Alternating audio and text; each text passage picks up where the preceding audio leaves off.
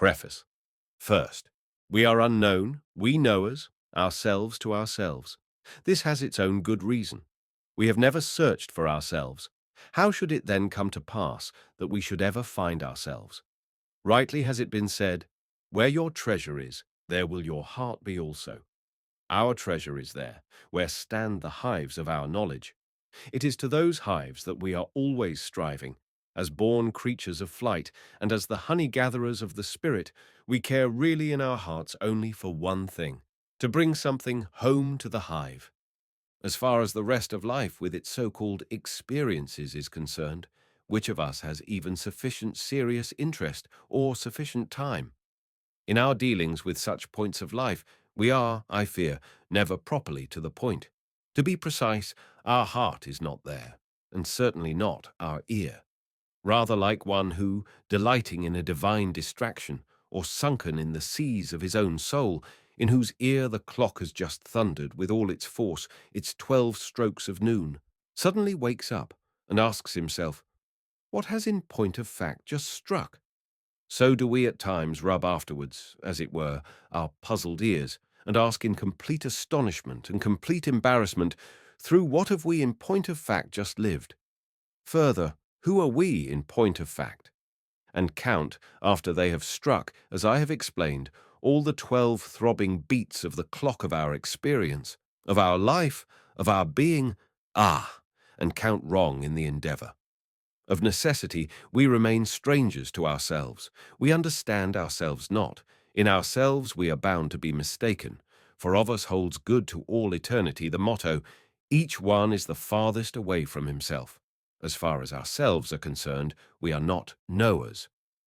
Dusra, my thoughts concerning the genealogy of our moral prejudices, for they constitute the issue in this polemic, have their first, bold and provisional expression in that collection of aphorisms entitled Human, All Too Human, a book for free minds, the writing of which was begun in Sorrento, during a winter which allowed me to gaze over the broad and dangerous territory through which my mind had up to that time wandered. This took place in the winter of 1876 to 77. The thoughts themselves are older. They were in their substance already the same thoughts which I take up again in the following treatises. We hope that they have derived benefit from the long interval, that they have grown riper, clearer, stronger, more complete. The fact, however, that I still cling to them even now, that in the meanwhile they have always held faster by each other, have in fact grown out of their original shape and into each other. All this strengthens in my mind the joyous confidence that they must have been originally neither separate, disconnected, capricious, nor sporadic phenomena, but have sprung from a common root, from a fundamental fiat of knowledge, whose empire reached to the soul's depth, and that ever grew more definite in its voice and more definite in its demands. That is the only state of affairs that is proper in the case of a philosopher. We have no right to be disconnected. We must neither err disconnectedly nor strike the truth disconnectedly. Rather, with the necessity with which a tree bears its fruit, so do our thoughts, our values, our yeses and nos and ifs and whethers grow connected and interrelated, mutual witnesses of one will, one health, one kingdom, one sun, as to whether they are to your taste, these fruits of ours. But what matters that to the trees? What matters that to us the philosophers? Mundram, owing to a scrupulosity peculiar to myself, which I confess reluctantly, it concerns indeed morality, a scrupulosity which manifests itself in my life at such an early period, with so much spontaneity, with so chronic a persistence, and so keen an opposition to environment, epoch, precedent, and ancestry that I should have been almost entitled to style it my a priori. My curiosity and my suspicion felt themselves betimes bound to halt at the question of what in point of actual fact was the origin of our good and of our evil. Indeed, at the boyish age of 13, the problem of the origin of evil already haunted me. At an age when games and God divide one's heart, I devoted to that problem my first childish attempt at the literary game, my first philosophic essay, and as regards my infantile solution of the problem, well, I gave quite properly the honor to God, and made him the father of evil. Did my own a priori demand that precise solution from me, that new, immoral, or at least amoral a priori, and that categorical imperative which was its voice? But oh, how hostile to the Kantian article, and how pregnant with problems, to which, since then, I have given more and more attention, and indeed what is more than attention. Fortunately, I soon learned to separate theological from moral prejudices, and I gave up looking for a supernatural origin of evil. A certain amount of historical and philological education, to say nothing of an innate faculty of psychological discrimination par excellence, succeeded in transforming almost immediately my original problem into the following one. Under what conditions did man invent for himself those judgments of values, good and evil?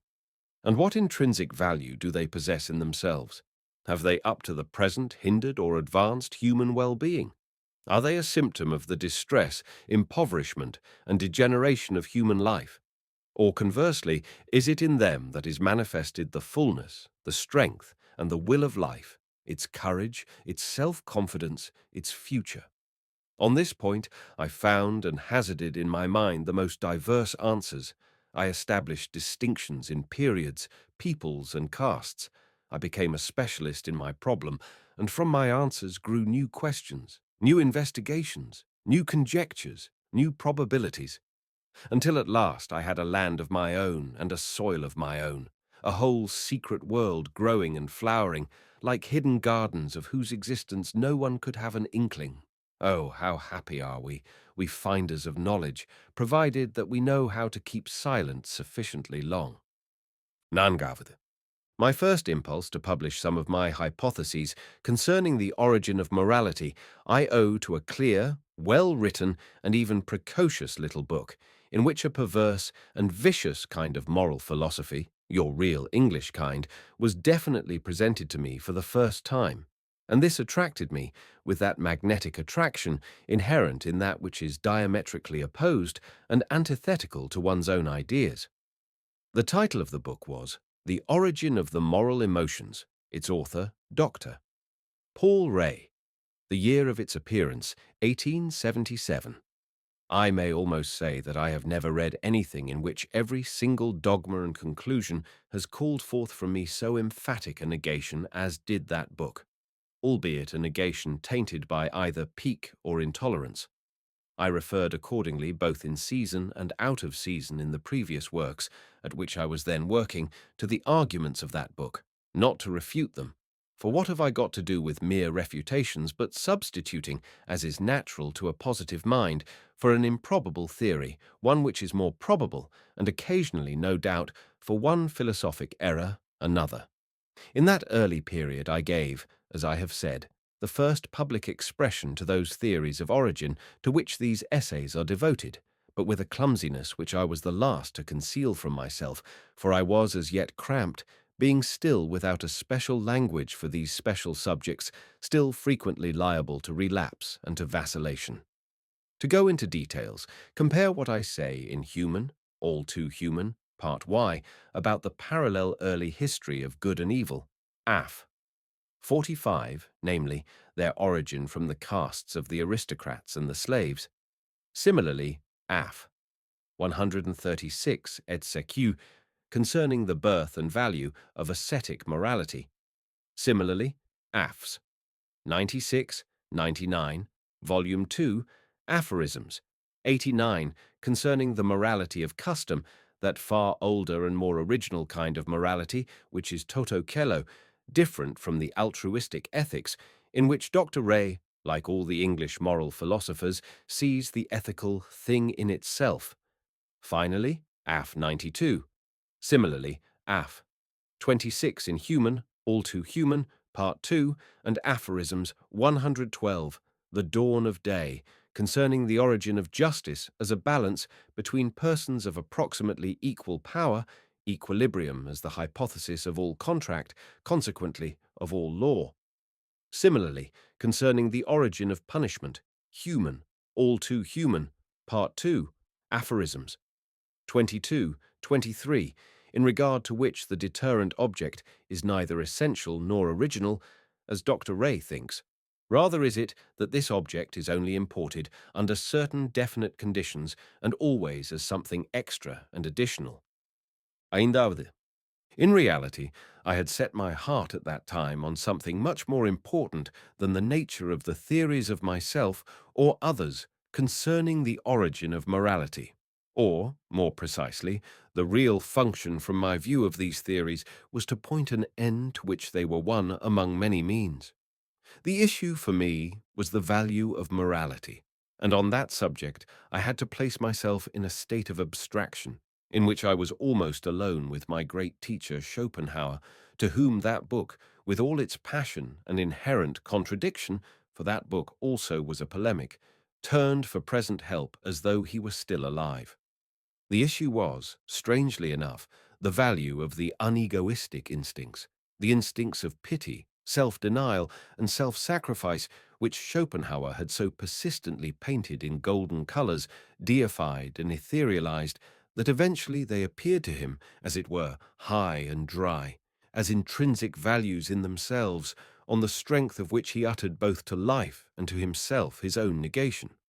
But against these very instincts there voiced itself in my soul a more and more fundamental mistrust, a skepticism that dug ever deeper and deeper. And in this very instinct I saw the great danger of mankind, its most sublime temptation and seduction. Seduction to what? To nothingness? In these very instincts I saw the beginning of the end, stability, the exhaustion that gazes backwards, the will turning against life, the last illness announcing itself with its own mincing melancholy.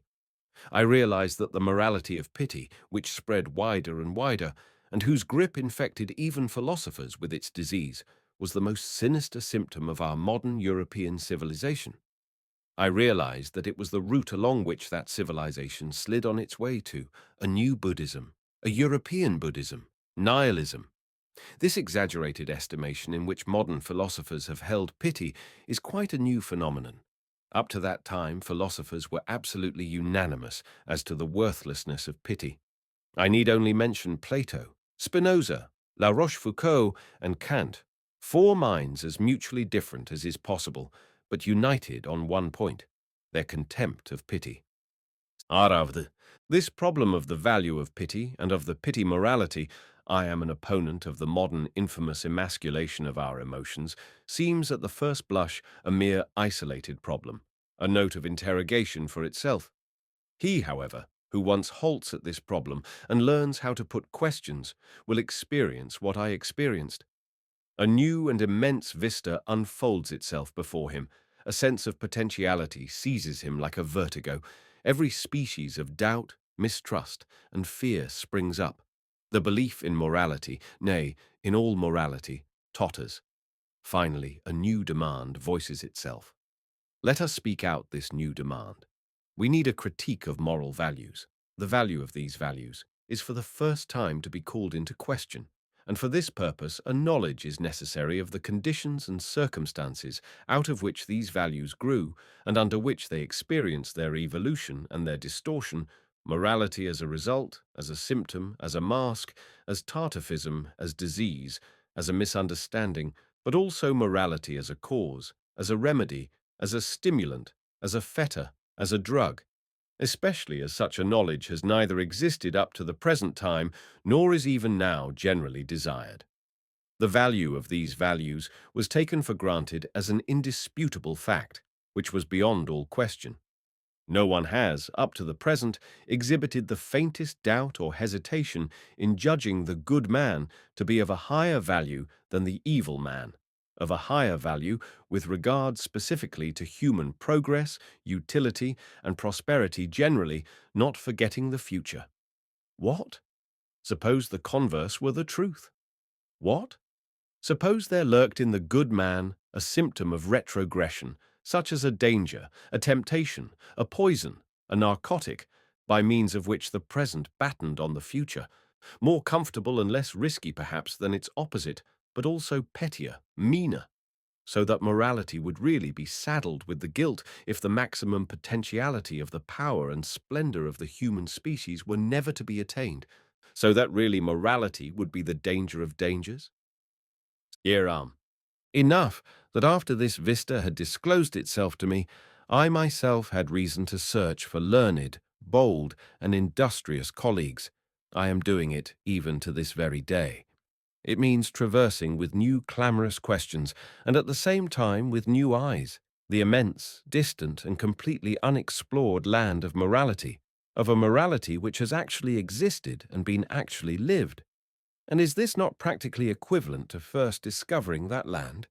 If, in this context, I thought, amongst others, of the aforesaid Dr.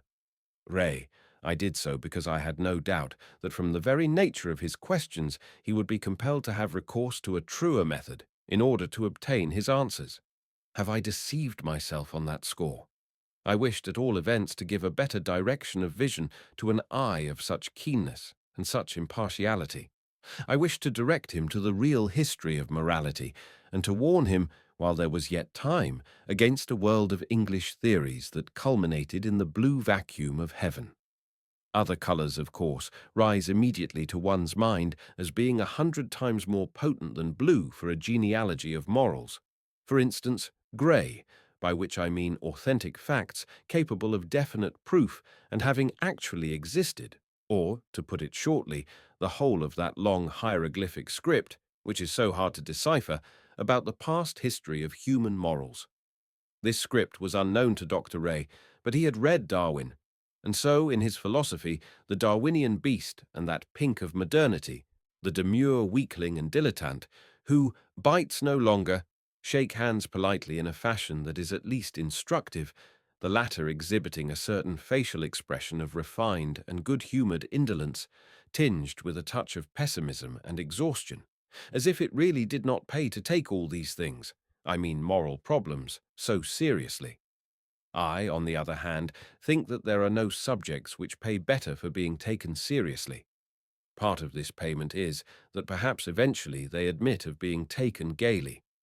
This gaiety indeed, or, to use my own language, this joyful wisdom, is a payment for a protracted, brave, laborious, and burrowing seriousness, which, it goes without saying, is the attribute of but a few.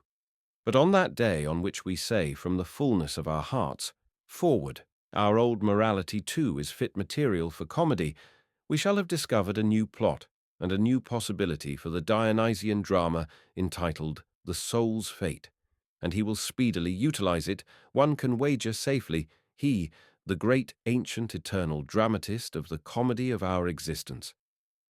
Yetavdu. If this writing be obscure to any individual and jar on his ears, I do not think that it is necessarily I who am to blame.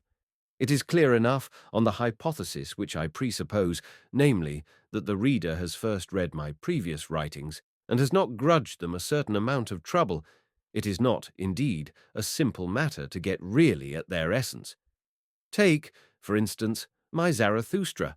I allow no one to pass muster as knowing that book, unless every single word therein has at some time wrought in him a profound wound, and at some time exercised on him a profound enchantment. Then, and not till then, can he enjoy the privilege of participating reverently in the halcyon element from which that work is born in its sunny brilliance, its distance, its spaciousness, its certainty. In other cases, the aphoristic form produces difficulty, but this is only because this form is treated too casually. An aphorism properly coined and cast into its final mold is far from being deciphered as soon as it has been read. On the contrary, it is then that it first requires to be expounded. Of course, for that purpose, an art of exposition is necessary. The third essay in this book provides an example of what is offered, of what in such cases I call exposition. An aphorism is prefixed to that essay. The essay itself is its commentary.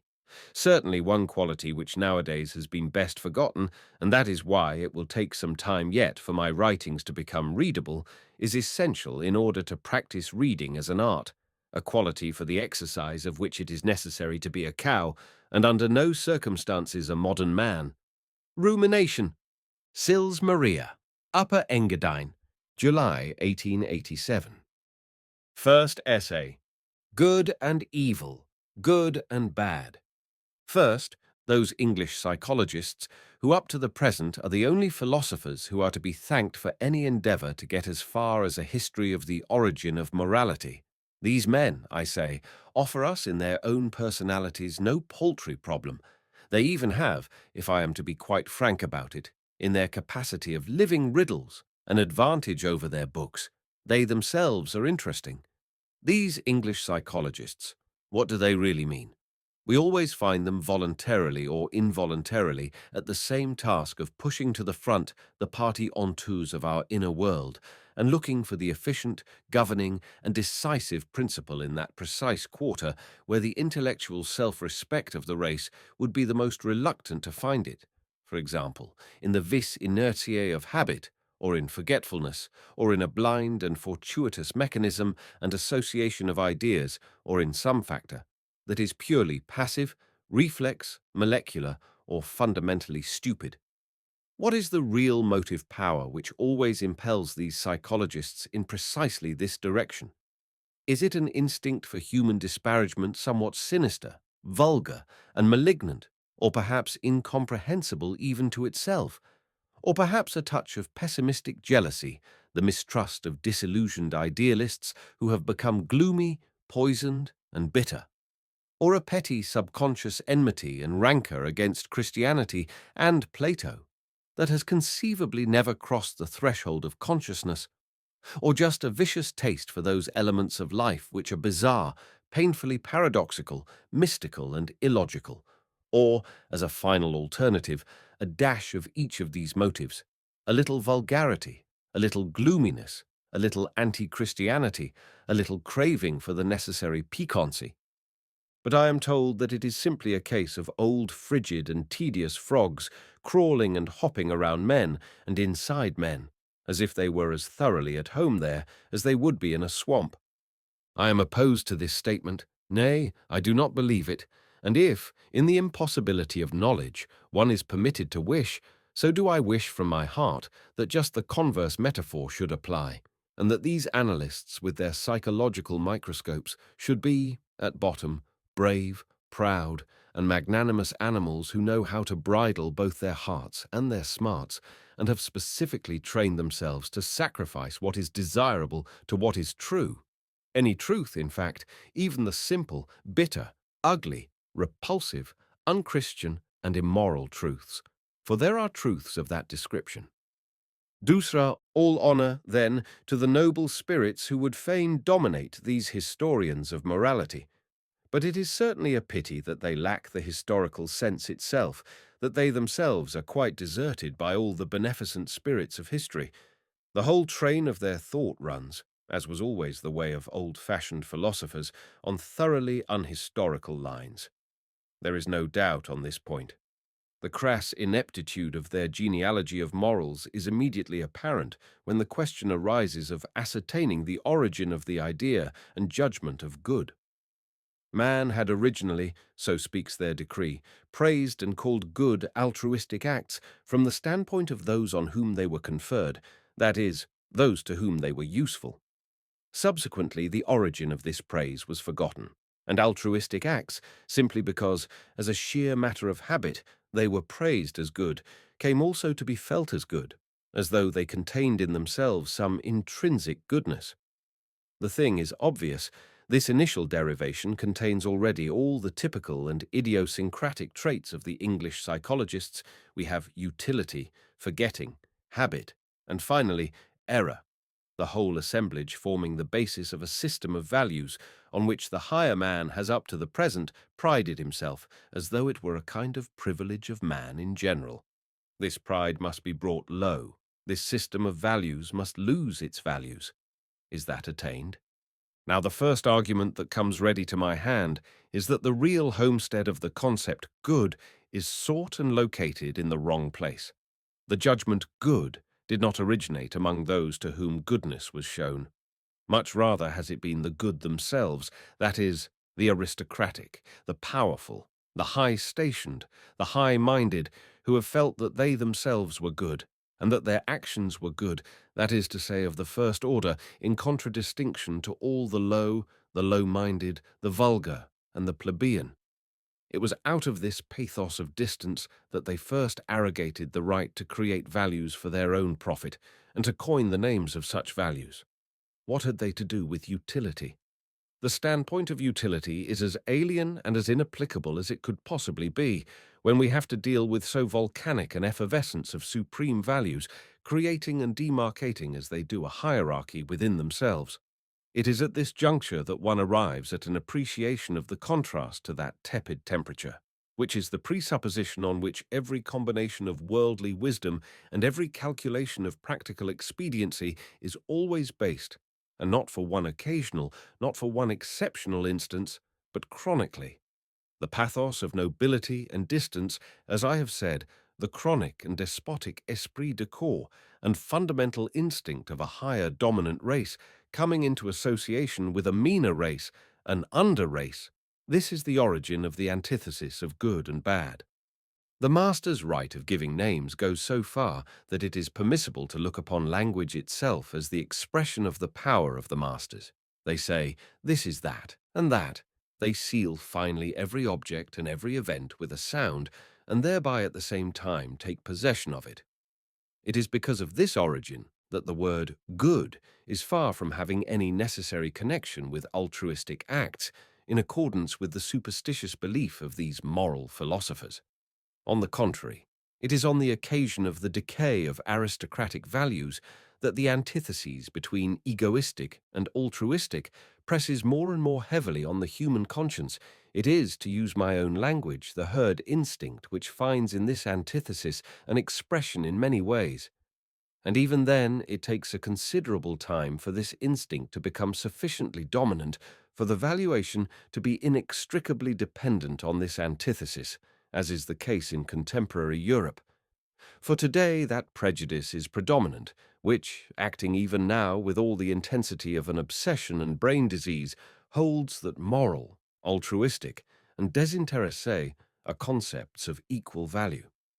Mundram, in the second place, quite apart from the fact that this hypothesis as to the genesis of the value good cannot be historically upheld, it suffers from an inherent psychological contradiction.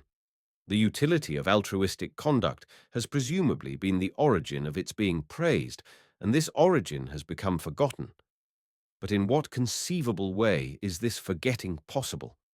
Has perchance the utility of such conduct ceased at some given moment? The contrary is the case. This utility has rather been experienced every day at all times, and is consequently a feature that obtains a new and regular emphasis with every fresh day. It follows that so far from vanishing from the consciousness, so far indeed from being forgotten, it must necessarily become impressed on the consciousness with ever-increasing distinctness. How much more logical is that contrary theory? It is not the truer for that, which is represented, for instance, by Herbert Spencer, who places the concept good as essentially similar to the concept useful, purposive, so that in the judgments good and bad, mankind is simply summarizing and investing with a sanction its unforgotten and unforgettable experiences concerning the useful purposive and the mischievous non-purposive.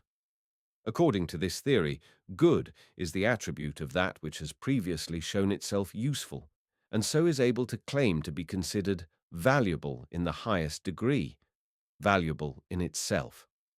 This method of explanation is also, as I have said, wrong, but at any rate the explanation itself is coherent and psychologically tenable. Nangavatha.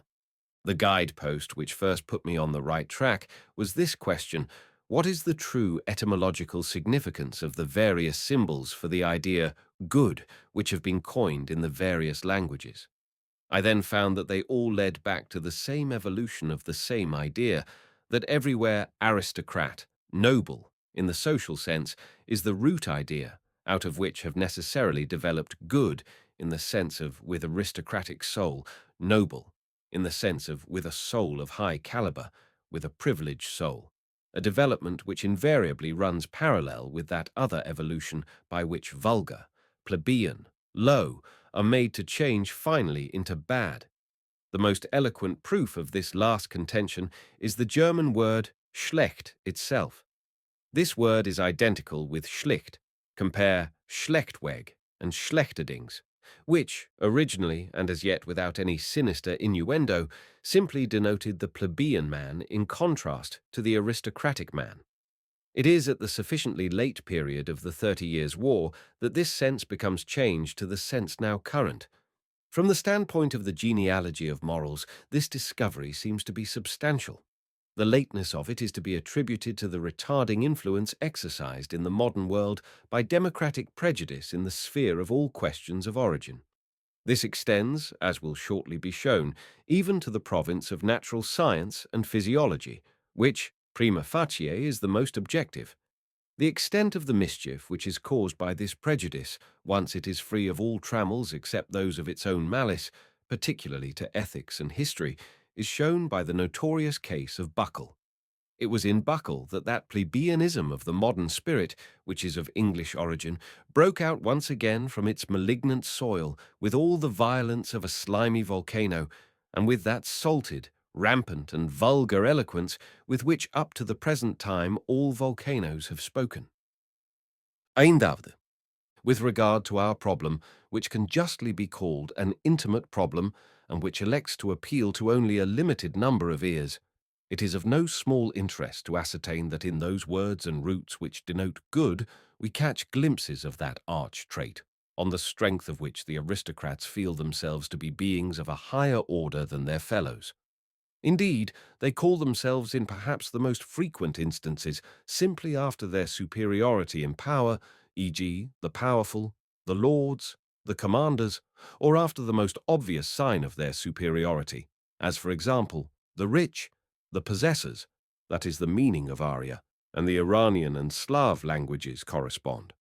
But they also call themselves after some characteristic idiosyncrasy, and this is the case which now concerns us. They name themselves, for instance, the truthful. This is first done by the Greek nobility, whose mouthpiece is found in Theognis, the Megarian poet. The word esthlos, which is coined for the purpose, signifies etymologically one who has reality, who is real, who is true, and then with a subjective twist, the true as the truthful. At this stage in the evolution of the idea, it becomes the motto and party cry of the nobility, and quite completes the transition to the meaning noble, so as to place outside the pale the lying, vulgar man, as Theonis conceives and portrays him, till finally the word after the decay of the nobility is left to delineate psychological noblesse, and becomes, as it were, ripe and mellow. In the word kakos, as in delos, the plebeian in contrast to the agathos, the cowardice is emphasized. This affords perhaps an inkling on what lines the etymological origin of the very ambiguous agathos is to be investigated. In the Latin malus, which I place side by side with malus, the vulgar man can be distinguished as the dark-colored, and above all as the black-haired hic niger est, as the pre-Aryan inhabitants of the Italian soil whose complexion formed the clearest feature of distinction from the dominant blondes, namely, the Aryan conquering race. At any rate, Gaelic has afforded me the exact analogue. Finn, for instance, in the name Fingal, the distinctive word of the nobility. Finally, good, noble, clean, but originally the blonde-haired man, in contrast to the dark, black-haired aboriginals. The Celts, if I may make a parenthetic statement, were throughout a blonde race, and it is wrong to connect, as Virchow still connects, those traces of an essentially dark-haired population which are to be seen on the more elaborate ethnographical maps of Germany with any Celtic ancestry or with any admixture of Celtic blood. In this context, it is rather the pre-Aryan population of Germany which surges up to these districts. The same is true substantially of the whole of Europe. In point of fact, the subject race has finally again obtained the upper hand in complexion and the shortness of the skull, and perhaps in the intellectual and social qualities. Who can guarantee that modern democracy, still more modern anarchy, and indeed that tendency to the commune, the most primitive form of society, which is now common to all the socialists in Europe, does not in its real essence signify a monstrous reversion, and that the conquering and master race, the Aryan race, is not also becoming inferior physiologically? I believe that I can explain the Latin bonus as the warrior, My hypothesis is that I am right in deriving bonus from an older duonus. Compare bellum, giri og duellum, as here of duenlum, in which the word duonus appears to me to be contained. Bonus accordingly as the man of discord, of variance, Entzweiung, duo. As the warrior, one sees what in ancient Rome the good meant for a man. Must not our actual German word gut mean the godlike, the man of godlike race, and be identical with the national name, originally the noble's name, of the Goths? The grounds for this supposition do not appertain to this work. Araude. Above all, there is no exception, though there are opportunities for exceptions, to this rule that the idea of political superiority always resolves itself into the idea of psychological superiority in those cases where the highest caste is at the same time the priestly caste, and in accordance with its general characteristics confers on itself the privilege of a title which alludes specifically to its priestly function. It is in these cases, for instance, that clean and unclean confront each other for the first time as badges of class distinction. Here again there develops a good and a bad in a sense which has ceased to be merely social. Moreover, care should be taken not to take these ideas of clean and unclean too seriously, too broadly, or too symbolically. All the ideas of ancient man have, on the contrary, got to be understood in their initial stages in a sense which is, to an almost inconceivable extent, crude, coarse, physical, and narrow, and above all essentially unsymbolical. The clean man is originally only a man who washes himself, who abstains from certain foods which are conducive to skin diseases, who does not sleep with the unclean women of the lower classes, who has a horror of blood. Not more, not much more. On the other hand, the very nature of a priestly aristocracy shows the reasons why just at such an early juncture there should ensue a really dangerous sharpening and intensification of opposed values. It is, in fact, through these opposed values that gulfs are cleft in the social plane, which a veritable Achilles of free thought would shudder to cross. There is from the outset a certain diseased taint in such sacerdotal aristocracies, and in the habits which prevail in such societies, habits which, averse as they are to action, constitute a compound of introspection and explosive emotionalism, as a result of which there appears that introspective morbidity and neurasthenia, which adheres almost inevitably to all priests at all times, with regard, however, to the remedy which they themselves have invented for this disease. The philosopher has no option but to state that it has proved itself in its effects 100 times more dangerous than the disease from which it should have been the deliverer. Humanity itself is still diseased from the effects of the naivete of this priestly cure. Take, for instance, certain kinds of diet, abstention from flesh, fasts, sexual continence, flight into the wilderness, a kind of Weir-Mitchell isolation, though of course without that system of excessive feeding and fattening which is the most efficient antidote to all the hysteria of the ascetic ideal. Consider too the whole metaphysic of the priests, with its war on the senses, its enervation, its hair-splitting. Consider its self-hypnotism on the fakir and Brahman principles. It uses Brahman as a glass disc and obsession, and that climax which we can understand only too well of an unusual satiety with its panacea of nothingness, or God. The demand for a unio mystica with God is the demand of the Buddhist for nothingness, nirvana, and nothing else. In sacerdotal societies, every element is on a more dangerous scale, not merely cures and remedies, but also pride, revenge, cunning, exaltation, love, ambition, virtue, morbidity. Further, it can fairly be stated that it is on the soil of this essentially dangerous form of human society, the sacerdotal form, that man really becomes for the first time an interesting animal, that it is in this form that the soul of man has in a higher sense attained depths and become evil. And those are the two fundamental forms of the superiority which up to the present man has exhibited over every other animal. Yeram. The reader will have already surmised with what ease the priestly mode of valuation can branch off from the knightly aristocratic mode, and then develop into the very antithesis of the latter. Special impetus is given to this opposition by every occasion when the castes of the priests and warriors confront each other with mutual jealousy and cannot agree over the prize. The knightly aristocratic values are based on a careful cult of the physical, on a flowering, rich, and even effervescing healthiness that goes considerably beyond what is necessary for maintaining life, on war, adventure, the chase, the dance, the tourney, on everything, in fact, which is contained in strong, free, and joyous action. The priestly aristocratic mode of valuation is, we have seen, based on other hypotheses. It is bad enough for this class when it is a question of war, yet the priests are, as is notorious, the worst enemies. Why? Because they are the weakest.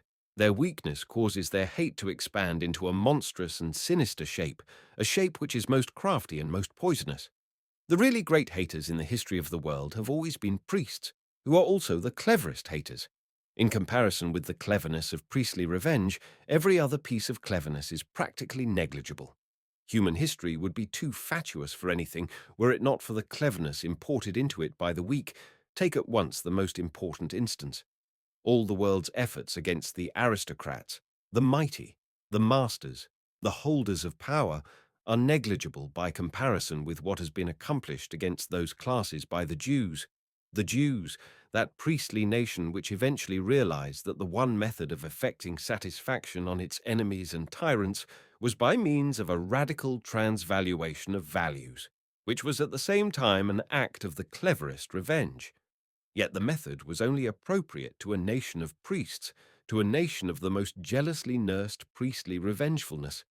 It was the Jews who, in opposition to the aristocratic equation, good, pours aristocratic, pours beautiful, pours happy, loved by the gods, dared with a terrifying logic to suggest the contrary equation, and indeed to maintain with the teeth of the most profound hatred, the hatred of weakness, this contrary equation, namely, the wretched are alone the good, the poor, the weak, the lowly are alone the good, the suffering, the needy, the sick, the loathsome, are the only ones who are pious, the only ones who are blessed, for them alone is salvation. But you, on the other hand, you aristocrats, you men of power, you are to all eternity the evil, the horrible, the covetous, the insatiate, the godless. Eternally also shall you be the unblessed, the cursed, the damned. We know who it was who reaped the heritage of this Jewish transvaluation. In the context of the monstrous and inordinately fateful initiative which the Jews have exhibited in connection with this most fundamental of all declarations of war, I remember the passage which came to my pen on another occasion. Beyond good and evil, Afo, 195 that it was, in fact, with the Jews that the revolt of the slaves begins in the sphere of morals. That revolt which has behind it a history of 2 millennia, and which at the present day has only moved out of our sight, because it has achieved victory. Yetavde. But you understand this not? You have no eyes for a force which has taken 2,000 years to achieve victory. There is nothing wonderful in this. All lengthy processes are hard to see and to realize. But this is what took place. From the trunk of that tree of revenge and hate, Jewish hate, that most profound and sublime hate, which creates ideals and changes old values to new creations, the like of which has never been on earth, there grew a phenomenon which was equally incomparable, a new love, the most profound and sublime of all kinds of love. And from what other trunk could it have grown? But beware of supposing that this love has soared on its upward growth as in any way a real negation of that thirst for revenge, as an antithesis to the Jewish hate. No, the contrary is the truth. This love grew out of that hate, as its crown, as its triumphant crown, circling wider and wider amid the clarity and fullness of the sun, and pursuing in the very kingdom of light and height its goal of hatred, its victory, its spoil, its strategy, with the same intensity with which the roots of that tree of hate sank into everything which was deep and evil with increasing stability and increasing desire.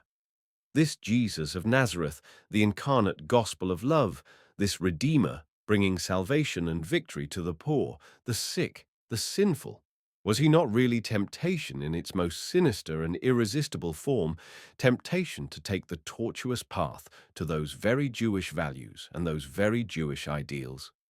Has not Israel really obtained the final goal of its sublime revenge by the tortuous paths of this Redeemer, for all that he might pose as Israel's adversary and Israel's destroyer? Is it not due to the black magic of a really great policy of revenge, of a far-seeing, burrowing revenge, both acting and calculating with slowness, that Israel himself must repudiate before all the world the actual instrument of his own revenge and nail it to the cross, so that all the world, that is, all the enemies of Israel, could nibble without suspicion at this very bait? Could, moreover, any human mind, with all its elaborate ingenuity, invent a bait that was more truly dangerous? Anything that was even equivalent in the power of its seductive, intoxicating, defiling, and corrupting influence to that symbol of the Holy Cross, to that awful paradox of a God on the cross, to that mystery of the unthinkable, supreme, and utter horror of the self-crucifixion of a God for the salvation of man? It is at least certain that sub hoc signo Israel, with its revenge and transvaluation of all values, has up to the present always triumphed again over all other ideals, over all more aristocratic ideals. Divyati, but why do you talk of nobler ideals? Let us submit to the facts that the people have triumphed, or the slaves, or the populace, or the herd, or whatever name you care to give them. If this has happened through the Jews, so be it. In that case, no nation ever had a greater mission in the world's history. The masters have been done away with. The morality of the vulgar man has triumphed. This triumph may also be called a blood poisoning. It has mutually fused the races. I do not dispute it, but there is no doubt but that this intoxication has succeeded. The redemption of the human race, that is, from the masters, is progressing swimmingly. Everything is obviously becoming Judaized, or Christianized, or vulgarized. What is there in the words? It seems impossible to stop the course of this poisoning through the whole-body politic of mankind, but its tempo and pace may from the present time be slower, more delicate, quieter, more discreet. There is time enough. In view of this context, has the Church nowadays any necessary purpose? Has it, in fact, a right to live? Or could man get on without it? Queritur. It seems that it fetters and retards this tendency instead of accelerating it. Well, even that might be its utility. The Church certainly is a crude and boorish institution that is repugnant to an intelligence with any pretense at delicacy, to a really modern taste. Should it not at any rate learn to be somewhat more subtle? It alienates nowadays more than it allures. Which of us would, forsooth, be a freethinker if there were no Church? It is the Church which repels us, not its poison. Apart from the Church, we like the poison. This is the epilogue of a freethinker to my discourse, of an honourable animal, as he has given abundant proof, and a democrat to boot. He had up to that time listened to me, and could not endure my silence, but for me, indeed, with regard to this topic, there is much on which to be silent. Batavde. The revolt of the slaves in morals begins in the very principle of resentment becoming creative and giving birth to values. A resentment experienced by creatures who, deprived as they are of the proper outlet of action, are forced to find their compensation in an imaginary revenge. While every aristocratic morality springs from a triumphant affirmation of its own demands, the slave morality says no from the very outset to what is outside itself, different from itself, and not itself. And this no is its creative deed. This volte-face of the valuing standpoint, this inevitable gravitation to the objective instead of back to the subjective, is typical of resentment. The slave morality requires as the condition of its existence an external and objective world. To employ physiological terminology, it requires objective stimuli to be capable of action at all. Its action is fundamentally a reaction. The contrary is the case when we come to the aristocrat's system of values. It acts and grows spontaneously. It merely seeks its antithesis in order to pronounce a more grateful and exultant yes to its own self. Its negative conception, low, vulgar, bad, is merely a pale, late-born foil in comparison with its positive and fundamental conception, saturated as it is with life and passion, of we aristocrats, we good ones, we beautiful ones, we happy ones. When the aristocratic morality goes astray and commits sacrilege on reality, this is limited to that particular sphere with which it is not sufficiently acquainted, a sphere, in fact, from the real knowledge of which it disdainfully defends itself. It misjudges, in some cases, the sphere which it despises, the sphere of the common vulgar man and the low people. On the other hand, due weight should be given to the consideration that in any case the mood of contempt, of disdain, of superciliousness, even on the supposition that it falsely portrays the object of its contempt, will always be far removed from that degree of falsity which will always characterize the attacks, in effigy, of course, of the vindictive hatred and revengefulness of the weak in onslaughts on their enemies. In point of fact, there is in contempt too strong an admixture of nonchalance, of casualness, of boredom, of impatience, even of personal exaltation, for it to be capable of distorting its victim into a real caricature or a real monstrosity. Attention again should be paid to the almost benevolent nuances which, for instance, the Greek nobility imports into all the words by which it distinguishes the common people from itself. Note how continuously a kind of pity, care, and consideration imparts its honeyed flavor, until at last almost all the words which are applied to the vulgar man survive finally as expressions for unhappy, worthy of pity. Compare dilo, deleos, poniros, mochthiros. The latter two names really denoting the vulgar man as labor-slave and beast of burden, and how, conversely, bad, low, unhappy have never ceased to ring in the Greek ear, with a tone in which unhappy is the predominant note. This is a heritage of the old noble aristocratic morality, which remains true to itself even in contempt. Let philologists remember the sense in which ousiros, anolvos, tlimon, thistikein, xymphora used to be employed. The well-born simply felt themselves the happy. They did not have to manufacture their happiness artificially through looking at their enemies, or in cases to talk and lie themselves into happiness, as is the custom with all resentful men. And similarly, complete men as they were, exuberant with strength and consequently necessarily energetic, they were too wise to dissociate happiness from action.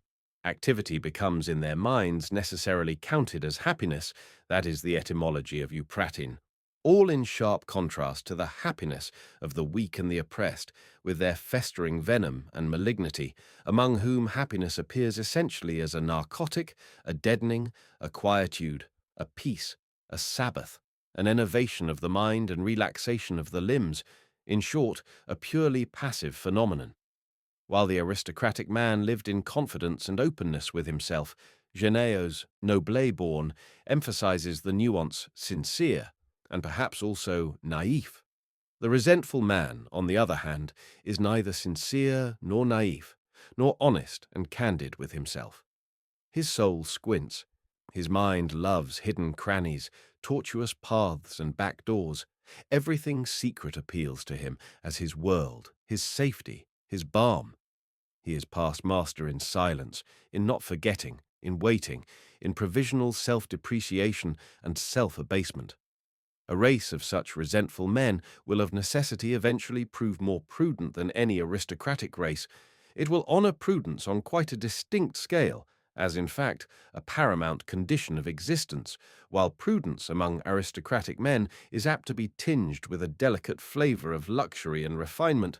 So among them it plays nothing like so integral a part as that complete certainty of function of the governing unconscious instincts, or as indeed a certain lack of prudence, such as a vehement and valiant charge, whether against danger or the enemy, or as those ecstatic bursts of rage, love, reverence, gratitude, by which at all times noble souls have recognized each other. When the resentment of the aristocratic man manifests itself, it fulfills and exhausts itself in an immediate reaction and consequently instills no venom. On the other hand, it never manifests itself at all in countless instances when in the case of the feeble and weak it would be inevitable. an inability to take seriously for any length of time their enemies, their disasters, their misdeeds. That is the sign of the full, strong natures who possess a superfluity of molding plastic force that heals completely and produces forgetfulness. A good example of this in the modern world is Mirabeau, who had no memory for any insults and meannesses which were practiced on him, and who was only incapable of forgiving because he forgot. Such a man indeed shakes off with a shrug many a worm which would have buried itself in another.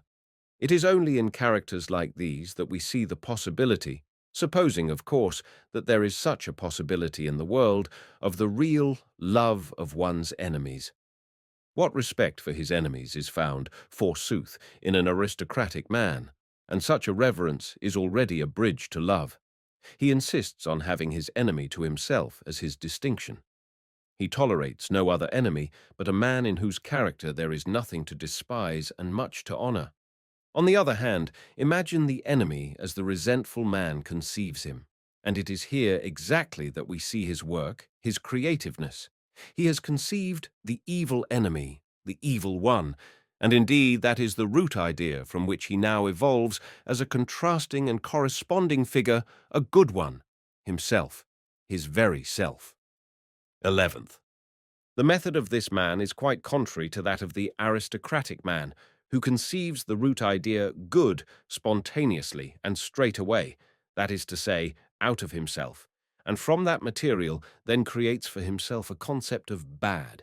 This bad of aristocratic origin and that evil out of the cauldron of unsatisfied hatred, the former an imitation, an extra, an additional nuance, the latter, on the other hand, the original, the beginning, the essential act in the conception of a slave morality. These two words, bad and evil. How great a difference do they mark, in spite of the fact that they have an identical contrary in the idea good. But the idea good is not the same. Much rather let the question be asked, who is really evil according to the meaning of the morality of resentment? In all sternness let it be answered thus.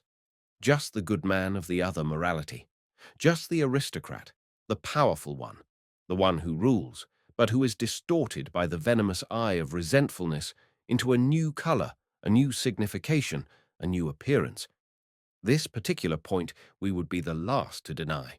The man who learnt to know those good ones only as enemies learnt at the same time not to know them only as evil enemies, and the same men who inter pares were kept so rigorously in bounds through convention, respect, custom, and gratitude, though much more through mutual vigilance and jealousy inter pares, these men who in their relations with each other find so many new ways of manifesting consideration, self-control, delicacy, loyalty, pride, and friendship, these men are in reference to what is outside their circle, where the foreign element, a foreign country, begins.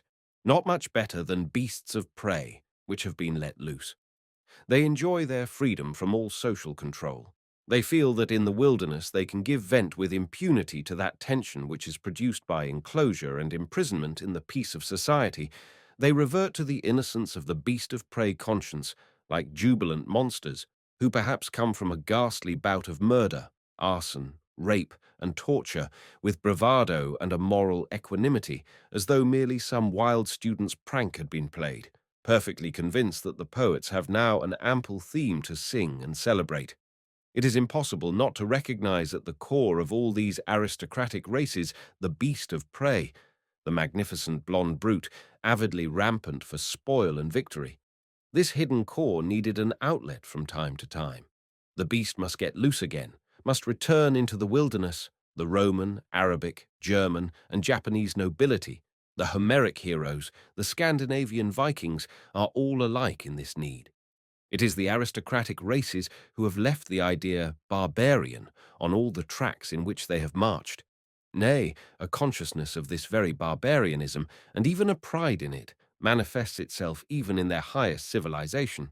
For example, when Pericles says to his Athenians in that celebrated funeral oration, "Our audacity has forced a way over every land and sea, rearing everywhere imperishable memorials of itself for good and for evil," this audacity of aristocratic races, mad, absurd, and spasmodic as may be its expression, The incalculable and fantastic nature of their enterprises, Pericles sets in special relief and glory the rathumir of the Athenians, their nonchalance and contempt for safety, body, life, and comfort, their awful joy and intense delight in all destruction, in all the ecstasies of victory and cruelty. All these features become crystallized for those who suffered thereby in the picture of the barbarian, of the evil enemy, perhaps of the Goth and of the Vandal.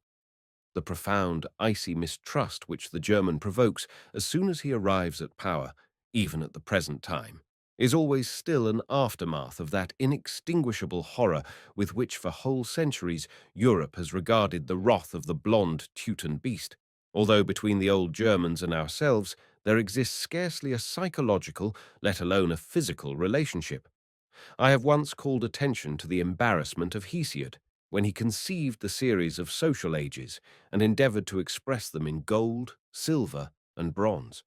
He could only dispose of the contradiction with which he was confronted by the Homeric world, an age magnificent indeed, but at the same time so awful and so violent, by making two ages out of one, which he henceforth placed one behind each other.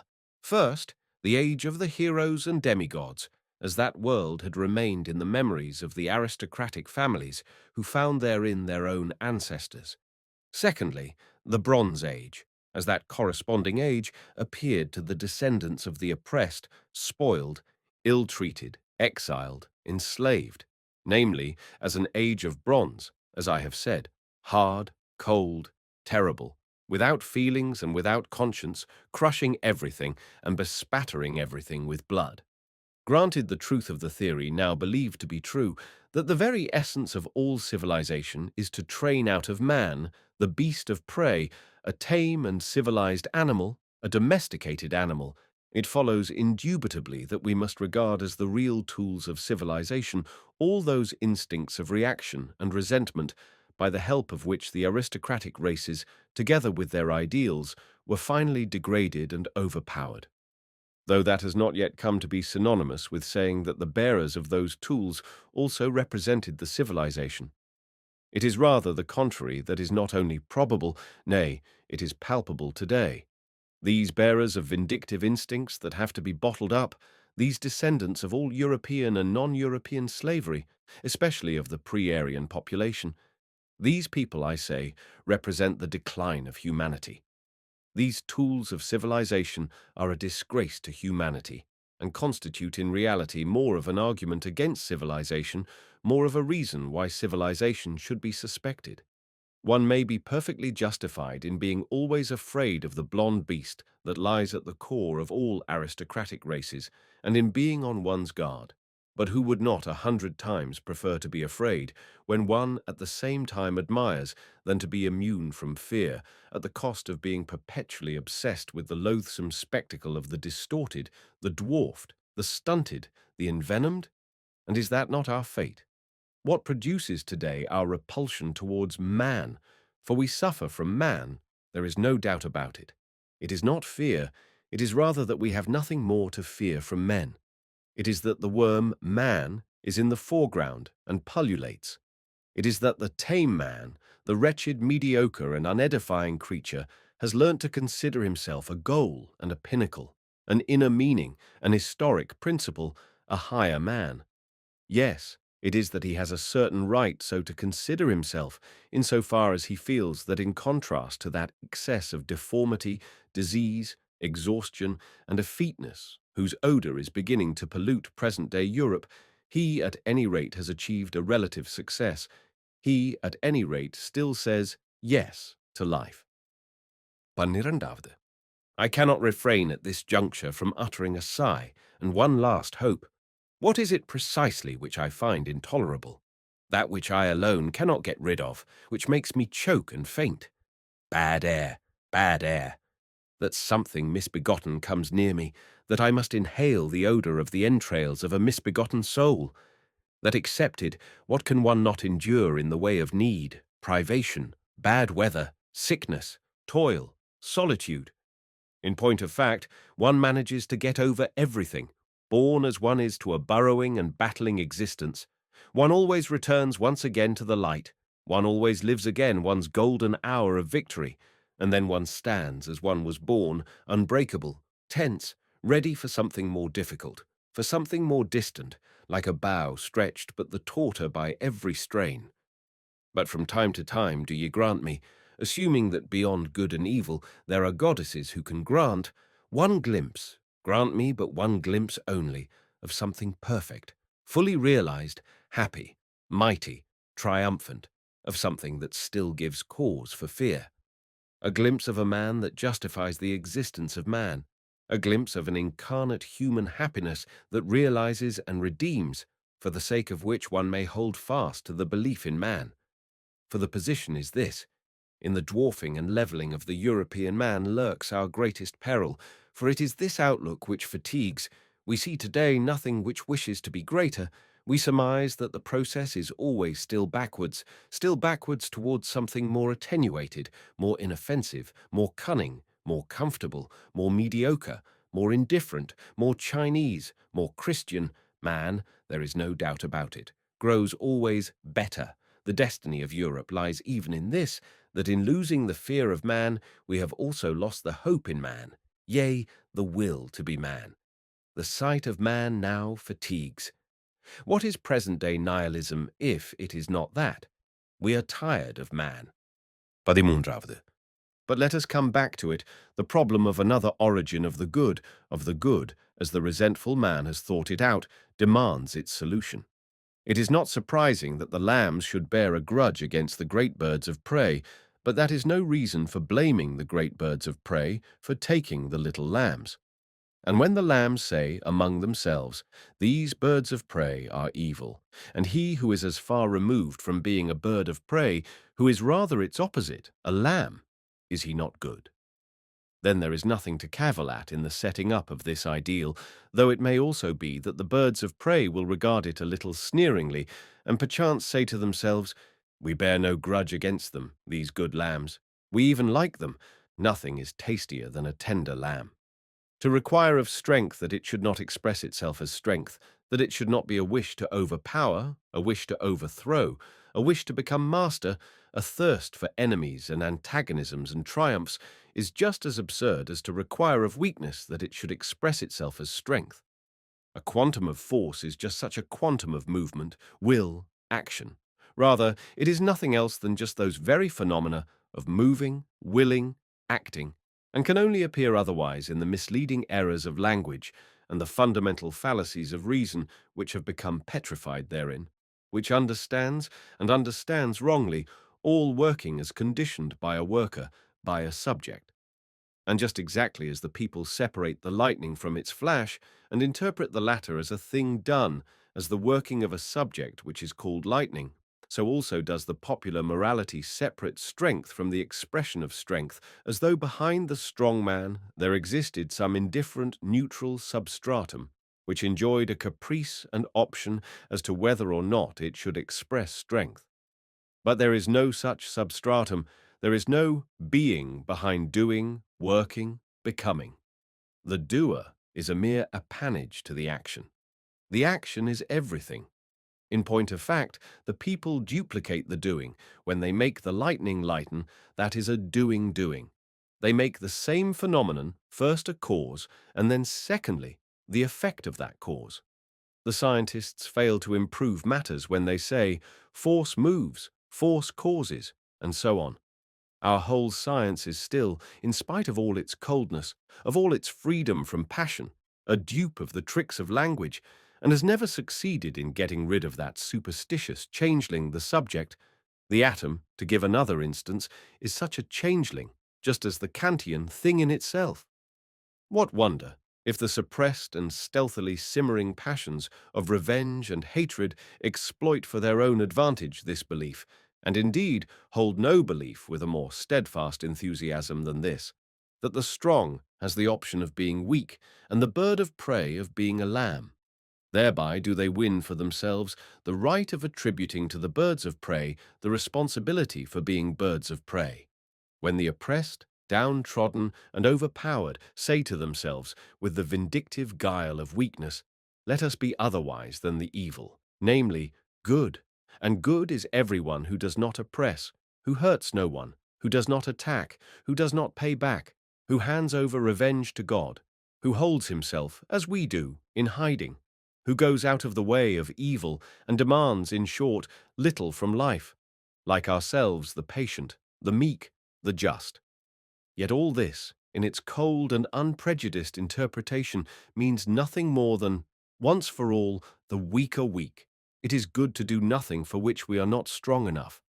But this dismal state of affairs, this prudence of the lowest order, which even insects possess, which in a great danger are fain to sham death so as to avoid doing too much, has, thanks to the counterfeiting and self-deception of weakness, come to masquerade in the pomp of an ascetic, mute, and expectant virtue, just as though the very weakness of the weak, that is, forsooth, its being, its working, its whole unique, inevitable, inseparable reality, were a voluntary result, something wished, chosen, a deed, an act of merit. This kind of man finds the belief in a neutral, free-choosing subject necessary from an instinct of self-preservation, of self-assertion, in which every lie is fain to sanctify itself. The subject, or to use popular language, the soul, has perhaps proved itself the best dogma in the world simply because it rendered possible to the horde of mortal, weak, and oppressed individuals of every kind that most sublime specimen of self-deception, the interpretation of weakness as freedom, of being this or being that as merit. 14. Will anyone look a little right into, the mystery of how ideals are manufactured in this world? Who has the courage to do it? Come. Here we have a vista opened into these grimy workshops. Wait just a moment, dear Mr. Inquisitive and Foolhardy.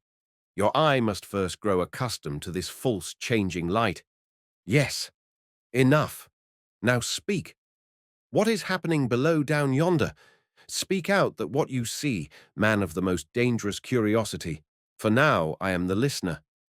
I see nothing, I hear the more. It is a cautious, spiteful, gentle whispering and muttering together in all the corners and crannies. It seems to me that they are lying. A sugary softness adheres to every sound. Weakness is turned to merit. There is no doubt about it. It is just as you say.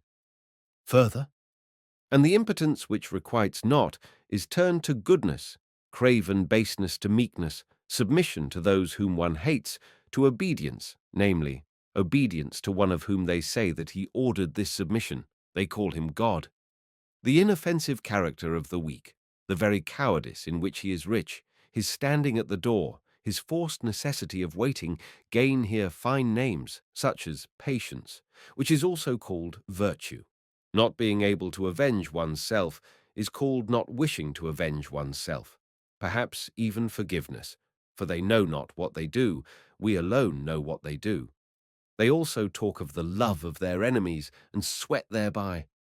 Further, they are miserable, there is no doubt about it, all these whisperers and counterfeiters in the corners, although they try to get warm by crouching close to each other, but they tell me that their misery is a favor and distinction given to them by God, just as one beats the dogs one likes best, that perhaps this misery is also a preparation, a probation, a training, that perhaps it is still more something which will one day be compensated and paid back with a tremendous interest in gold, nay, in happiness. This they call blessedness.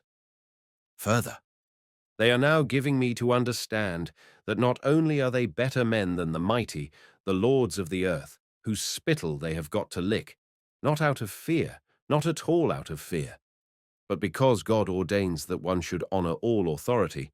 Not only are they better men, but that they also have a better time, at any rate, will one day have a better time. But enough, enough. I can endure it no longer. Bad air, bad air. These workshops where ideals are manufactured, verily they reek with the crassest lies. Nay, just 1 minute. You are saying nothing about the masterpieces of these virtuosos of black magic, who can produce whiteness, milk, and innocence out of any black you like. Have you not noticed what a pitch of refinement is attained by their chef d'oeuvre, their most audacious, subtle, ingenious, and lying artist trick. Take care. These cellar beasts, full of revenge and hate, what do they make, forsooth, out of their revenge and hate? Do you hear these words? Would you suspect, if you trusted only their words, that you are among men of resentment and nothing else? I understand. I prick my ears up again. Ah, ah, ah, and I hold my nose. Now do I hear for the first time that which they have said so often. We good, we are the righteous. What they demand they call not revenge, but the triumph of righteousness. What they hate is not their enemy. No, they hate unrighteousness, godlessness. What they believe in and hope is not the hope of revenge, the intoxication of sweet revenge, sweeter than honey, did Homer call it, but the victory of God, of the righteous God over the godless. What is left for them to love in this world is not their brothers in hate, but their brothers in love, as they say, all the good and righteous on the earth. And how do they name that which serves them as a solace against all the troubles of life, their phantasmagoria of their anticipated future blessedness? How? Do I hear right? They call it the last judgment, the advent of their kingdom, the kingdom of God. But in the meanwhile they live in faith, in love, in hope. Enough, enough. Padenainde. In the faith in what? In the love for what? In the hope of what? These weaklings. They also, forsooth, wish to be the strong sometime. There is no doubt about it. Sometime their kingdom also must come. The kingdom of God is their name for it, as has been mentioned. They are so meek in everything. Yet in order to experience that kingdom, it is necessary to live long, to live beyond death. Yes, eternal life is necessary, so that one can make up forever for that earthly life, in faith, in love, in hope. Make up for what? Make up by what? Dante, as it seems to me, made a crass mistake when, with awe-inspiring ingenuity, he placed that inscription over the gate of his hell, "Me too made eternal love."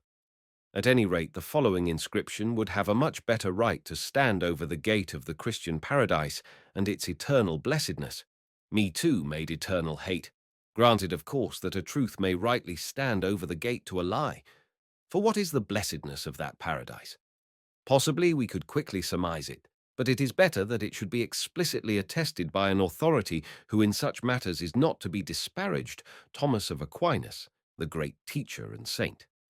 Beati in regno celesti, says he, as gently as a lamb, videbunt poenas damnatorum, ut beatitudo illis magis complacit. Or if we wish to hear a stronger tone, a word from the mouth of a triumphant father of the Church, who warned his disciples against the cruel ecstasies of the public spectacles. But why? Faith offers us much more, says he, de spectac. C. 29 ss. Something much stronger. Thanks to the redemption, joys of quite another kind stand at our disposal. Instead of athletes, we have our martyrs. We wish for blood. Well, we have the blood of Christ, but what then awaits us on the day of his return, of his triumph? And then does he proceed, does this enraptured visionary? Ad enim supersunt alia spectacula, ille ultimas et perpetuus judicii dies, ille nationibus inspiratus, ille derisus, cum tanta seculi vetustas et tot ejus nativitates uno igne haurientur. Que tunc spectaculi latitudo. Quid admirer, quid rideam, ubi gaudeam, ubi exultem, spectans tot et tantos reges, qui in celum recepti nunciabantur, cum ipso Jove et ipsis suis testibus inimis tenebris congemescentes, item presides, the provincial governors. Persecutores dominici nominis sevioribus quam ipsi flammis sevierunt insultantibus contra Christianos liquescentes, quos preterea sapientes illos philosophos coram discipulis, suis una conflagrantibus erubescentes, quibus nihil ad Deum pertinere suadebant, quibus animas aut nullas aut non in pristina corpora redituras affirmabant, etiam poetas non ad radamanti nec ad minoa, sed ad inopinati Christi tribunal palpitantes, tunc magis tragedia audiendi, magis scilicet vocales, with louder tones and more violent shrieks, in sua propria calamitate, tunc histriones cognoscendi, solutiores multo perignem, tunc spectandus auriga in flammea rota totus rubens, tunc existici contemplandi non in gymnasis, sed in igne jaculati, nisi quodne tunc quidem illos velim vivos, ut qui malema Deus potius conspectum in satiabilem confere, qui in dominum scevierunt. Hic est ille dicam fabri aut questuarie filius, as is shown by the whole of the following, and in particular by this well-known description of the mother of Jesus from the Talmud. Tertullian is henceforth referring to the Jews. Sabbati destructa, Samarites, et demonium habens, hic escem aiuda redemistis, hic est ille arundine et colafis diverberatus, sputamentis de decoratus, fele et ascete potatus. Hic est, quem clamdiscentes subripuerunt, ut resurrexisse dicatur vel hortulanus detraxit, ne lactuce sue frequentia comeantium laderentur. Ut talia species, ut talibus exultes, quis tibi pretor aut consul aut sacerdos de sua liberalitate prastabit, et tamen hec jam habemus quodam modo per fidem spiritu imaginante representata. Ceterum qualia illa sunt, que nec oculos vidit nec auris audivit nec in cor hominis ascenderunt. 1 Corinthians 2. 9. Credo circo et utrake cavea, first and fourth row, or, according to others, the comic and the tragic stage, et omni studio gratiora. Per fidem, so stands it written. Padinare. Let us come to a conclusion. The two opposing values, good and bad, good and evil, have fought a dreadful 1,000-year fight in the world, and though indubitably the second value has been for a long time in the preponderance, there are not wanting places where the fortune of the fight is still undecisive.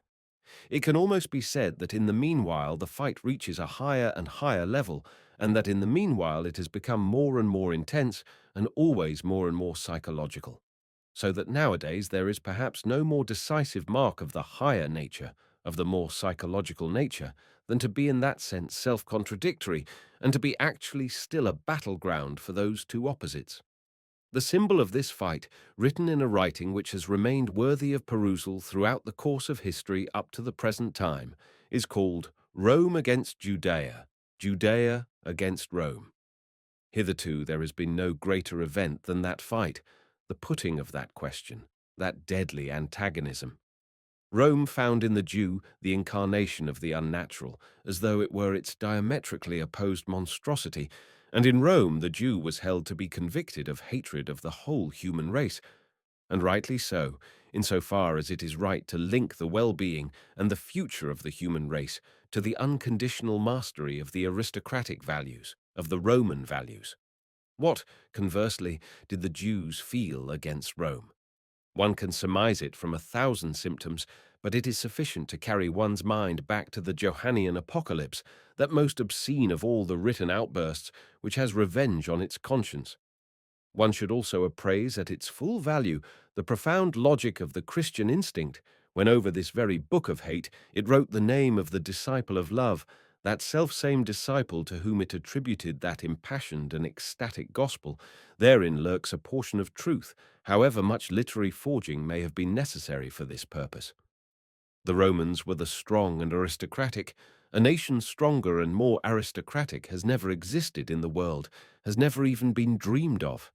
Every relic of them, every inscription enraptures, granted that one can divine what it is that writes the inscription. The Jews, conversely, were that priestly nation of resentment par excellence, possessed by a unique genius for popular morals. Just compare with the Jews the nations with analogous gifts, such as the Chinese or the Germans, so as to realize afterwards what is first-rate and what is fifth-rate. Which of them has been provisionally victorious, Rome or Judea? But there is not a shadow of doubt. Just consider to whom in Rome itself nowadays you bow down, as though before the quintessence of all the highest values, and not only in Rome, but almost over half the world, everywhere where man has been tamed or is about to be tamed, to 3 Jews, as we know, and 1 Jewess, to Jesus of Nazareth, to Peter the fisher, to Paul the tentmaker, and to the mother of the aforesaid Jesus, named Mary. This is very remarkable. Rome is undoubtedly defeated. At any rate, there took place in the Renaissance a brilliantly sinister revival of the classical ideal, of the aristocratic valuation of all things. Rome herself, like a man waking up from a trance, stirred beneath the burden of the new Judaized Rome that had been built over her, which presented the appearance of an ecumenical synagogue and was called the Church. But immediately Judea triumphed again, thanks to that fundamentally popular German and English movement of revenge, which is called the Reformation, and taking also into account its inevitable corollary, the restoration of the Church, the restoration also of the ancient graveyard peace of classical Rome. Judea proved yet once more victorious over the classical ideal in the French Revolution, and in a sense which was even more crucial and even more profound, the last political aristocracy that existed in Europe, that of the French 17th and 18th centuries, broke into pieces beneath the instincts of a resentful populace. Never had the world heard a greater jubilation, a more uproarious enthusiasm. Indeed, there took place in the midst of it the most monstrous and unexpected phenomenon. The ancient ideal itself swept before the eyes and conscience of humanity with all its life and with unheard-of splendor, and in opposition to resentment's lying war cry of the prerogative of the most, in opposition to the will to lowliness, abasement, and equalization, the will to a retrogression and twilight of humanity. There rang out once again, stronger, simpler, more penetrating than ever, the terrible and enchanting counter-war-cry of the prerogative of the few. Like a final signpost to other ways, there appeared Napoleon, the most unique and violent anachronism that ever existed, and in him the incarnate problem of the aristocratic ideal in itself. Consider well what a problem it is. Napoleon, that synthesis of monster and superman. But the near was it therewith over? Was that greatest of all antitheses of ideals thereby relegated ad acta for all time? Or only postponed for a long time? May there not take place at some time or other a much more awful, much more carefully prepared flaring up of the old conflagration? Further, should not one wish that consummation with all one's strength? Will it one's self? Demand it one's self? He who at this juncture begins, like my readers, to reflect, to think further, will have difficulty in coming quickly to a conclusion. Ground enough for me to come myself to a conclusion, taking it for granted that for some time past what I mean has been sufficiently clear, what I exactly mean by that dangerous motto which is inscribed on the body of my last book, beyond good and evil, at any rate that is not the same as beyond good and bad. Note, I avail myself of the opportunity offered by this treatise to express, openly and formally, a wish which up to the present has only been expressed in occasional conversations with scholars, namely, that some faculty of philosophy should, by means of a series of prize essays, gain the glory of having promoted the further study of the history of morals. Perhaps this book may serve to give forcible impetus in such a direction. With regard to a possibility of this character, the following question deserves consideration. It merits quite as much the attention of philologists and historians as of actual professional philosophers. What indication of the history of the evolution of the moral ideas is afforded by philology, and especially by etymological investigation? On the other hand, it is of course equally necessary to induce physiologists and doctors to be interested in these problems of the value of the valuations which have prevailed up to the present. In this connection, the professional philosophers may be trusted to act as the spokesmen and intermediaries in these particular instances. After, of course, they have quite succeeded in transforming the relationship between philosophy and physiology and medicine, which is originally one of coldness and suspicion, into the most friendly and fruitful reciprocity. In point of fact, all tables of values, all the thou shalts known to history and ethnology, need primarily a physiological, at any rate in preference to a psychological, elucidation and interpretation. All equally require a critique from medical science. The question, what is the value of this or that table of values and morality, will be asked from the most varied standpoints. For instance, the question of valuable for what can never be analyzed with sufficient nicety. That, for instance, which would evidently have value with regard to promoting in a race the greatest possible powers of endurance, or with regard to increasing its adaptability to a specific climate, or with regard to the preservation of the greatest number, would have nothing like the same value if it were a question of evolving a stronger species. Engaging values, the good of the majority and the good of the minority, are opposed standpoints. We leave it to the naivete of English biologists to regard the former standpoint as intrinsically superior. All the sciences have now to pave the way for the future task of the philosopher, this task being understood to mean that he must solve the problem of value, that he has to fix the hierarchy of values. Second essay: guilt, bad conscience, and the like. First, the breeding of an animal that can promise, is not this just that very paradox of a task which nature has set itself in regard to man? Is not this the very problem of man?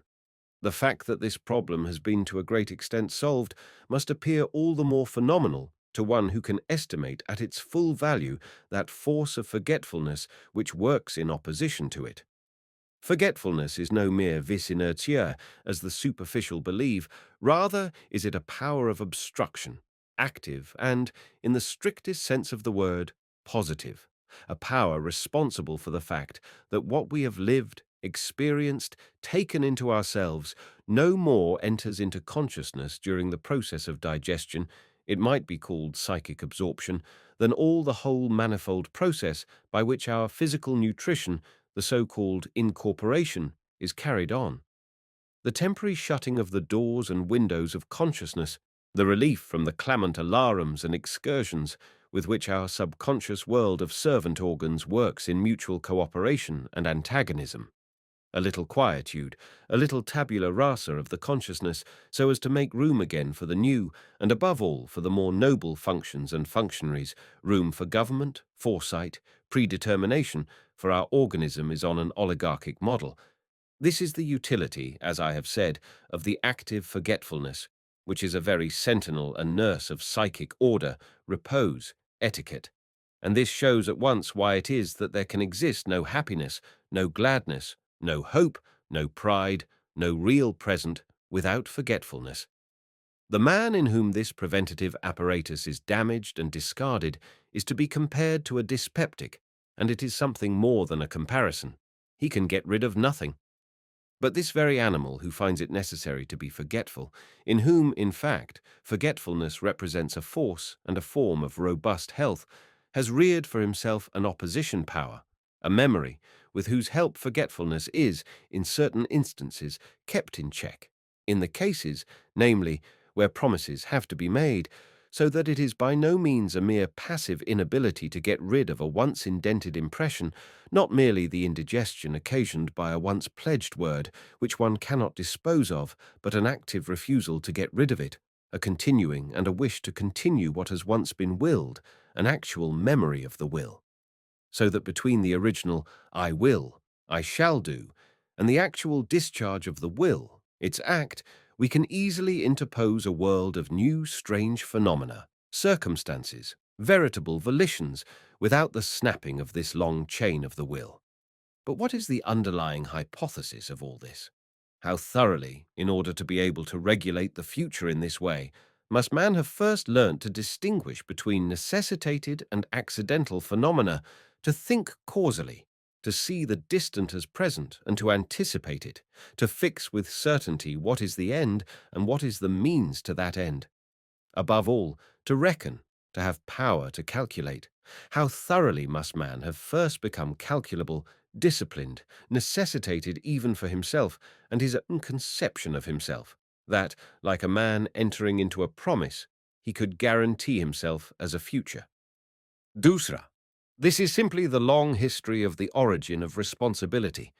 That task of breeding an animal which can make promises includes, as we have already grasped, as its condition and preliminary, the more immediate task of first making man, to a certain extent, necessitated, uniform, like among his like, regular, and consequently calculable. The immense work of what I have called morality of custom, Sepik as dawn of day, Apes 9, 14, and 16, the actual work of man on himself during the longest period of the human race, his whole prehistoric work, finds its meaning, its great justification, in spite of all its innate hardness, despotism, stupidity, and idiocy. In this fact, man, with the help of the morality of customs and of social straitwaistcoats, was made genuinely calculable. If, however, we place ourselves at the end of this colossal process, at the point where the tree finally matures its fruits, when society and its morality of custom finally bring to light that to which it was only the means, then do we find as the ripest fruit on its tree the sovereign individual that resembles only himself, that has got loose from the morality of custom, the autonomous, supermoral individual, for autonomous and moral are mutually exclusive terms. In short, the man of the personal, long, and independent will, competent to promise, and we find in him a proud consciousness, vibrating in every fibre, of what has been at last achieved and become vivified in him, a genuine consciousness of power and freedom, a feeling of human perfection in general. And this man who has grown to freedom, who is really competent to promise, this lord of the free will, this sovereign, how is it possible for him not to know how great is his superiority over everything incapable of binding itself by promises or of being its own security? How great is the trust, the awe, the reverence that he awakes? He deserves all three, not to know that with this mastery over himself, he is necessarily also given the mastery over circumstances, over nature, over all creatures with shorter wills, less reliable characters.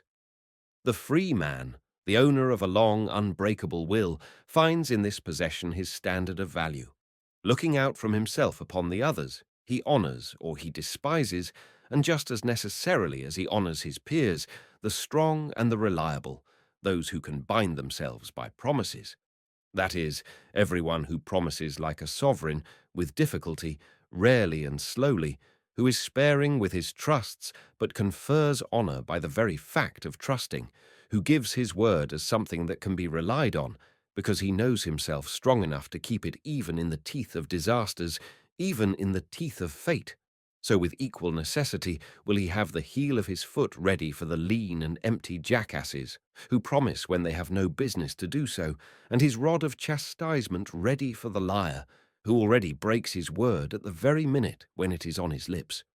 The proud knowledge of the extraordinary privilege of responsibility, the consciousness of this rare freedom, of this power over himself and over fate, has sunk right down to his innermost depths and has become an instinct, a dominating instinct.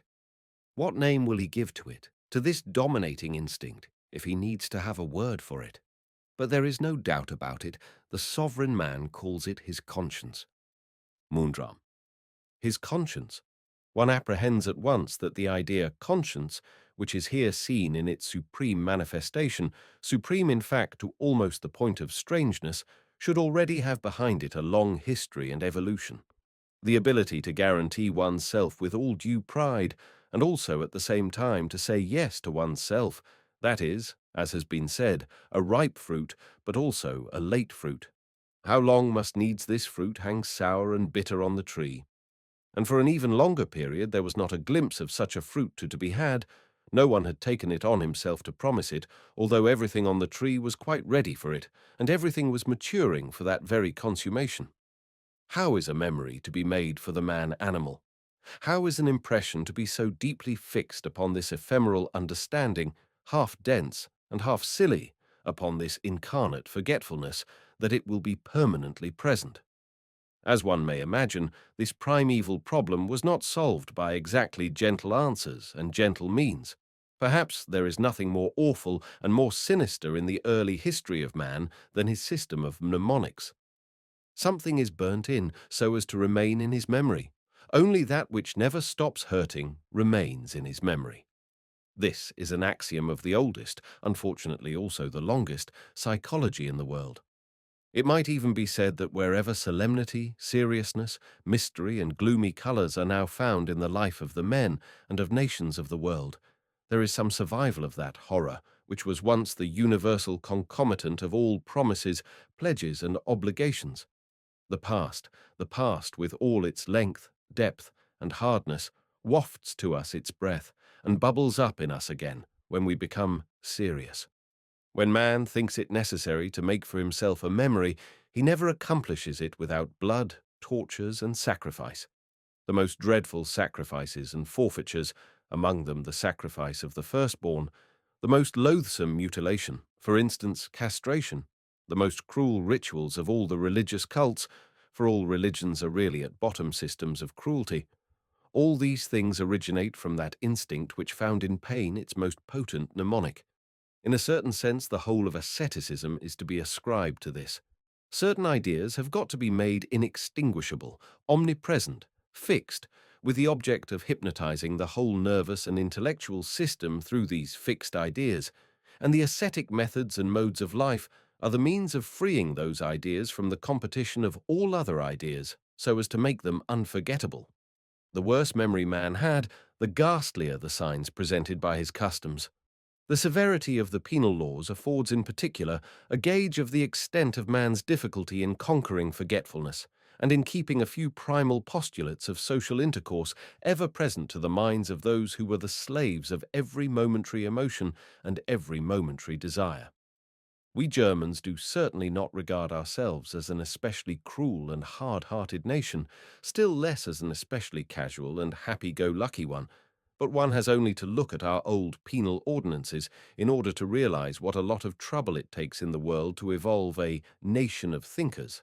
I mean, the European nation, which exhibits at this very day the maximum of reliability, seriousness, bad taste, and positiveness, which has on the strength of these qualities a right to train every kind of European Mandarin. These Germans employed terrible means to make for themselves a memory, to enable them to master their rooted plebeian instincts and the brutal crudity of those instincts. Think of the old German punishments, for instance, stoning. As far back as the legend, the millstone falls on the head of the guilty man. Breaking on the wheel, the most original invention and speciality of the German genius in the sphere of punishment, dart throwing, tearing, or trampling by horses, quartering, boiling the criminal in oil or wine, still prevalent in the 14th and 15th centuries, the highly popular flaying, slicing into strips, cutting the flesh out of the breast. Think also of the evildoer being besmeared with honey, and then exposed to the flies in a blazing sun. It was by the help of such images and precedents that man eventually kept in his memory 5 or 6 I will nots, with regard to which he had already given his promise, so as to be able to enjoy the advantages of society. And verily, with the help of this kind of memory, man eventually attained reason. Alas, reason, seriousness, mastery over the emotions, all these gloomy, dismal things which are called reflection, all these privileges and pageantries of humanity, how dear is the price that they have exacted! How much blood and cruelty is the foundation of all good things! Nangarde. But how is it that that other melancholy object, the consciousness of sin, the whole bad conscience, came into the world? And it is here that we turn back to our genealogists of morals. For the second time I say, or have I not said it yet, that they are worth nothing, just their own 5 spans long limited modern experience. No knowledge of the past, and no wish to know it. Still less a historic instinct, a power of second sight, which is what is really required in this case. And despite this, to go in for the history of morals. It stands to reason that this must needs produce results which are removed from the truth by something more than a respectful distance. Have these current genealogists of morals ever allowed themselves to have even the vaguest notion, for instance, that the cardinal moral idea of ought originates from the very material idea of owe, or that punishment developed as a retaliation absolutely independently of any preliminary hypothesis of the freedom or determination of the will? And this to such an extent that a high degree of civilization was always first necessary for the animal man to begin to make those much more primitive distinctions of intentional, negligent, accidental, responsible, and their contraries, and apply them in the assessing of punishment. That idea, the wrongdoer deserves punishment because he might have acted otherwise, in spite of the fact that it is nowadays so cheap, obvious, natural, and inevitable, and that it has had to serve as an illustration of the way in which the sentiment of justice appeared on earth is in point of fact an exceedingly late and even refined form of human judgment and inference. The placing of this idea back at the beginning of the world is simply a clumsy violation of the principles of primitive psychology. Throughout the longest period of human history, punishment was never based on the responsibility of the evildoer for his action, and was consequently not based on the hypothesis that only the guilty should be punished. On the contrary, punishment was inflicted in those days for the same reason that parents punish their children even nowadays, out of anger at an injury that they have suffered, an anger which vents itself mechanically on the author of the injury. But this anger is kept in bounds and modified through the idea that every injury has somewhere or other its equivalent price, and can really be paid off, even though it be by means of pain to the author.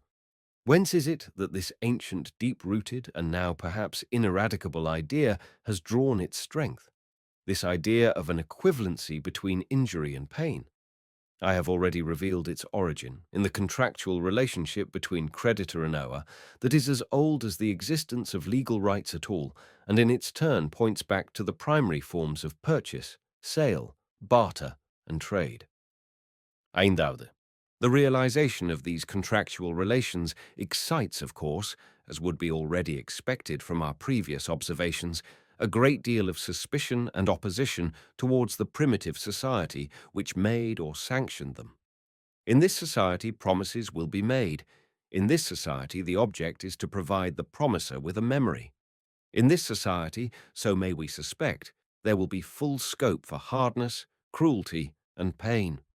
The ower, in order to induce credit in his promise of repayment, in order to give a guarantee of the earnestness and sanctity of his promise, in order to drill into his own conscience the duty, the solemn duty of repayment, will, by virtue of a contract with his creditor to meet the contingency of his not paying, pledge something that he still possesses, something that he still has in his power, for instance, his life, or his wife, or his freedom, or his body, or under certain religious conditions even his salvation, his soul's welfare, even his peace in the grave.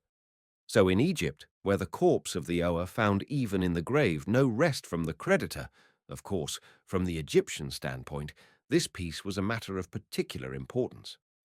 But especially has the creditor the power of inflicting on the body of the ower all kinds of pain and torture. The power, for instance, of cutting off from it an amount that appeared proportionate to the greatness of the debt. This point of view resulted in the universal prevalence at an early date of precise schemes of valuation, frequently horrible in the minuteness and meticulosity of their application, legally sanctioned schemes of valuation for individual limbs and parts of the body. I consider it, as already a progress, as a proof of a freer, less petty, and more Roman conception of law, when the Roman Code of the 12 Tables decreed that it was immaterial how much or how little the creditors in such a contingency cut off, si plus minusve sequerunt, ne fraude esto. Let us make the logic of the whole of this equalization process clear. It is strange enough. The equivalence consists in this. Instead of an advantage directly compensatory of his injury, that is, instead of an equalization in money, lands, or some kind of chattel, the creditor is granted by way of repayment and compensation a certain sensation of satisfaction, the satisfaction of being able to vent, without any trouble, his power on one who is powerless, the delight de faire le mal pour le plaisir de le faire, the joy in sheer violence. And this joy will be relished in proportion to the lowness and humbleness of the creditor in the social scale, and is quite apt to have the effect of the most delicious dainty, and even seem the foretaste of a higher social position. Thanks to the punishment of the ower, the creditor participates in the rights of the masters. At last, he too, for once in a way, attains the edifying consciousness of being able to despise and ill-treat a creature as an inferior, or at any rate of seeing him being despised and ill-treated in case the actual power of punishment, the administration of punishment, has already become transferred to the authorities. The compensation consequently consists in a claim on cruelty and a right to draw thereon. Araude. It is then in this sphere of the law of contract that we find the cradle of the whole moral world of the ideas of guilt, conscience, duty, the sacredness of duty. Their commencement, like the commencement of all great things in the world, is thoroughly and continuously saturated with blood. And should we not add that this world has never really lost a certain savour of blood and torture, not even in old Kant? The categorical imperative reeks of cruelty. It was in this sphere likewise that there first became formed that sinister and perhaps now indissoluble association of the ideas of guilt and suffering. To put the question yet again, why can suffering be a compensation for owing? Because the infliction of suffering produces the highest degree of happiness, because the injured party will get in exchange for his loss, including his vexation at his loss, an extraordinary counter-pleasure, the infliction of suffering, a real feast, something that, as I have said, was all the more appreciated the greater the paradox created by the rank and social status of the creditor. These observations are purely conjectural, for apart from the painful nature of the task, it is hard to plumb such profound depths. The clumsy introduction of the idea of revenge as a connecting link simply hides and obscures the view instead of rendering it clearer. Revenge itself simply leads back again to the identical problem. How can the infliction of suffering be a satisfaction? In my opinion, it is repugnant to the delicacy, and still more to the hypocrisy of tame domestic animals, that is, modern men, that is, ourselves, to realize with all their energy the extent to which cruelty constituted the great joy and delight of ancient man, was an ingredient which seasoned nearly all his pleasures, and conversely the extent of the naivete and innocence with which he manifested his need for cruelty when he actually made as a matter of principle disinterested malice, or, to use Spinoza's expression, the sympathia malevolens, into a normal characteristic of man, as consequently something to which the conscience says a hearty yes. The more profound observer has perhaps already had sufficient opportunity for noticing this most ancient and radical joy and delight of mankind, in Beyond Good and Evil, aphorism 188, and even earlier in The Dawn of Day, AFS 1877, 113, I have cautiously indicated the continually growing spiritualization and deification of cruelty which pervades the whole history of the higher civilization and, in the larger sense, even constitutes it. At any rate, the time is not so long past when it was impossible to conceive of royal weddings and national festivals on a grand scale without executions, tortures, or perhaps an auto da fe, or similarly to conceive of an aristocratic household without a creature to serve as a butt for the cruel and malicious baiting of the inmates. The reader will perhaps remember Don Quixote at the court of the Duchess. We read nowadays the whole of Don Quixote with a bitter taste in the mouth, almost with a sensation of torture, a fact which would appear very strange and very incomprehensible to the author and his contemporaries. They read it with the best conscience in the world as the gayest of books. They almost died with laughing at it. The sight of suffering does one good. The infliction of suffering does one more good. This is a hard maxim, but nonetheless a fundamental maxim, old, powerful, and human, all too human. One, moreover, to which perhaps even the apes as well would subscribe, for it is said that in inventing bizarre cruelties they are giving abundant proof of their future humanity, to which, as it were, they are playing the prelude. Without cruelty, no feast, so teaches the oldest and longest history of man, and in punishment too is there so much of the festive. Yeram, entertaining, as I do, these thoughts, I am, let me say, in parenthesis, fundamentally opposed to helping our pessimists to new water for the discordant and groaning mills of their disgust with life. On the contrary, it should be shown specifically that at the time when mankind was not yet ashamed of its cruelty, life in the world was brighter than it is nowadays when there are pessimists. The darkening of the heavens over man has always increased in proportion to the growth of man's shame before man. The tired, pessimistic outlook, the mistrust of the riddle of life, the icy negation of disgusted ennui, all those are not the signs of the most evil age of the human race. Much rather do they come first to the light of day, as the swamp flowers, which they are, when the swamp to which they belong comes into existence. I mean the diseased refinement and moralization, thanks to which the animal man has at last learnt to be ashamed of all his instincts. On the road to angelhood, not to use in this context a harder word, man has developed that dyspeptic stomach and coated tongue which have made not only the joy and innocence of the animal repulsive to him, but also life itself, so that sometimes he stands with stopped nostrils before his own self and, like Pope Innocent III, makes a black list of his own horrors: unclean generation, loathsome nutrition when in the maternal body, badness of the matter out of which man develops, awful stench, secretion of saliva, urine, and excrement. Nowadays, when suffering is always trotted out as the first argument against existence, as its most sinister query, it is well to remember the times when men judged on converse principles because they could not dispense with the infliction of suffering and saw therein a magic of the first order, a veritable bait of seduction to life.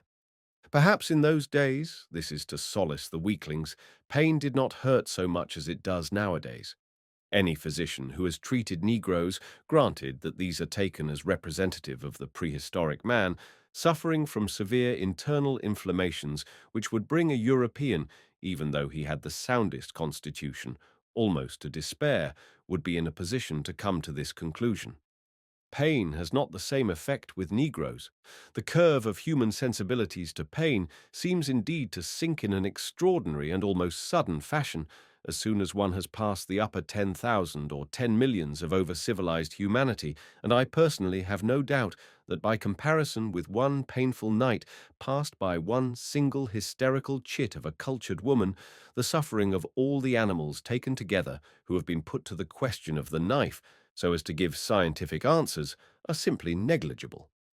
We may perhaps be allowed to admit the possibility of the craving for cruelty not necessarily having become really extinct. It only requires, in view of the fact that pain hurts more nowadays, a certain sublimation and subtilization. It must especially be translated to the imaginative and psychic plane, and be adorned with such smug euphemisms that even the most fastidious and hypocritical conscience could never grow suspicious of their real nature. Tragic pity is one of these euphemisms, another is les nostalgies de la croix. What really raises one's indignation against suffering is not suffering intrinsically, but the senselessness of suffering. Such a senselessness, however, existed neither in Christianity, which interpreted suffering into a whole mysterious salvation apparatus, nor in the beliefs of the naive ancient man, who only knew how to find a meaning in suffering from the standpoint of the spectator, or the inflictor of the suffering. In order to get the secret, undiscovered, and unwitnessed suffering out of the world, it was almost compulsory to invent gods and a hierarchy of intermediate beings. In short, something which wanders even among secret places, sees even in the dark, and makes a point of never missing an interesting and painful spectacle. It was with the help of such inventions that life got to learn the tour de force, which has become part of its stock in trade, the tour de force of self-justification, of the justification of evil. Nowadays, this would perhaps require other auxiliary devices, for instance, life as a riddle, life as a problem of knowledge. Every evil is justified in the sight of which a god finds edification, so rang the logic of primitive sentiment. And indeed, was it only of primitive? The gods conceived as friends of spectacles of cruelty. Oh, how far does this primeval conception extend, even nowadays, into our European civilization?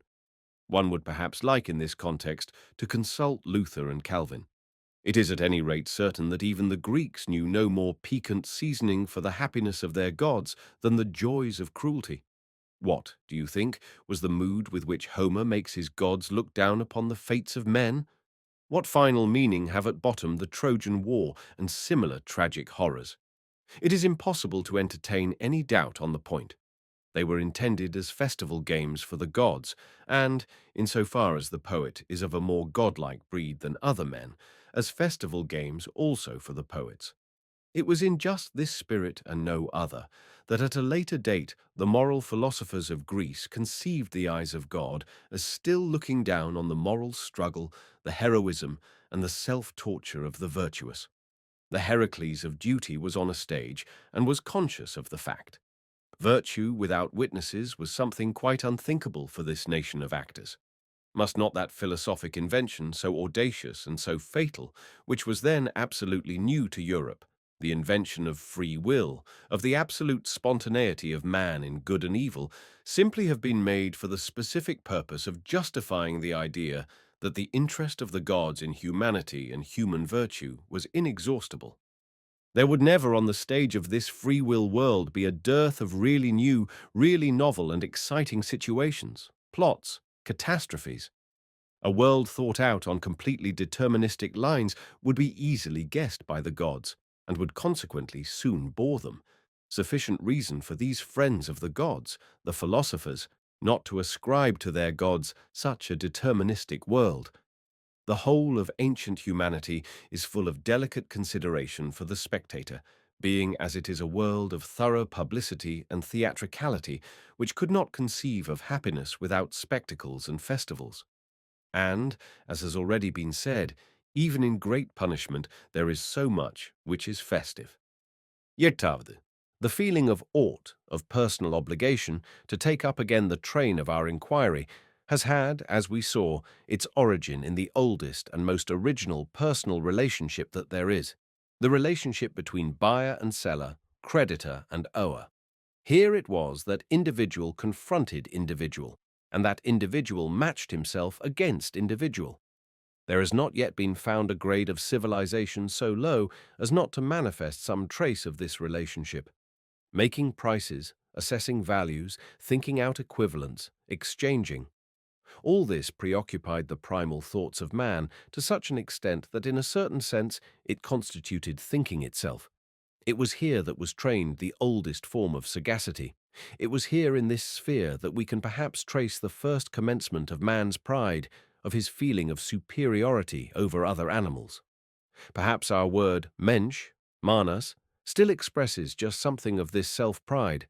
Man denoted himself as the being who measures values, who values and measures, as the assessing animal par excellence. Sale and purchase, together with their psychological concomitants, are older than the origins of any form of social organization and union. It is rather from the most rudimentary form of individual right that the budding consciousness of exchange, commerce, debt, right, obligation, compensation was first transferred to the rudest and most elementary of the social complexes, in their relation to similar complexes, the habit of comparing force with force, together with that of measuring, of calculating. His eye was now focused to this perspective, and with that ponderous consistency characteristic of ancient thought, which, though set in motion with difficulty, yet proceeds inflexibly along the line on which it has started, man soon arrived at the great generalization. Everything has its price. All can be paid for. The oldest and most naive moral canon of justice, the beginning of all kindness, of all equity, of all goodwill, of all objectivity in the world. Justice in this initial phase is the goodwill among people of about equal power to come to terms with each other, to come to an understanding again by means of a settlement, and with regard to the less powerful, to compel them to agree among themselves to a settlement. Divyati. Measured always by the standard of antiquity, this antiquity, moreover, is present or again possible at all periods. The community stands to its members in that important and radical relationship of creditor to his owers. Man lives in a community. Man enjoys the advantages of a community. And what advantages? We occasionally underestimate them nowadays. Man lives protected, spared, in peace and trust, secure from certain injuries and enmities, to which the man outside the community, the peaceless man, is exposed. A German understands the original meaning of Elend, secure because he has entered into pledges and obligations to the community in respect of these very injuries and enmities. What happens when this is not the case? The community, the defrauded creditor, will get itself paid. as well as it can. One can reckon on that. In this case, the question of the direct damage done by the offender is quite subsidiary. Quite apart from this, the criminal is above all a breaker of word and covenant to the whole as regards all the advantages and amenities of the communal life in which up to that time he had participated. The criminal is an ower, who not only fails to repay the advances and advantages that have been given to him, but even sets out to attack his creditor. Consequently, he is in the future, not only, as is fair, deprived of all these advantages and amenities, he is in addition reminded of the importance of those advantages. The wrath of the injured creditor of the community puts him back in the wild and outlawed status from which he was previously protected. The community repudiates him, and now every kind of enmity can vent itself on him. Punishment is in this stage of civilization simply the copy, the mimic, of the normal treatment of the hated, disdained, and conquered enemy, who is not only deprived of every right and protection, but of every mercy. So we have the martial law and triumphant festival of the Vae Victis in all its mercilessness and cruelty. This shows why war itself, counting the sacrificial cult of war, has produced all the forms under which punishment has manifested itself in history. But as it grows more powerful, the community tends to take the offenses of the individual less seriously, because they are now regarded as being much less revolutionary and dangerous to the corporate existence. The evildoer is no more outlawed and put outside the pale. The common wrath can no longer vent itself upon him with its old license. On the contrary, from this very time it is against this wrath, and particularly against the wrath of those directly injured, that the evildoer is carefully shielded and protected by the community. As, in fact, the penal law develops, the following characteristics become more and more clearly marked. Compromise with the wrath of those directly affected by the misdeed, a consequent endeavor to localize the matter and to prevent a further or indeed a general spread of the disturbance. Attempts to find equivalents and to settle the whole matter, compositio. Above all, the will, which manifests itself with increasing definiteness to treat every offense as in a certain degree capable of being paid off, and consequently, at any rate up to a certain point, to isolate the offender from his act. As the power and the self-consciousness of a community increases, so proportionately does the penal law become mitigated. Conversely, every weakening and jeopardizing of the community revives the harshest forms of that law. The creditor has always grown more humane proportionately as he has grown more rich. Finally, the amount of injury he can endure without really suffering becomes the criterion of his wealth. It is possible to conceive of a society blessed with so great a consciousness of its own power as to indulge in the most aristocratic luxury of letting its wrongdoers go scot-free. What do my parasites matter to me, might society say? Let them live and flourish. I am strong enough for it. The justice which began with the maxim, everything can be paid off, everything must be paid off, ends with connivance at the escape of those who cannot pay to escape. It ends, like every good thing on earth, by destroying itself. The self-destruction of justice. We know the pretty name it calls itself, grace. It remains, as is obvious, the privilege of the strongest, better still, their super-law. 11th. A deprecatory word here against the attempts that have lately been made to find the origin of justice on quite another basis, namely, on that of resentment. Let me whisper a word in the ear of the psychologists if they would fain study revenge itself at close quarters. This plant blooms its prettiest at present among anarchists and anti-Semites, a hidden flower, as it has ever been, like the violet, though, forsooth, with another perfume.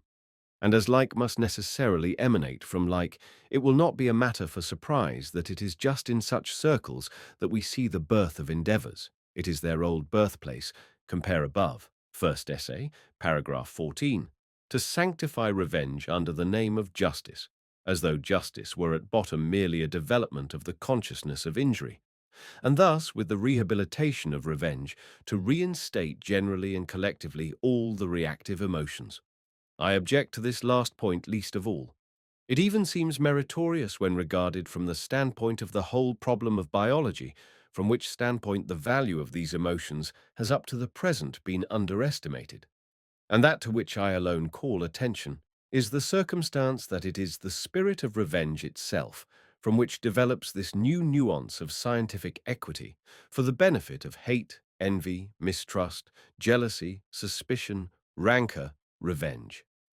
This scientific equity stops immediately and makes way for the accents of deadly enmity and prejudice, so soon as another group of emotions comes on the scene, which in my opinion are of a much higher biological value than these reactions, and consequently have a paramount claim to the valuation and appreciation of science. I mean the really active emotions, such as personal and material ambition, and so forth. Enduring, value of life, course of philosophy, and passim.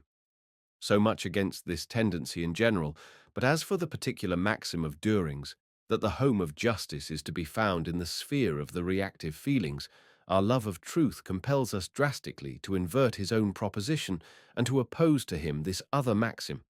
The last sphere conquered by the spirit of justice is the sphere of the feeling of reaction, when it really comes about that the just man remains just even as regards his injurer, and not merely cold, moderate, reserved, indifferent.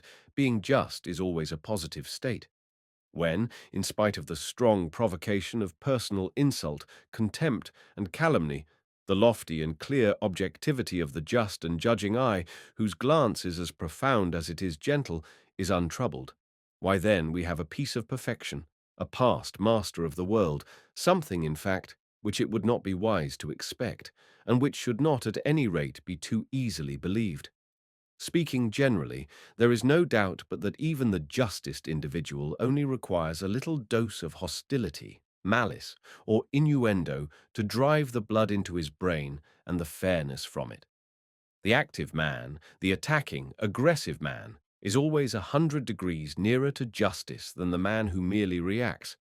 He certainly has no need to adopt the tactics necessary in the case of the reacting man of making false and biased valuations of his object. It is, in point of fact, for this reason that the aggressive man has at all times enjoyed the stronger, bolder, more aristocratic, and also freer outlook, the better conscience. On the other hand, we already surmise who it really is that has on his conscience the invention of the bad conscience, the resentful man. Finally, let man look at himself in history. In what sphere up to the present has the whole administration of law, the actual need of law, found its earthly home? Perchance in the sphere of the reacting man? Not for a minute. Rather in that of the active, strong, spontaneous, aggressive man. I deliberately defy the above-mentioned agitator, who himself makes this self-confession: the creed of revenge has run through all my works and endeavors like the red thread of justice, and say that judged historically law in the world represents the very war against the reactive feelings, the very war waged on those feelings by the powers of activity and aggression, which devote some of their strength to damming and keeping within bounds this effervescence of hysterical reactivity and to forcing it to some compromise. Everywhere where justice is practiced and justice is maintained, it is to be observed that the stronger power, when confronted with the weaker powers which are inferior to it, whether they be groups or individuals, searches for weapons to put an end to the senseless fury of resentment, while it carries on its object, partly by taking the victim of resentment out of the clutches of revenge, partly by substituting for revenge a campaign of its own against the enemies of peace and order, partly by finding, suggesting, and occasionally enforcing settlements, partly by standardizing certain equivalents for injuries, to which equivalents the element of resentment is henceforth finally referred. The most drastic measure, however, taken and effectuated by the supreme power to combat the preponderance of the feelings of spite and vindictiveness, it takes this measure as soon as it is at all strong enough to do so, is the foundation of law, the imperative declaration of what in its eyes is to be regarded as just and lawful, and what unjust and unlawful. And while, after the foundation of law, the supreme power treats the aggressive and arbitrary acts of individuals or of whole groups as a violation of law and a revolt against itself, It distracts the feelings of its subjects from the immediate injury inflicted by such a violation, and thus eventually attains the very opposite result to that always desired by revenge, which sees and recognizes nothing but the standpoint of the injured party. From henceforth, the eye becomes trained to a more and more impersonal valuation of the deed, even the eye of the injured party himself, though this is in the final stage of all, as has been previously remarked. On this principle, right and wrong first manifest themselves after the foundation of law, and not, as Düring maintains, only after the act of violation. To talk of intrinsic right and intrinsic wrong is absolutely nonsensical. Intrinsically, an injury, an oppression, an exploitation, an annihilation can be nothing wrong, inasmuch as life is essentially, that is, in its cardinal functions, something which functions by injuring, oppressing, exploiting, and annihilating, and is absolutely inconceivable without such a character. It is necessary to make an even more serious confession. Viewed from the most advanced biological standpoint, conditions of legality can be only exceptional conditions, in that they are partial restrictions of the real life will, which makes for power, and in that they are subordinated to the life will's general end as particular means, that is, as means to create larger units of strength. A legal organization, conceived of as sovereign and universal, not as a weapon in a fight of complexes of power, but as a weapon against fighting, generally something after the style of Düring's communistic model of treating every will as equal with every other will, would be a principle hostile to life, a destroyer and dissolver of man, an outrage on the future of man, a symptom of fatigue, a secret cut to nothingness. Panirandavde, a word more on the origin and end of punishment, two problems which are or ought to be kept distinct, but which unfortunately are usually lumped into one. And what tactics have our moral genealogists employed up to the present in these cases? Their inveterate naivete.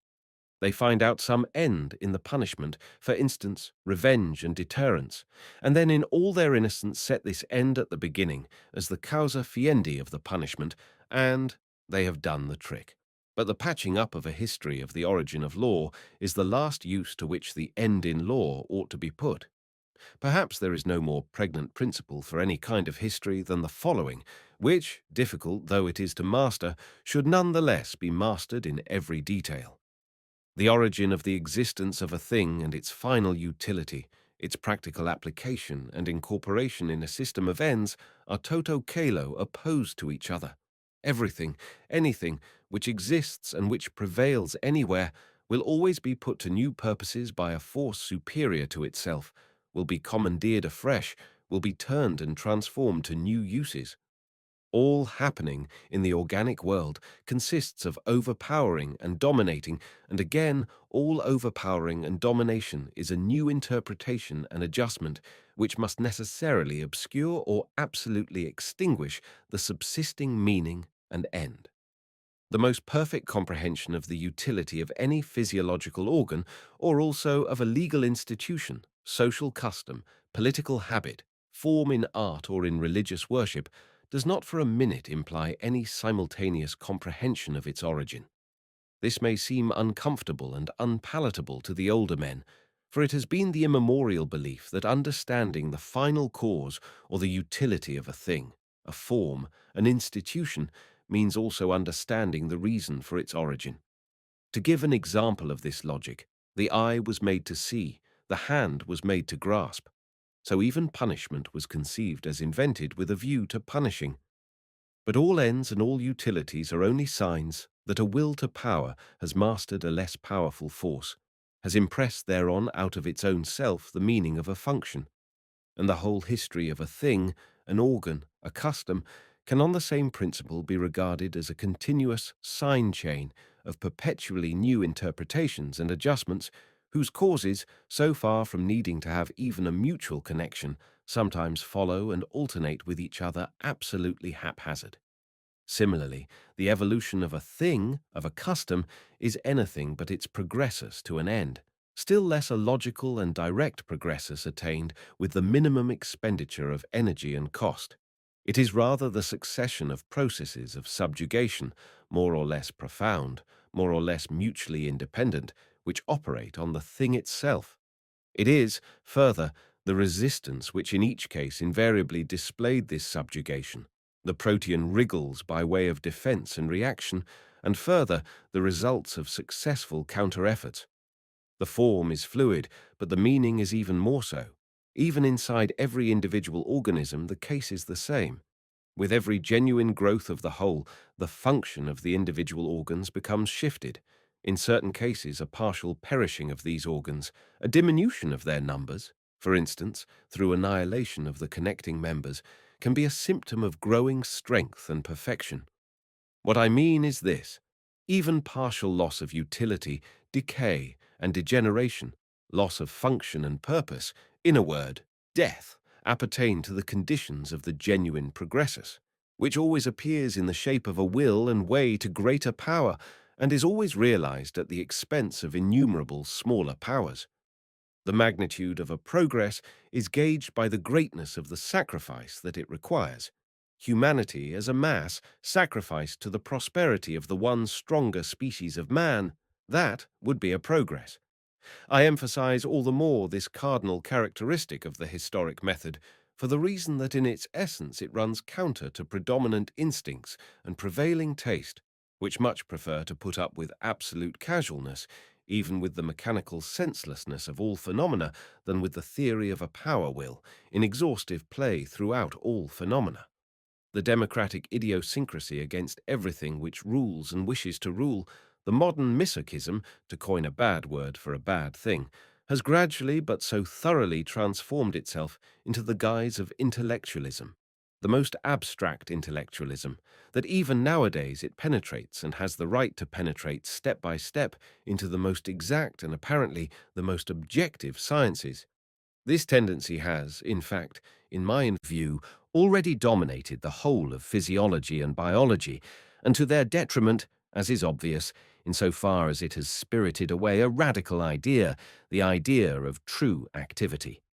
The tyranny of this idiosyncrasy, however, results in the theory of adaptation being pushed forward into the van of the argument, exploited. Adaptation, that means to say, a second-class activity, a mere capacity for reacting. In fact, life itself has been defined, by Herbert Spencer, as an increasingly effective internal adaptation to external circumstances. This definition, however, fails to realize the real essence of life, its will to power. It fails to appreciate the paramount superiority enjoyed by those plastic forces of spontaneity, aggression, and encroachment with their new interpretations and tendencies, to the operation of which adaptation is only a natural corollary. Consequently, the sovereign office of the highest functionaries in the organism itself, among which the life will appears as an active and formative principle, is repudiated. One remembers Huxley's reproach to Spencer of his administrative nihilism, but it is a case of something much more than administration. By the Mundravde, to return to our subject, namely punishment, we must make consequently a double distinction. First, the relatively permanent element, the custom, the act, the drama, a certain rigid sequence of methods of procedure. On the other hand, the fluid element, the meaning, the end, the expectation which is attached to the operation of such procedure. At this point, we immediately assume, per analogium, in accordance with the theory of the historic method which we have elaborated above, that the procedure itself is something older and earlier than its utilization in punishment, that this utilization was introduced and interpreted into the procedure, which had existed for a long time, but whose employment had another meaning. In short, that the case is different from that hitherto supposed by our naïf genealogists of morals and of law, who thought that the procedure was invented for the purpose of punishment, in the same way that the hand had been previously thought to have been invented for the purpose of grasping. With regard to the other element in punishment, its fluid element, its meaning, the idea of punishment in a very late stage of civilization, for instance, contemporary Europe, is not content with manifesting merely one meaning, but manifests a whole synthesis of meanings. The past general history of punishment, the history of its employment for the most diverse ends, crystallizes eventually into a kind of unity, which is difficult to analyze into its parts, and which, it is necessary to emphasize, absolutely defies definition. It is nowadays impossible to say definitely the precise reason for punishment. All ideas in which a whole process is promiscuously comprehended elude definition.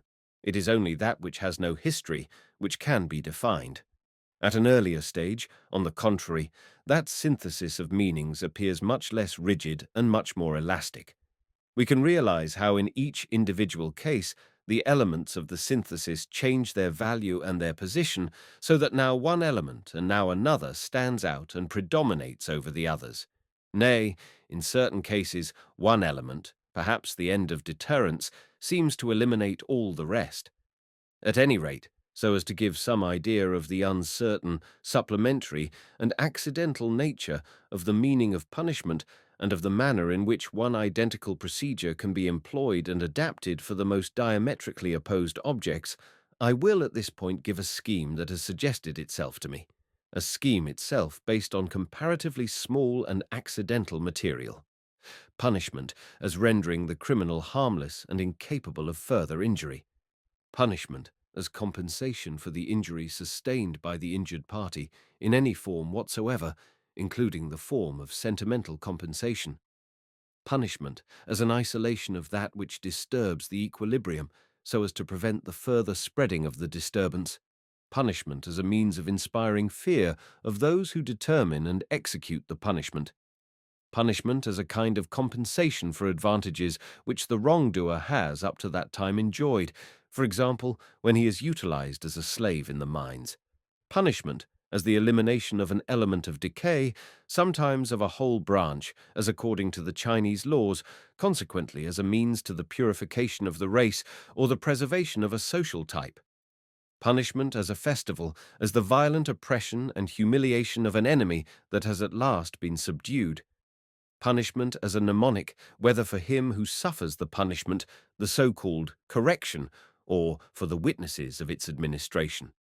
Punishment as the payment of a fee stipulated for by the power which protects the evildoer from the excesses of revenge. Punishment as a compromise with the natural phenomenon of revenge, insofar as revenge is still maintained and claimed as a privilege by the stronger races. Punishment as a declaration and measure of war against an enemy of peace, of law, of order, of authority, who is fought by society with the weapons which war provides, as a spirit dangerous to the community, as a breaker of the contract on which the community is based, as a rebel, a traitor, and a breaker of the peace. 14. This list is certainly not complete. It is obvious that punishment is overloaded with utilities of all kinds. This makes it all the more permissible to eliminate one supposed utility, which passes, at any rate in the popular mind, for its most essential utility, and which is just what even now provides the strongest support for that faith in punishment which is nowadays, for many reasons, tottering. Punishment is supposed to have the value of exciting in the guilty the consciousness of guilt. In punishment is sought the proper instrumentum of that psychic reaction which becomes known as a bad conscience, remorse. But this theory is even, from the point of view of the present, a violation of reality and psychology, and how much more so is the case when we have to deal with the longest period of man's history, his primitive history. Genuine remorse is certainly extremely rare among wrongdoers and the victims of punishment. Prisons and houses of correction are not the soil on which this worm of remorse pullulates for choice. This is the unanimous opinion of all conscientious observers, who in many cases arrive at such a judgment with enough reluctance and against their own personal wishes. Speaking generally, punishment hardens and numbs. It produces concentration. It sharpens the consciousness of alienation. It strengthens the power of resistance. When it happens that it breaks the man's energy and brings about a piteous prostration and abjectness, such a result is certainly even less salutary than the average effect of punishment, which is characterized by a harsh and sinister doggedness. The thought of those prehistoric millennia, brings us to the unhesitating conclusion that it was simply through punishment that the evolution of the consciousness of guilt was most forcibly retarded, at any rate in the victims of the punishing power.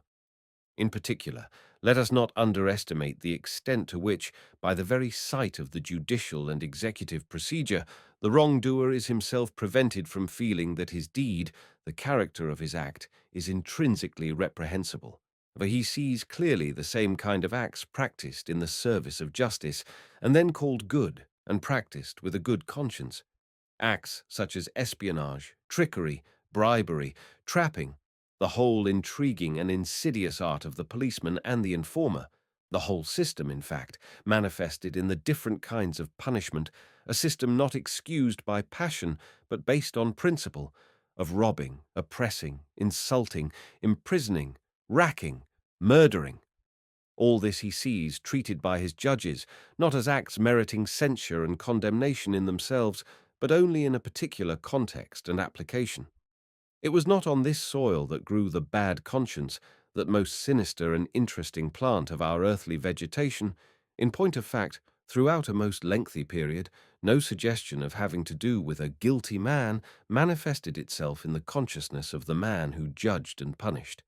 One had merely to deal with an author of an injury, an irresponsible piece of fate, and the man himself, on whom the punishment subsequently fell like a piece of fate, was occasioned no more of an inner pain than would be occasioned by the sudden approach of some uncalculated event, some terrible natural catastrophe, a rushing, crushing avalanche against which there is no resistance.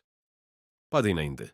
This truth came insidiously enough to the consciousness of Spinoza, to the disgust of his commentators, who, like Kuno Fischer, for instance, give themselves no end of trouble to misunderstand him on this point, when one afternoon, as he sat raking up who knows what memory, he indulged in the question of what was really left for him personally of the celebrated morsus conscientiae, Spinoza, who had relegated good and evil to the sphere of human imagination, and indignantly defended the honor of his free God against those blasphemers who affirmed that God did everything sub ratione boni, but this was tantamount to subordinating God to fate and would really be the greatest of all absurdities.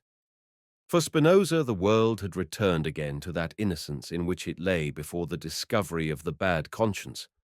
What, then, had happened to the morsus conscientia? The antithesis of gaudium, said he at last to himself, a sadness accompanied by the recollection of a past event which has turned out contrary to all expectation. Ketfu.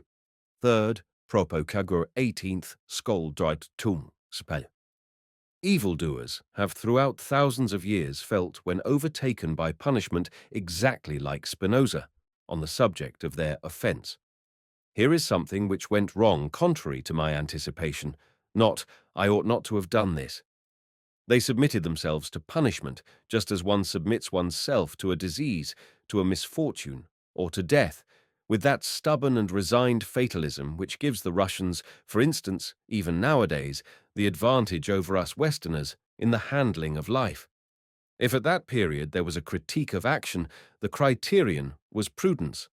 The real effect of punishment is unquestionably chiefly to be found in a sharpening of the sense of prudence, in a lengthening of the memory, in a will to adopt more of a policy of caution, suspicion, and secrecy, in the recognition that there are many things which are unquestionably beyond one's capacity, in a kind of improvement in self-criticism. The broad effects which can be obtained by punishment in man and beast are the increase of fear, the sharpening of the sense of cunning, the mastery of the desires. So it is that punishment tames man, but does not make him better. It would be more correct even to go so far as to assert the contrary. Injury makes a man cunning, says a popular proverb. So far as it makes him cunning, it makes him also bad. Fortunately, it often enough makes him stupid. Badinade. At this juncture, I cannot avoid trying to give a tentative and provisional expression to my own hypothesis concerning the origin of the bad conscience. It is difficult to make it fully appreciated, and it requires continuous meditation, attention, and digestion. I regard the bad conscience as the serious illness which man was bound to contract under the stress of the most radical change which he has ever experienced. That change when he found himself finally imprisoned within the pale of society and of peace.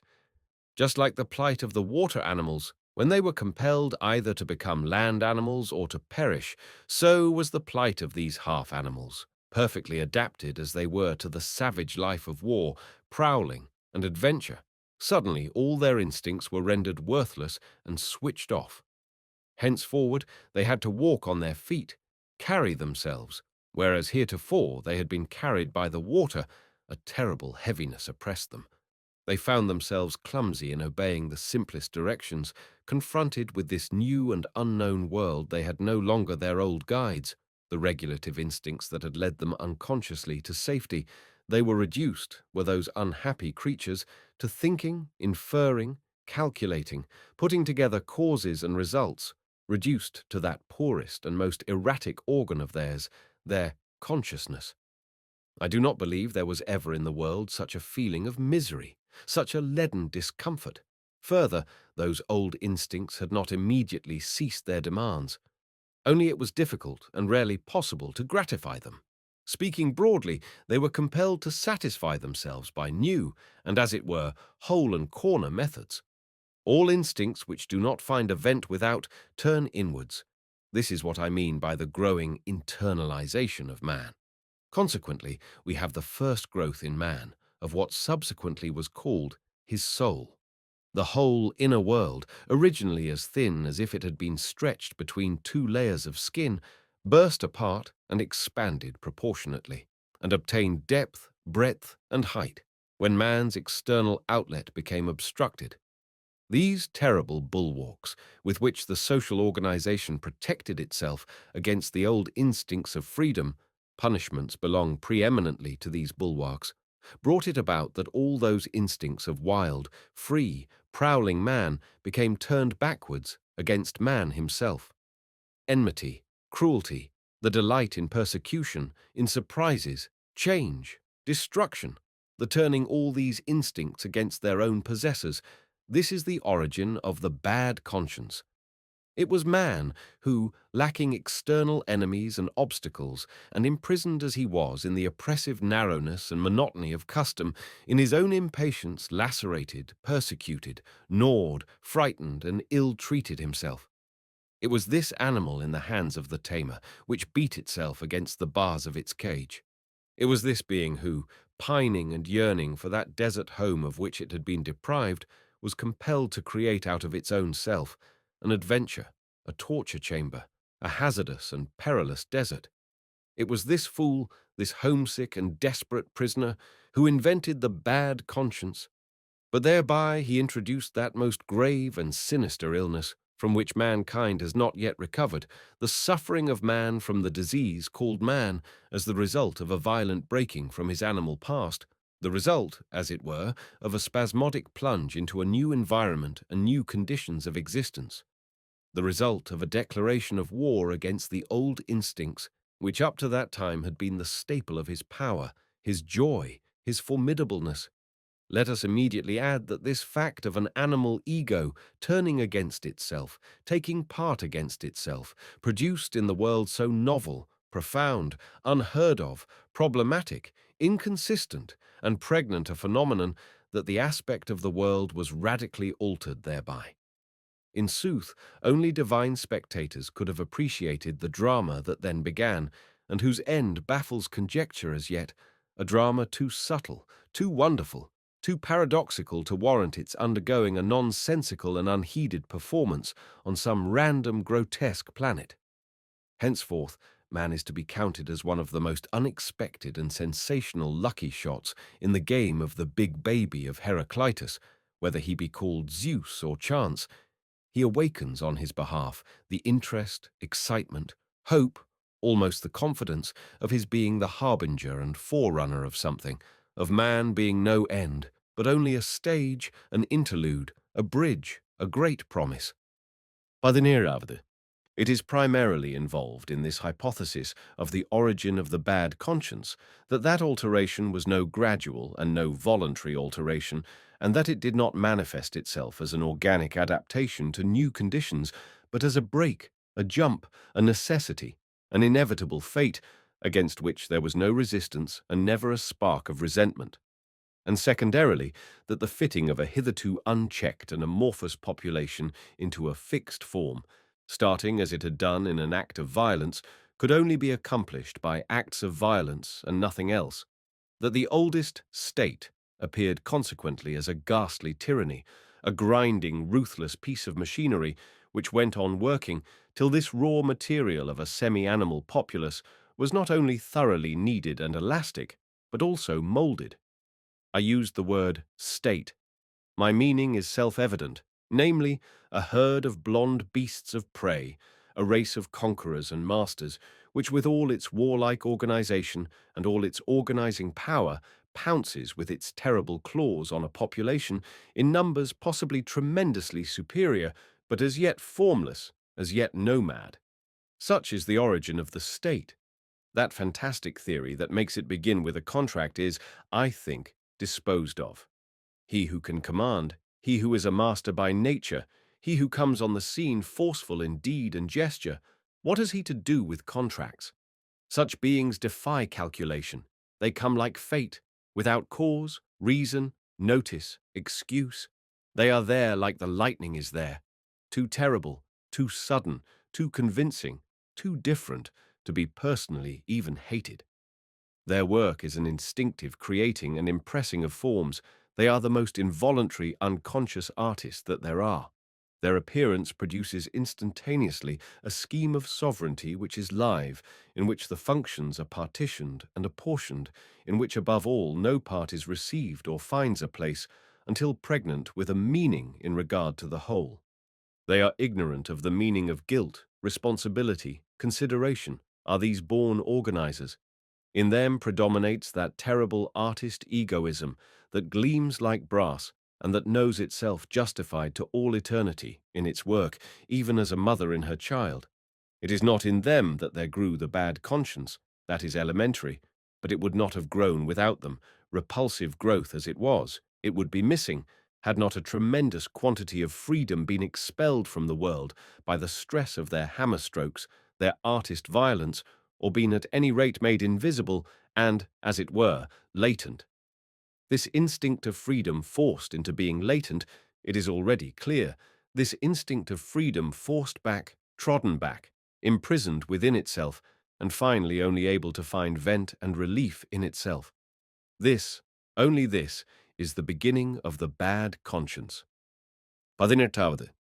Beware of thinking lightly of this phenomenon, by reason of its initial painful ugliness. At bottom, it is the same active force which is at work on a more grandiose scale in those potent artists and organizers, and builds states, which here, internally, on a smaller and pettier scale, and with a retrogressive tendency, makes itself a bad science in the labyrinth of the breast, to use Goethe's phrase, and which builds negative ideals. It is, I repeat, that identical instinct of freedom, to use my own language, the will to power. Only the material, on which this force with all its constructive and tyrannous nature is let loose, is here man himself, his whole old animal self, and not, as in the case of that more grandiose and sensational phenomenon, the other man, other men.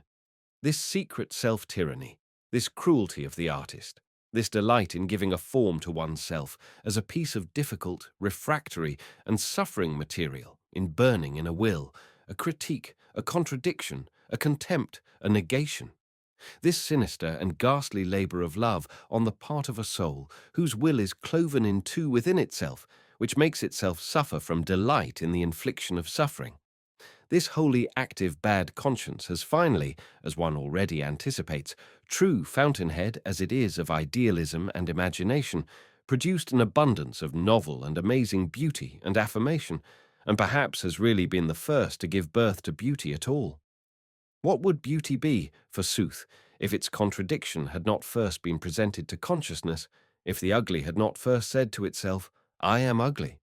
At any rate, after this hint, the problem of how far idealism and beauty can be traced in such opposite ideas as selflessness, self-denial, self-sacrifice becomes less problematical, and indubitably in future we shall certainly know the real and original character of the delight experienced by the selfless, the self-denying, the self-sacrificing.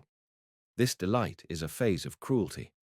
So much provisionally for the origin of altruism as a moral value, and the marking out the ground from which this value has grown. It is only the bad conscience, only the will for self-abuse, that provides the necessary conditions for the existence of altruism as a value. 19. Undoubtedly, the bad conscience is an illness, but an illness like pregnancy is an illness.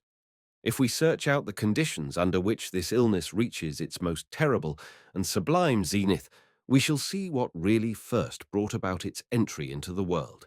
But to do this, we must take a long breath, and we must first of all go back once again to an earlier point of view.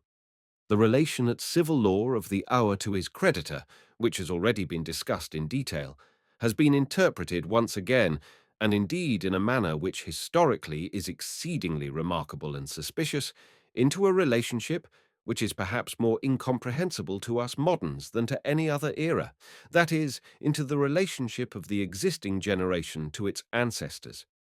Within the original tribal association, we are talking of primitive times, each living generation recognizes a legal obligation towards the earlier generation, and particularly towards the earliest, which founded the family, and this is something much more than a mere sentimental obligation, the existence of which during the longest period of man's history is by no means indisputable. There prevails in them the conviction that it is only thanks to sacrifices and efforts of their ancestors that the race persists at all, and that this has to be paid back to them by sacrifices and services. Thus is recognized the owing of a debt, which accumulates continually by reason of these ancestors never ceasing in their subsequent life as potent spirits to secure by their power new privileges and advantages to the race. Gratis, perchance? But there is no gratis for that raw and mean-souled age. What return can be made? Sacrifice, at first, nourishment, in its crudest sense. Festivals, temples, tributes of veneration, above all, obedience, since all customs are, qua works of the ancestors, equally their precepts and commands, are the ancestors ever given enough? This suspicion remains and grows. From time to time it extorts a great wholesale ransom, something monstrous in the way of repayment of the creditor, the notorious sacrifice of the firstborn, for example, blood, human blood in any case. The fear of ancestors and their power, the consciousness of owing debts to them, necessarily increases, according to this kind of logic, in the exact proportion that the race itself increases, that the race itself becomes more victorious, more independent, more honored, more feared. This, and not the contrary, is the fact. Each step towards race decay, all disastrous events, all symptoms of degeneration, of approaching disintegration, always diminish the fear of the founder's spirit, and whittle away the idea of his sagacity, providence, and potent presence. Conceive this crude kind of logic carried to its climax. It follows that the ancestors of the most powerful races must, through the growing fear that they exercise on the imaginations, grow themselves into monstrous dimensions and become relegated to the gloom of a divine mystery that transcends imagination. The ancestor becomes at last necessarily transfigured into a god. Perhaps this is the very origin of the gods, that is, an origin from fear, and those who feel bound to add, but from piety also, will have difficulty in maintaining this theory, with regard to the primeval and longest period of the human race. And of course this is even more the case as regards the middle period, the formative period of the aristocratic races which have given back with interest to their founders, the ancestors, heroes, gods, all those qualities which in the meanwhile have appeared in themselves, that is, the aristocratic qualities. We will later on glance again at the ennobling and promotion of the gods, which of course is totally distinct from their sanctification. Let us now provisionally follow to its end the course of the whole of this development of the consciousness of owing. இருபதாவது. According to the teaching of history, the consciousness of owing debts to the deity by no means came to an end with the decay of the clan organization of society. Just as mankind has inherited the ideas of good and bad from the race nobility, together with its fundamental tendency towards establishing social distinctions, so with the heritage of the racial and tribal gods, it has also inherited the incubus of debts as yet unpaid and the desire to discharge them. The transition is effected by those large populations of slaves and bondsmen who, whether through compulsion or through submission and mimicry, have accommodated themselves to the religion of their masters. Through this channel, these inherited tendencies inundate the world. The feeling of owing a debt to the deity has grown continuously for several centuries, always in the same proportion in which the idea of God and the consciousness of God have grown and become exalted among mankind. The whole history of ethnic fights, victories, reconciliations, amalgamations, everything, in fact, which precedes the eventual classing of all the social elements in each great race synthesis, are mirrored in the hodgepodge genealogy of their gods, in the legends of their fights, victories, and reconciliations. Progress towards universal empires invariably means progress towards universal deities. Despotism, with its subjugation of the independent nobility, always paves the way for some system or other of monotheism. The appearance of the Christian God as the record God up to this time has for that very reason brought equally into the world the record amount of guilt consciousness. Granted that we have gradually started on the reverse movement, there is no little probability in the deduction, based on the continuous decay in the belief in the Christian God, to the effect that there also already exists a considerable decay in the human consciousness of owing, ought. In fact, we cannot shut our eyes to the prospect of the complete and eventual triumph of atheism, freeing mankind from all this feeling of obligation to their origin, their causa prima. Atheism and a kind of second innocence complement and supplement each other. இருபத்தி ஒன்றாவது. So much for my rough and preliminary sketch of the interrelation of the ideas ought, owe, and duty with the postulates of religion. I have intentionally shelved up to the present the actual moralization of these ideas, their being pushed back into the conscience, or more precisely the interweaving of the bad conscience with the idea of God, and at the end of the last paragraph used language to the effect that this moralization did not exist, and that consequently these ideas had necessarily come to an end by reason of what had happened to their hypothesis, the credence in our creditor, in God. The actual facts differ terribly from this theory. It is with the moralization of the ideas ought and duty, and with their being pushed back into the bad conscience, that comes the first actual attempt to reverse the direction of the development we have just described, or at any rate to arrest its evolution. It is just at this juncture that the very hope of an eventual redemption has to put itself once for all into the prison of pessimism. It is at this juncture that the eye has to recoil and rebound in despair from often adamantine impossibility. It is at this juncture that the ideas guilt and duty have to turn backwards. Turn backwards against whom? There is no doubt about it. Primarily against the ower, in whom the bad conscience now establishes itself, eats, extends, and grows like a polypus throughout its length and breadth, all with such virulence that at last, with the impossibility of paying the debt, there becomes conceived the idea of the impossibility of paying the penalty, the thought of its inexpiability, the idea of eternal punishment. Finally, too, it turns against the creditor, whether found in the causa prima of man, the origin of the human race, its sire, who henceforth becomes burdened with a curse, Adam, original sin, determination of the will, or in nature from whose womb man springs, and on whom the responsibility for the principle of evil is now cast, diabolization of nature, or in existence generally, on this logic an absolute white elephant with which mankind is landed, the nihilistic flight from life, the demand for nothingness, or for the opposite of existence, for some other existence, Buddhism and the like, till suddenly we stand before that paradoxical and awful expedient through which a tortured humanity has found a temporary alleviation, that stroke of genius called Christianity. God personally immolating himself for the debt of man, God paying himself personally out of a pound of his own flesh, God as the one being who can deliver man from what man had become unable to deliver himself, the creditor playing scapegoat for his debtor, from love, can you believe it? From love of his debtor. 22. The reader will already have conjectured what took place on the stage and behind the scenes of this drama. That will for self-torture, that inverted cruelty of the animal man, who, turned subjective and scared into introspection, encaged as he was in the state, as part of his taming process, invented the bad conscience so as to hurt himself after the natural outlet for this will to hurt became blocked.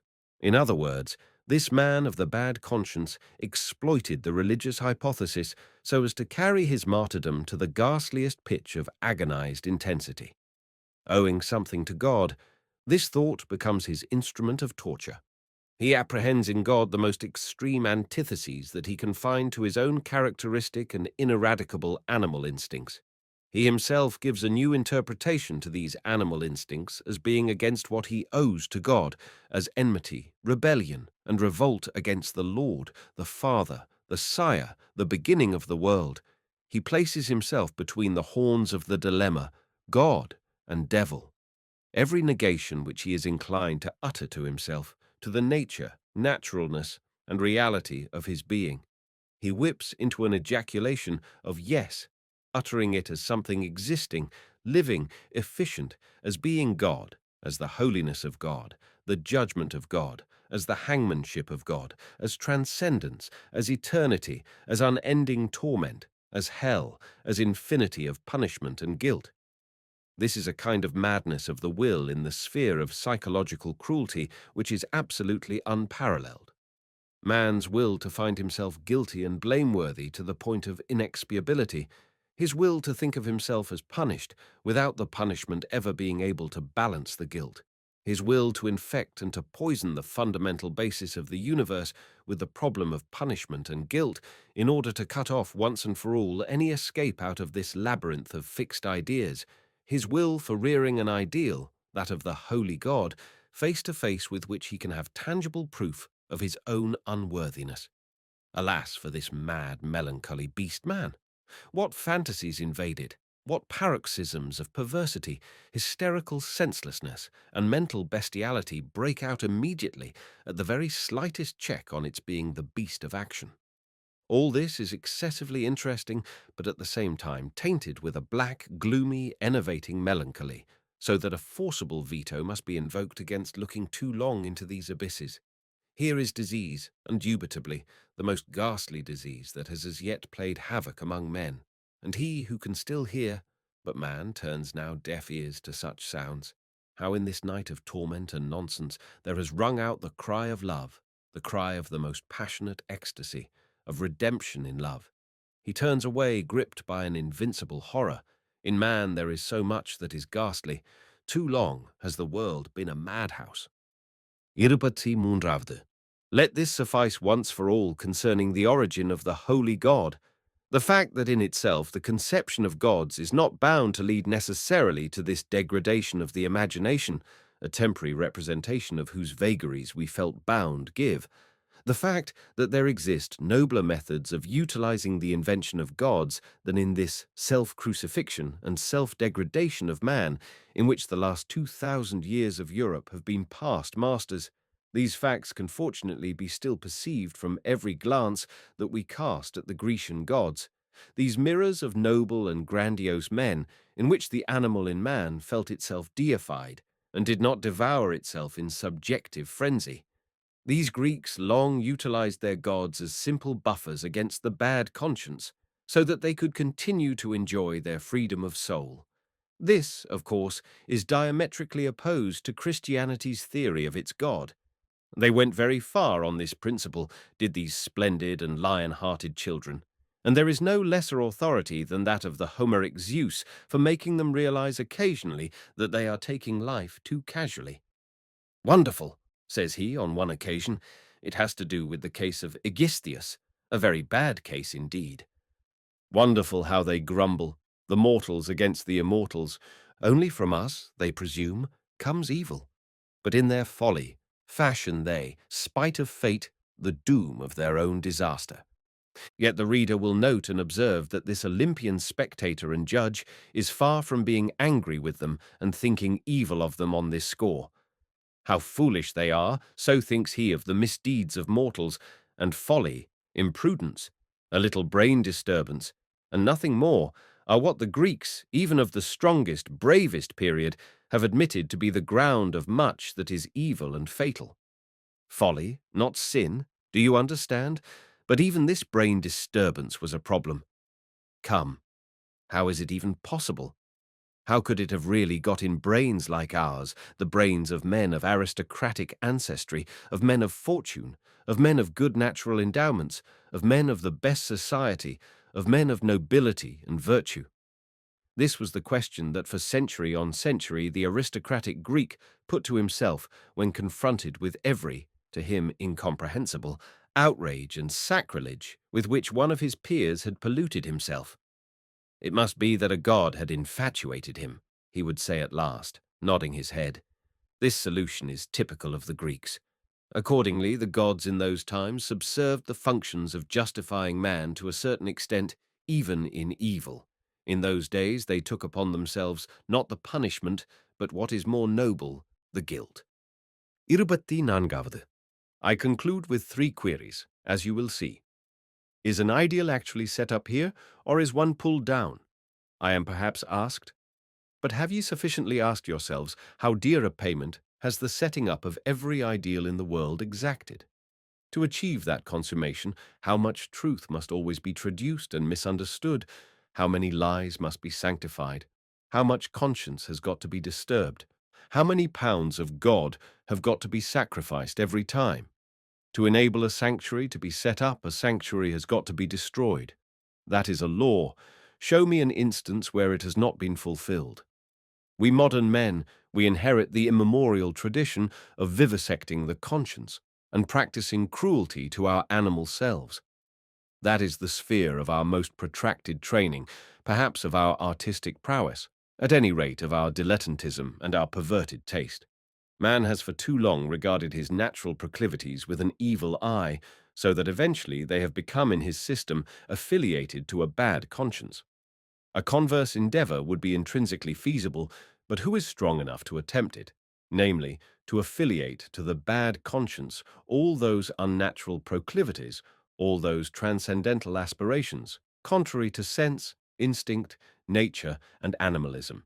In short, all past and present ideals, which are all ideals opposed to life and traducing the world. To whom is one to turn nowadays with such hopes and pretensions? It is just the good men that we should thus bring about our ears. And in addition, as stands to reason, the indolent, the hedgers, the vain, the hysterical, the tired. What is more offensive or more thoroughly calculated to alienate than giving any hint of the exalted severity with which we treat ourselves? And again, how conciliatory, how full of love does all the world show itself towards us so soon as we do as all the world docks and let ourselves go, like all the world. For such a consummation, we need spirits of different caliber than seems really feasible in this age. Spirits rendered potent through wars and victories, to whom conquest, adventure, danger, even pain, have become a need. For such a consummation, we need habituation to sharp, rare air, to winter wanderings, to literal and metaphorical ice and mountains. We even need a kind of sublime malice, a supreme and most self-conscious insolence of knowledge, which is the appanage of great health. We need, to summarize the awful truth, just this great health. Is this even feasible today? But someday, in a stronger age than this rotting and introspective present, must he in sooth come to us, even the Redeemer of great love and scorn, the creative spirit, rebounding by the impetus of his own force back again, away from every transcendental plane and dimension, he whose solitude is misunderstood, sick of the people, as though it were a flight from reality, while actually it is only his diving, burrowing, and penetrating into reality, so that when he comes again to the light, he can at once bring about by these means the redemption of this reality. its redemption from the curse which the old ideal has laid upon it. This man of the future, who in this wise will redeem us from the old ideal, as he will from that ideal's necessary corollary of great nausea, will to nothingness and nihilism, this toxin of noon and of the great verdict which renders the will again free, who gives back to the world its goal and to man his hope, this antichrist and anti-nihilist, this conqueror of God and of nothingness, he must one day come. 25. But what am I talking of? Enough! Enough! At this juncture I have only one proper course, silence. Otherwise, trespass on a domain open alone to one who is younger than I, one stronger, more future than I. Open alone to Zarathustra, Zarathustra the godless. Third essay. What is the meaning of ascetic ideals? Careless, mocking, forceful, so does wisdom wish us. She is a woman, and never loves anyone but a warrior. Thus spake Zarathustra. First, what is the meaning of ascetic ideals? In artists, nothing or too much. In philosophers and scholars, a kind of flair and instinct for the conditions most favorable to advanced intellectualism.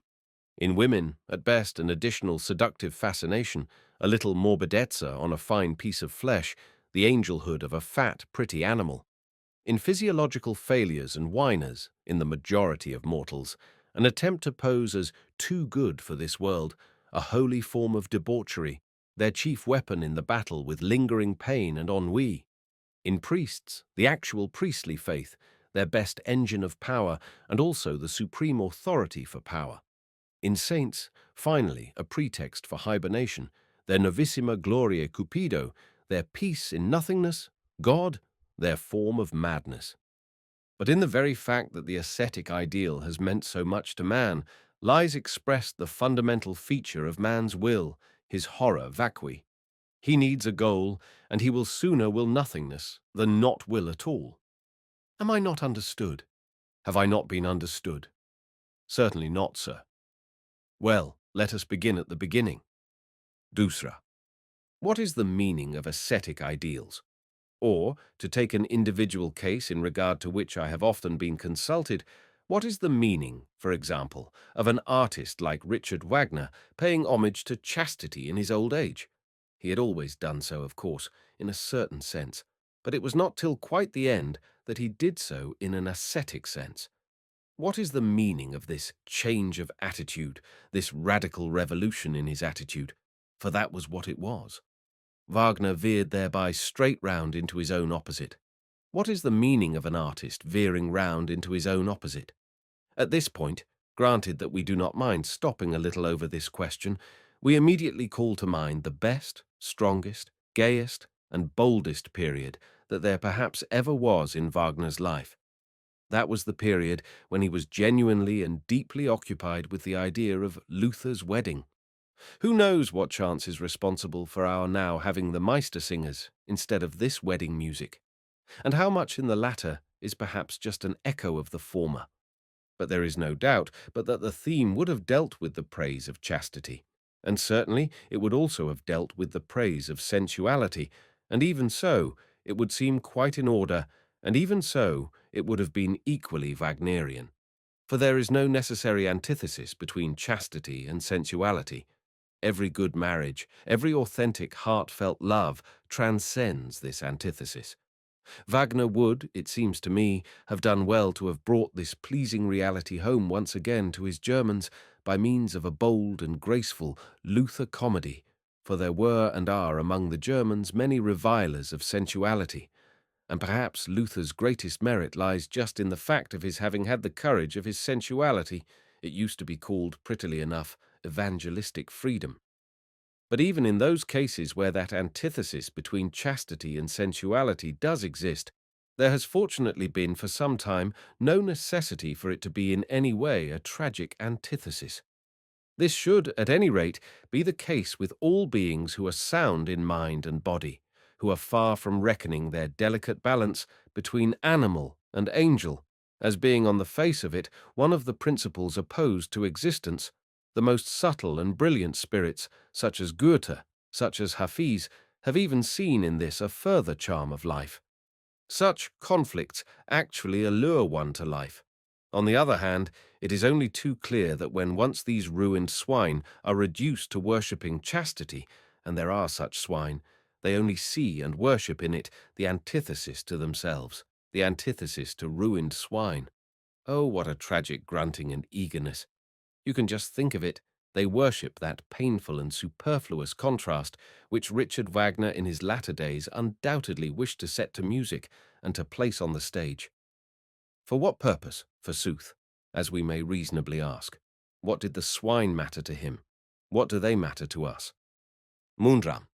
At this point, it is impossible to beg the further question of what he really had to do with that manly, so unmanly, country bumpkin, that poor devil and natural Parsifal, whom he eventually made a Catholic by such fraudulent devices. What? Was this Parsifal really meant seriously? One might be tempted to suppose the contrary, even to wish it, that the Wagnerian Parsifal was meant joyously, like a concluding play of a trilogy or satiric drama, in which Wagner the tragedian wished to take farewell of us, of himself, above all of tragedy, and to do so in a manner that should be quite fitting and worthy, that is, with an excess of the most extreme and flippant parody of the tragic itself, of the ghastly earthly seriousness and earthly woe of old, a parody of that most crude phase in the unnaturalness of the ascetic ideal that had at length been overcome. That, as I have said, would have been quite worthy of a great tragedian, who, like every artist, first attains the supreme pinnacle of his greatness when he can look down into himself and his art, when he can laugh at himself. Is Wagner's Parsifal his secret laugh of superiority over himself, the triumph of that supreme artistic freedom and artistic transcendency which he has at length attained? We might, I repeat, wish it were so, for what can Parsifal taken seriously amount to? Is it really necessary to see in it, according to an expression once used against me, the product of an insane hate of knowledge, mind, and flesh? A curse on flesh and spirit in one breath of hate?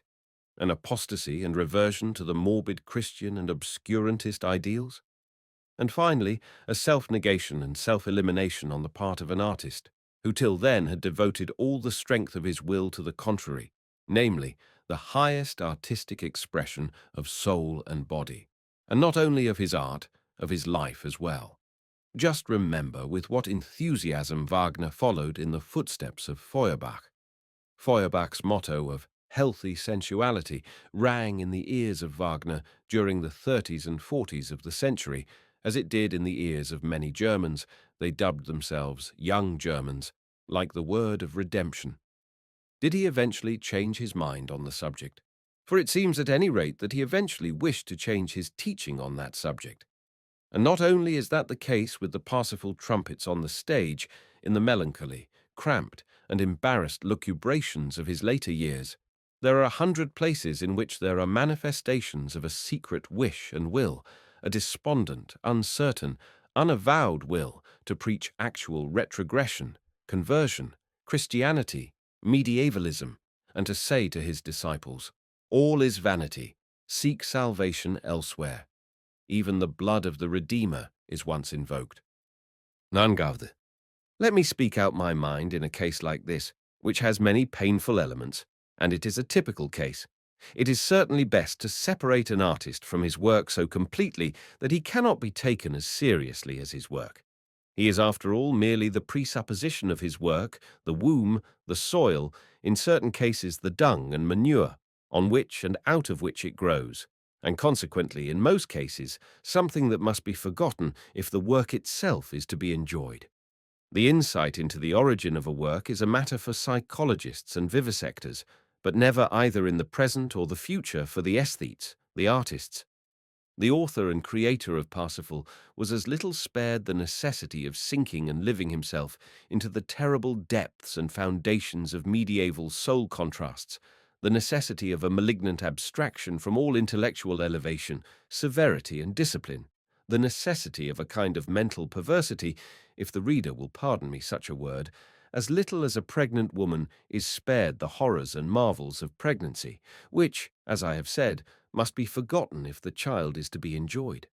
We must guard ourselves against the confusion into which an artist himself would fall only too easily, to employ the English terminology, out of psychological contiguity, as though the artist himself actually were the object which he is able to represent, imagine, and express.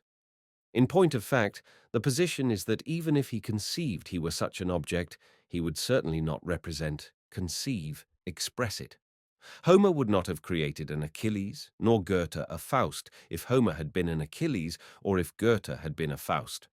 A complete and perfect artist is to all eternity separated from the real, from the actual.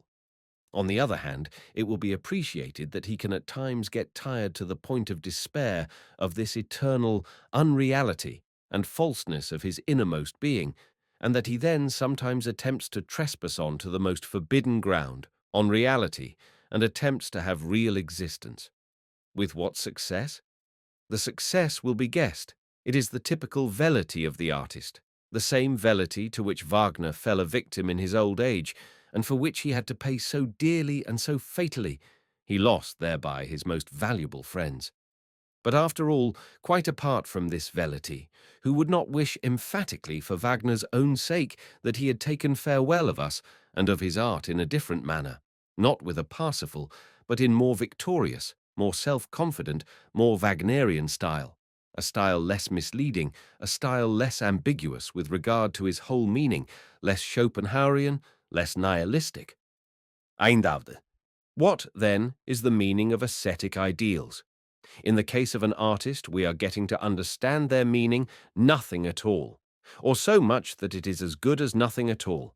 Indeed, what is the use of them? Our artists have for a long time past not taken up a sufficiently independent attitude, either in the world or against it, to warrant their valuations and the changes in these valuations exciting interest. At all times they have played the valet of some morality, philosophy, or religion, quite apart from the fact that unfortunately they have often enough been the inordinately supple courtiers of their clients and patrons, and the inquisitive toadies of the powers that are existing, or even of the new powers to come. To put it at the lowest, they always need a rampart, a support, an already constituted authority. Artists never stand by themselves. Standing alone is opposed to their deepest instincts. So, for example, did Richard Wagner take, when the time had come, the philosopher Schopenhauer for his covering man in front, for his rampart. Who would consider it even thinkable that he would have had the courage for an ascetic ideal without the support afforded him by the philosophy of Schopenhauer, without the authority of Schopenhauer, which dominated Europe in the 70s? This is without consideration of the question whether an artist without the milk of an orthodoxy would have been possible at all. This brings us to the more serious question. What is the meaning of a real philosopher paying homage to the ascetic ideal, a really self-dependent intellect like Schopenhauer, a man and knight with a glance of bronze who has the courage to be himself, who knows how to stand alone without first waiting for men who cover him in front and the nods of his superiors? Let us now consider at once the remarkable attitude of Schopenhauer towards art, an attitude which has even a fascination for certain types. For that is obviously the reason why Richard Wagner all at once went over to Schopenhauer, persuaded thereto, as one knows, by a poet, Hervé, went over so completely that there ensued the cleavage of a complete theoretic contradiction between his earlier and his later aesthetic faiths, the earlier, for example, being expressed in opera and drama, the later in the writings which he published from 1870 onwards. In particular, Wagner from that time onwards, and this is the volte-face which alienates us the most, had no scruples about changing his judgment concerning the value and position of music itself. What did he care if up to that time he had made of music a means, a medium, a woman that in order to thrive needed an end, a man, that is, the drama? He suddenly realized that more could be effected by the novelty of the Schopenhauerian theory in majorem musicae gloriam, that is to say, by means of the sovereignty of music, music as Schopenhauer understood it. Music abstracted from and opposed to all the other arts. Music as the independent art in itself, not like the other arts, affording reflections of the phenomenal world, but rather the language of the will itself, speaking straight out of the abyss as its most personal, original, and direct manifestation. This extraordinary rise in the value of music, a rise which seemed to grow out of the Schopenhauerian philosophy, was at once accompanied by an unprecedented rise in the estimation in which the musician himself was held. He became now an oracle, a priest, nay, more than a priest, a kind of mouthpiece for the intrinsic essence of things, a telephone from the other world. From henceforward he talked not only music, did this ventriloquist of God, he talked metaphysic. What wonder that one day he eventually talked ascetic ideals. Aravd.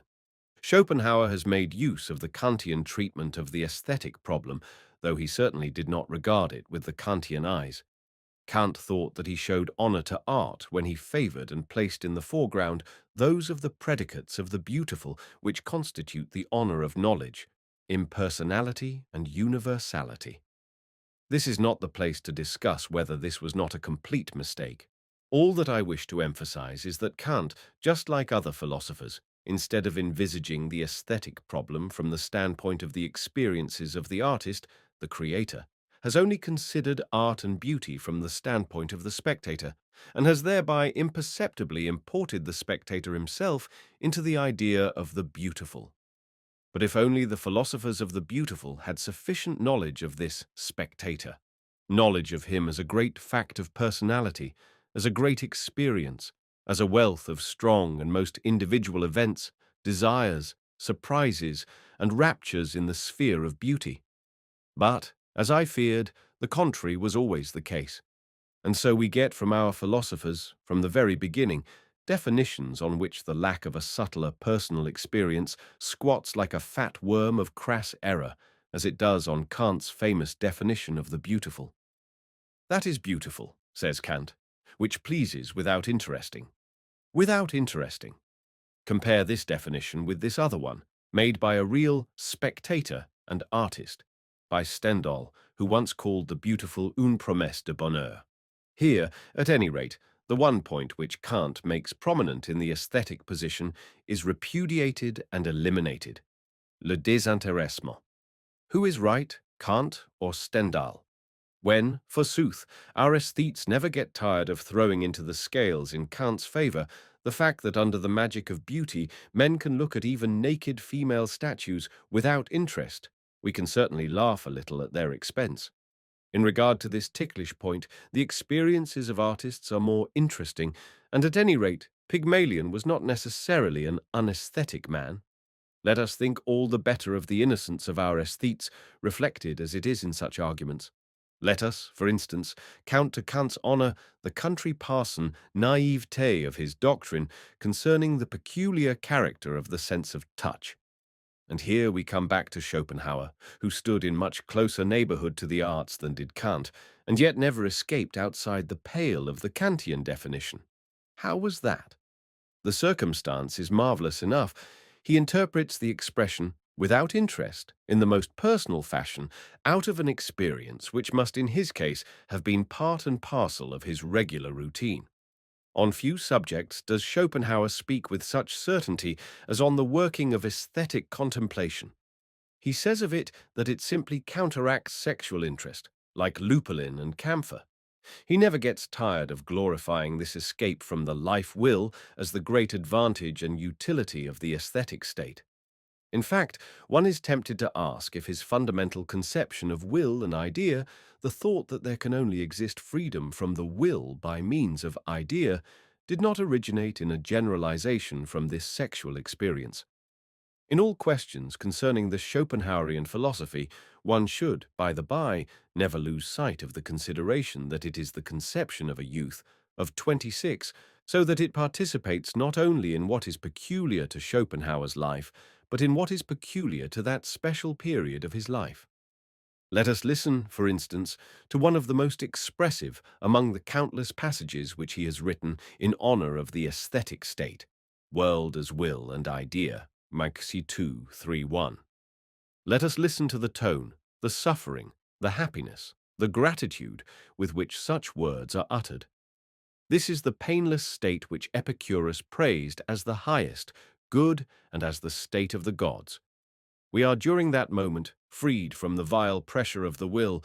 We celebrate the Sabbath of the will's hard labor. The wheel of Ixion stands still. What vehemence of language! What images of anguish and protracted revulsion! How almost pathological is that temporal antithesis between that moment and everything else? The wheel of Ixion, the hard labor of the will, the vile pressure of the will. But granted that Schopenhauer was 100 times right for himself personally, how does that help our insight into the nature of the beautiful? Schopenhauer has described one effect of the beautiful, the calming of the will, but is this effect really normal? As has been mentioned, Stendhal, an equally sensual but more happily constituted nature than Schopenhauer, gives prominence to. Another effect of the beautiful. The beautiful promises happiness. To him, it is just the excitement of the will, the interest, by the beauty that seems the essential fact. And does not Schopenhauer ultimately lay himself open to the objection that he is quite wrong in regarding himself as a Kantian on this point, that he has absolutely failed to understand in a Kantian sense the Kantian definition of the beautiful, that the beautiful pleased him as well by means of an interest, by means, in fact, of the strongest and most personal interest of all, that of the victim of torture who escapes from his torture? And to come back again to our first question, what is the meaning of a philosopher paying homage to ascetic ideals? We get now, at any rate, a first hint. He wishes to escape from a torture. Hereafter, let us beware of making dismal faces at the word torture. There is certainly in this case enough to deduct, enough to discount, there is even something to laugh at. For we must certainly not underestimate the fact that Schopenhauer, who in practice treated sexuality as a personal enemy, including its tool, woman, that instrumentum diaboli, needed enemies to keep him in a good humor, that he loved grim, bitter, blackish-green words, that he raged for the sake of raging, out of passion, that he would have grown ill, would have become a pessimist, for he was not a pessimist, however much he wished to be. Without his enemies, without Hegel, woman, sensuality, and the whole will for existence keeping on. Without them, Schopenhauer would not have kept on. That is a safe wager. He would have run away, but his enemies held him fast. His enemies always enticed him back again to existence.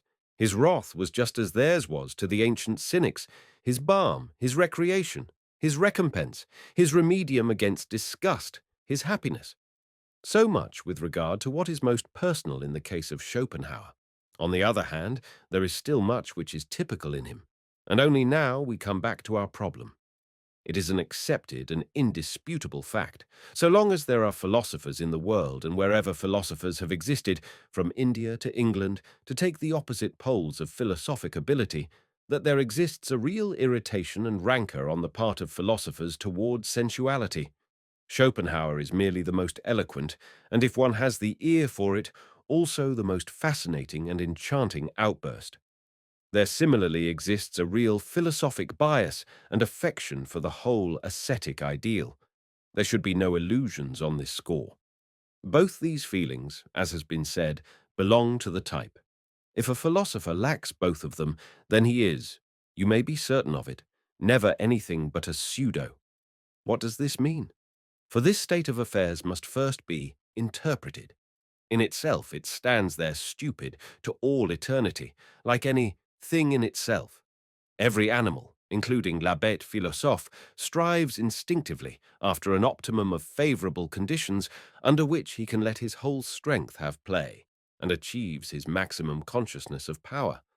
With equal instinctiveness, and with a fine perceptive flair which is superior to any reason, every animal shudders mortally at every kind of disturbance and hindrance which obstructs or could obstruct his way to that optimum. It is not his way to happiness of which I am talking, but his way to power, to action, the most powerful action, and in point of fact, in many cases, his way to unhappiness. Similarly, the philosopher shudders mortally at marriage, together with all that could persuade him to it, marriage as a fatal hindrance on the way to the optimum. Up to the present, what great philosophers have been married? Heraclitus, Plato, Descartes, Spinoza, Leibniz, Kant, Schopenhauer, they were not married, and further, one cannot imagine them as married. A married philosopher belongs to comedy. That is my rule. As for that exception of a Socrates, the malicious Socrates married himself, it seems, Ironis, just to prove this very rule. Every philosopher would say, as Buddha said, when the birth of a son was announced to him, Rahula has been born to me, a fetter has been forged for me. Rahula means here a little demon. There must come an hour of reflection to every free spirit, granted that he has had previously an hour of thoughtlessness, just as one came once to the same Buddha. Narrowly cramped, he reflected, is life in the house. It is a place of uncleanness. Freedom is found in leaving the house. Because he thought like this, he left the house. So many bridges to independence are shown in the ascetic idea that the philosopher cannot refrain from exultation and clapping of hands when he hears the history of all those resolute ones who on one day uttered a nay to all servitude and went into some desert, even granting that they were only strong asses and the absolute opposite of strong minds. What then does the ascetic ideal mean in a philosopher? This is my answer. It will have been guessed long ago. When he sees this ideal, the philosopher smiles because he sees therein an optimum of the conditions of the highest and boldest intellectuality. He does not thereby deny existence, he rather affirms thereby his existence and only his existence, and this perhaps to the point of not being far off the blasphemous wish, perit mundus, fiat philosophia, fiat philosophus, fiam. Irtáவது. These philosophers, you see, are by no means uncorrupted witnesses and judges of the value of the ascetic ideal. They think of themselves. What is the saint to them? They think of that which to them personally is most indispensable. Of freedom from compulsion, disturbance, noise, freedom from business, duties, cares, of clear head, of the dance, spring, and flight of thoughts, of good air, rare, clear, free, dry, as is the air on the heights, in which every animal creature becomes more intellectual and gains wings. They think of peace in every cellar, all the hounds neatly chained, no baying of enmity and uncouth rancour, no remorse of wounded ambition, quiet and submissive internal organs, busy as mills, but unnoticed, the heart alien, transcendent, future, posthumous. To summarize, they mean by the ascetic ideal the joyous asceticism of a deified and newly fledged animal sweeping over life rather than resting. We know what are the three great catchwords of the ascetic ideal: poverty, humility, chastity. And now just look closely at the life of all the great fruitful inventive spirits. You will always find again and again these three qualities up to a certain extent. Not for a minute, as is self-evident, as though, perchance, they were part of their virtues. What has this type of man to do with virtues? But as the most essential and natural conditions of their best existence, their finest fruitfulness. In this connection, it is quite possible that their predominant intellectualism had first to curb an unruly and irritable pride, or an insolent sensualism, or that it had all its work cut out to maintain its wish for the desert against perhaps an inclination to luxury and dilettantism, or similarly against an extravagant liberality of heart and hand. But their intellect did effect all this simply because it was the dominant instinct, which carried through its orders in the case of all the other instincts. It effects it still. If it ceased to do so, it would simply not be dominant. But there is not one iota of virtue in all this. Further, the desert, of which I just spoke, in which the strong, independent, and well-equipped spirits retreat into their hermitage. Oh, how different is it from the cultured classes' dream of a desert! In certain cases, in fact, the cultured classes themselves are the desert, and it is certain that all the actors of the intellect would not endure this desert for a minute. It is nothing like romantic and Syrian enough for them, nothing like enough of a stage desert. Here as well there are plenty of asses, but at this point the resemblance ceases. But a desert nowadays is something like this. perhaps a deliberate obscurity, a getting out of the way of one's self, a fear of noise, admiration, papers, influence, a little office, a daily task, something that hides rather than brings to light, sometimes associating with harmless, cheerful beasts and fowls, the sight of which refreshes, a mountain for company, but not a dead one with eyes, that is, with lakes. In certain cases, even a room in a crowded hotel where one can reckon on not being recognized and on being able to talk with impunity to everyone. Here is the desert. Oh, it is lonely enough, believe me. I grant that when Heraclitus retreated to the courts and cloisters of the colossal temple of Artemis, that wilderness was worthier. Why do we lack such temples? Perchance we do not lack them. I just think of my splendid study in the Piazza di San Marco, in spring, of course, and in the morning, between 10 and 12. But that which Heraclitus shunned is still just what we too avoid nowadays. The noise and democratic babble of the Ephesians, their politics, their news from the empire, I mean, of course, Persia, their market trade in the things of today, for there is one thing from which we philosophers especially need a rest, from the things of today. We honor the silent, the cold, the noble, the far, the past, everything, in fact, at the sight of which the soul is not bound to brace itself up and defend itself, something with which one can speak without speaking aloud. Just listen now to the tone a spirit has when it speaks. Every spirit has its own tone and loves its own tone. That thing yonder, for instance, is bound to be an agitator. That is, a hollow head, a hollow mug. Whatever may go into him, everything comes back from him dull and thick, heavy with the echo of the great void. That spirit yonder nearly always speaks hoarse. Has he perchance thought himself hoarse? It may be so, ask the physiologist, but he who thinks in words thinks as a speaker and not as a thinker. It shows that he does not think of objects or think objectively, but only of his relations with objects. That, in point of fact, he only thinks of himself and his audience. This third one speaks aggressively. He comes too near our body. His breath blows on us. We shut our mouth involuntarily, although he speaks to us through a book. The tone of his style supplies the reason. He has no time. He has small faith in himself. He finds expression now or never. But a spirit who is sure of himself speaks softly. He seeks secrecy. He lets himself be awaited. A philosopher is recognized by the fact that he shuns three brilliant and noisy things: fame, princes, and women, which is not to say that they do not come to him. He shuns every glaring light. Therefore he shuns his time and its daylight. Therein he is as a shadow. The deeper sinks the sun, the greater grows the shadow. As for his humility, he endures, as he endures darkness, a certain dependence and obscurity. Further, he is afraid of the shock of lightning. He shudders at the insecurity of a tree which is too isolated and too exposed, on which every storm vents its temper, every temper its storm. His maternal instinct, his secret love for that which grows in him, guides him into states where he is relieved from the necessity of taking care of himself, in the same way in which the mother instinct in woman has thoroughly maintained up to the present woman's dependent position. After all, they demand little enough. Do these philosophers?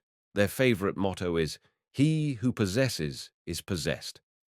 All this is not, as I must say again and again, to be attributed to a virtue, to a meritorious wish for moderation and simplicity, but because their supreme Lord so demands of them, demands wisely and inexorably. Their Lord who is eager only for one thing, for which alone he musters, and for which alone he hoards everything: time, strength, love, interest. This kind of man likes not to be disturbed by enmity. He likes not to be disturbed by friendship. It is a type which forgets or despises easily. It strikes him as bad form to play the martyr, to suffer for truth.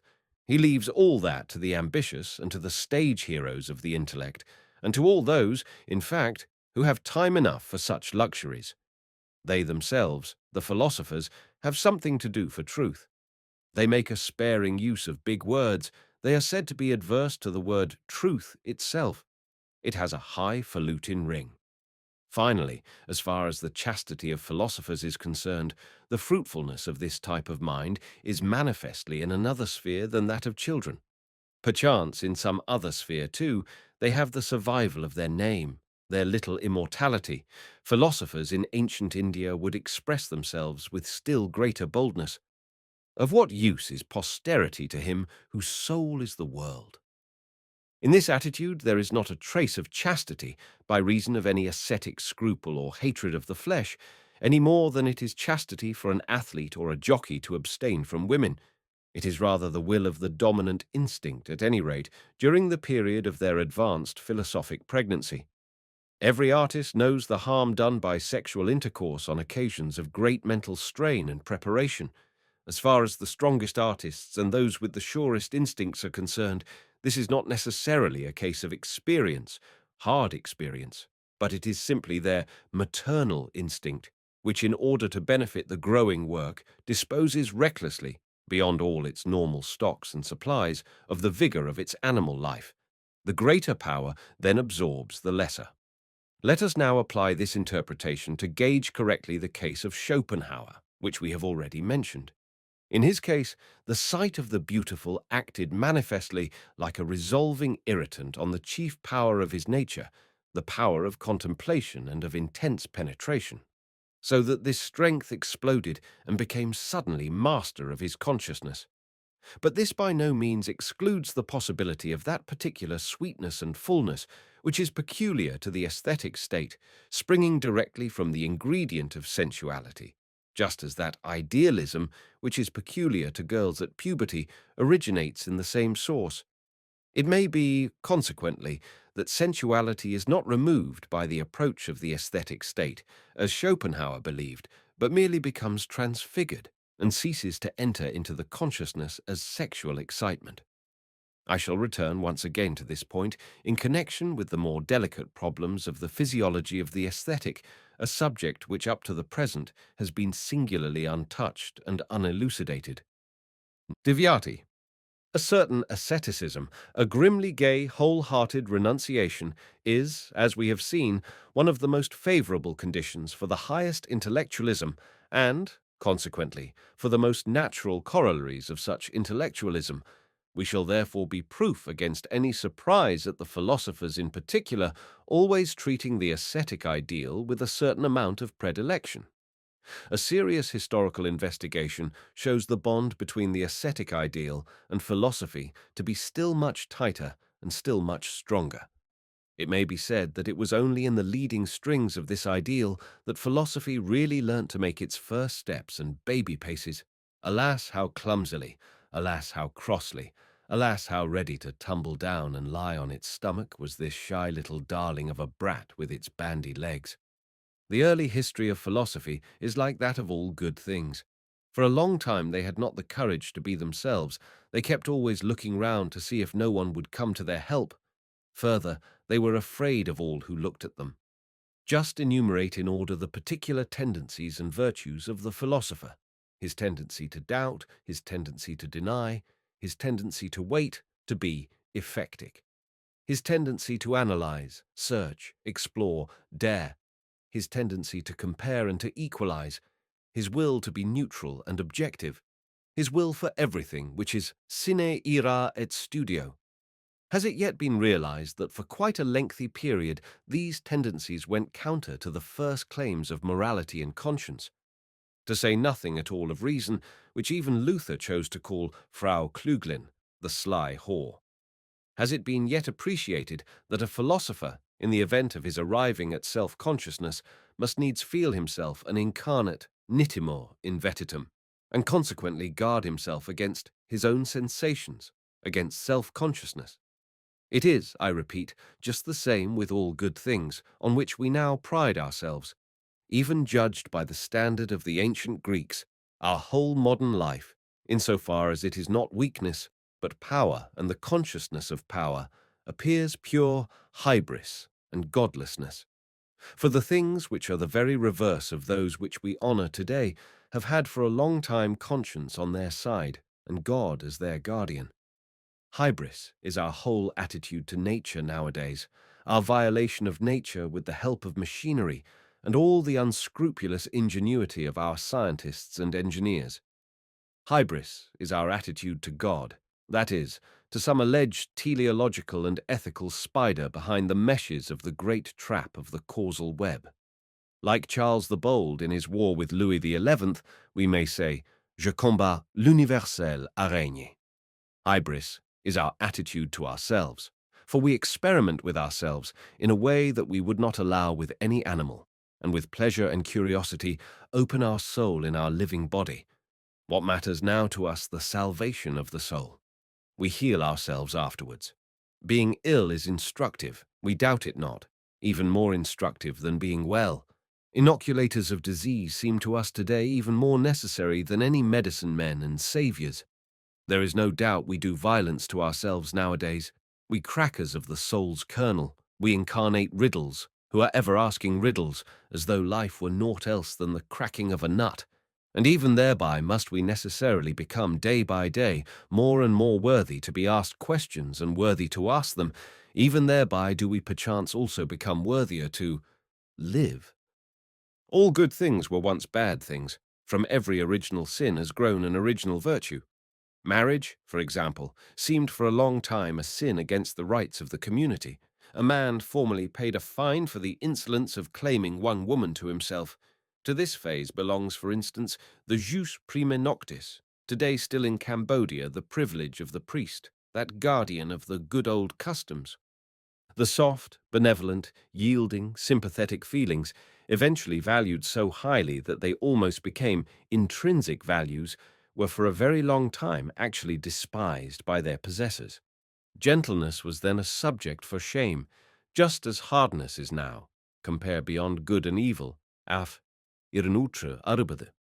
The submission to law. Oh, with what qualms of conscience was it that the noble races throughout the world renounced the vendetta and gave the law power over themselves.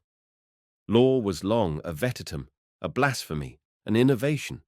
It was introduced with force, like a force to which men only submitted with a sense of personal shame. Every tiny step forward in the world was formerly made at the cost of mental and physical torture. Nowadays the whole of this point of view, that not only stepping forward, nay, stepping at all, movement, change, all needed their countless martyrs, rings in our ears quite strangely. I have put it forward in the dawn of day, AFME 18. Nothing is purchased more dearly, says the same book a little later, than the modicum of human reason and freedom which is now our pride. But that pride is the reason why it is now almost impossible for us to feel in sympathy with those immense periods of the morality of custom which lie at the beginning of the 2,800 world's history, constituting as they do the real decisive historical principle which has fixed the character of humanity. Those periods, I repeat, when throughout the world suffering passed for virtue, cruelty for virtue, deceit for virtue, revenge for virtue, repudiation of the reason for virtue, and when, conversely, well-being passed current for danger, the desire for knowledge for danger, pity for danger, peace for danger, being pitied for shame, work for shame, madness for divinity, and change for immorality and incarnate corruption. Patavdu.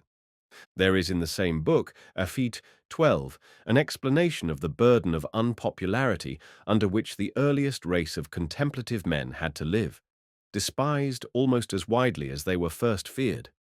Contemplation first appeared on earth in a disguised shape, in an ambiguous form, with an evil heart, and often with an uneasy head.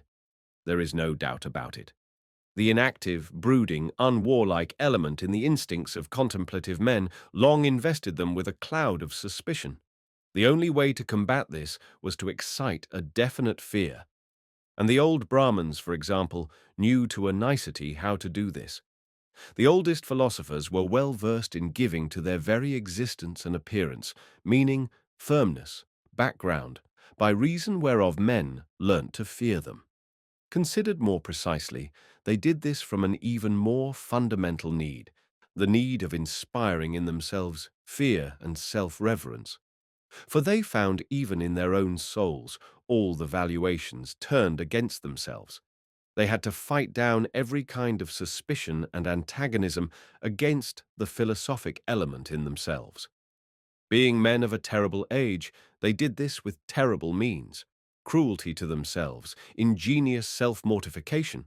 This was the chief method of these ambitious hermits and intellectual revolutionaries who were obliged to force down the gods and the traditions of their own soul so as to enable themselves to believe in their own revolution. I remember the famous story of the king Vigvamitra, who, as the result of 1,000 years of self-martyrdom, reached such a consciousness of power and such a confidence in himself that he undertook to build a new heaven, the sinister symbol of the oldest and newest history of philosophy in the whole world. Everyone who has ever built anywhere a new heaven first found the power thereto in his own hell. Let us compress the facts into a short formula.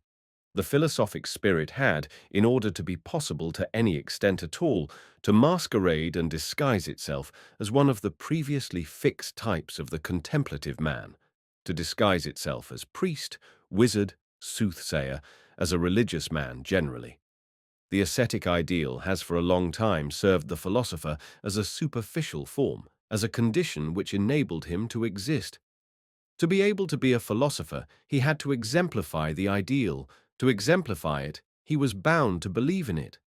The peculiarly etherealized abstraction of philosophers, with their negation of the world, their enmity to life, their disbelief in the senses, which has been maintained up to the most recent time, and has almost thereby come to be accepted as the ideal philosophic attitude.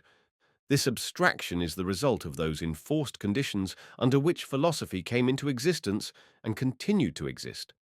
Inasmuch as for quite a very long time, philosophy would have been absolutely impossible in the world without an ascetic cloak and dress, without an ascetic self-misunderstanding. Expressed plainly and palpably, the ascetic priest has taken the repulsive and sinister form of the caterpillar, beneath which and behind which alone philosophy could live and slink about. Has all that really changed? Has that flamboyant and dangerous winged creature, that spirit which that caterpillar concealed within itself, has it, I say, thanks to a sunnier, warmer, lighter world, really and finally flung off its hood and escaped into the light? Can we today point to enough pride, enough daring, enough courage, enough self-confidence, enough mental will, enough will for responsibility, enough freedom of the will to enable the philosopher to be now in the world really? Possible? 11th. And now, after we have caught sight of the ascetic priest, let us tackle our problem. What is the meaning of the ascetic ideal? It now first becomes serious, vitally serious. We are now confronted with the real representatives of the serious. What is the meaning of all seriousness? This even more radical question is perchance already on the tip of our tongue, a question fairly for physiologists, but which we for the time being skip. In that ideal, the ascetic priest finds not only his faith, but also his will, his power, his interest. His right to existence stands and falls with that ideal. What wonder that we here run up against a terrible opponent, on the supposition, of course, that we are the opponents of that ideal, an opponent fighting for his life against those who repudiate that ideal. On the other hand, it is from the outset improbable that such a biased attitude towards our problem will do him any particular good. The ascetic priest himself will scarcely prove the happiest champion of his own ideal, on the same principle on which a woman usually fails when she wishes to champion woman, let alone proving the most objective critic and judge of the controversy now raised. We shall therefore, so much is already obvious, rather have actually to help him to defend himself properly against ourselves than we shall have to fear being too well beaten by him. The idea, which is the subject of this dispute, is the value of our life from the standpoint of the ascetic priests. This life, then, together with the whole of which it is a part, nature, the world, the whole sphere of becoming and passing away, is placed by them in relation to an existence of quite another character, which it excludes and to which it is opposed unless it deny its own self. In this case, the case of an ascetic life, life is taken as a bridge to another existence. The ascetic treats life as a maze in which one must walk backwards till one comes to the place where it starts. Or he treats it as an error which one may, nay must, refute by action. For he demands that he should be followed. He enforces, where he can, his valuation of existence. What does this mean? Such a monstrous valuation is not an exceptional case or a curiosity recorded in human history. It is one of the most general and persistent facts that there are. The reading from the vantage of a distant star of the capital letters of our earthly life would perchance lead to the conclusion that the earth was the especially ascetic planet, a den of discontented, arrogant, and repulsive creatures who never got rid of a deep disgust of themselves, of the world, of all life, and did themselves as much hurt as possible out of pleasure in hurting, presumably their one and only pleasure. Let us consider how regularly, how universally, how practically at every single period the ascetic priest puts in his appearance. He belongs to no particular race. He thrives everywhere. He grows out of all classes. Not that he perhaps bred this valuation by heredity and propagated it. The contrary is the case. It must be a necessity of the first order which makes this species, hostile as it is to life, always grow again and always thrive again. Life itself must certainly have an interest in the continuance of such a type of self-contradiction. For an ascetic life is a self-contradiction. Here rules resentment without parallel, the resentment of an insatiate instinct and ambition that would be master, not over some element in life, but over life itself, over life's deepest, strongest, innermost conditions. Here is an attempt made to utilize power to damn the sources of power. Here does the green eye of jealousy turn even against physiological well-being, especially against the expression of such well-being, beauty, joy. While a sense of pleasure is experienced and sought in abortion, in decay, in pain, in misfortune, in ugliness, in voluntary punishment, in the exercising, flagellation, and sacrifice of the self. All this is in the highest degree paradoxical. We are here confronted with a rift that wills itself to be a rift, which enjoys itself in this very suffering, and even becomes more and more certain of itself, more and more triumphant in proportion as its own presupposition, physiological vitality, decreases. The triumph just in the supreme agony. Under this extravagant emblem did the ascetic ideal fight from of old. In this mystery of seduction, in this picture of rapture and torture, it recognized its brightest light, its salvation, its final victory. Crux, nux, lux. It has all these three in one. Panirandaude. Granted that such an incarnate will for contradiction and unnaturalness is induced to philosophize, on what will it vent its pet caprice? On that which has been felt with the greatest certainty to be true, to be real. It will look for error in those very places where the life instinct fixes truth with the greatest positiveness. It will, for instance, after the example of the ascetics of the Vedanta philosophy, reduce matter to an illusion, and similarly treat pain, multiplicity, the whole logical contrast of subject and object, errors, nothing but errors. To renounce the belief in one's own ego, to deny to oneself one's own reality. What a triumph! And here already we have a much higher kind of triumph, which is not merely a triumph over the senses, over the palpable, but an infliction of violence and cruelty on reason. And this ecstasy culminates in the ascetic self-contempt, the ascetic scorn of one's own reason making this decree. There is a domain of truth and of life, but reason is specially excluded therefrom.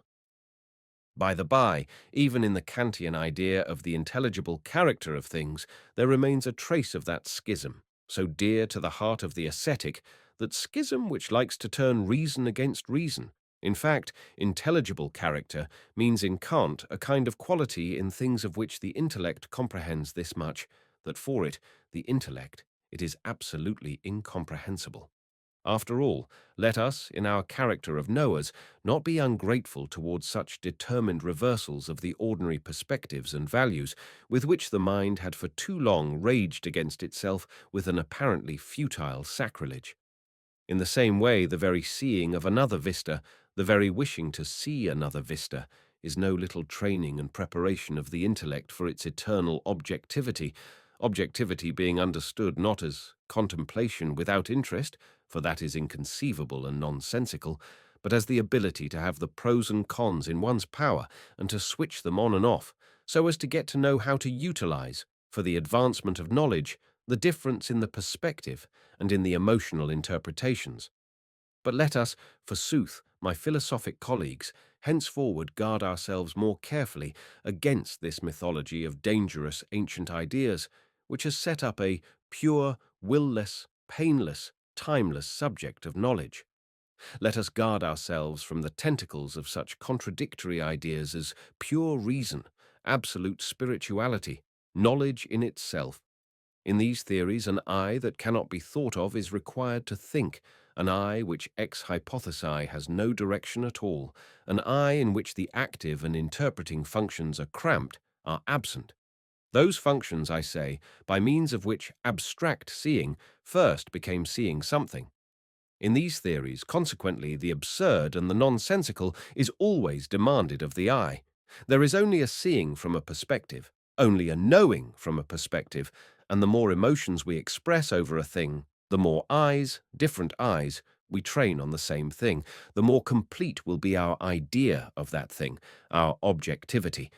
But the elimination of the will altogether, the switching off of the emotions all and sundry, granted that we could do so, what?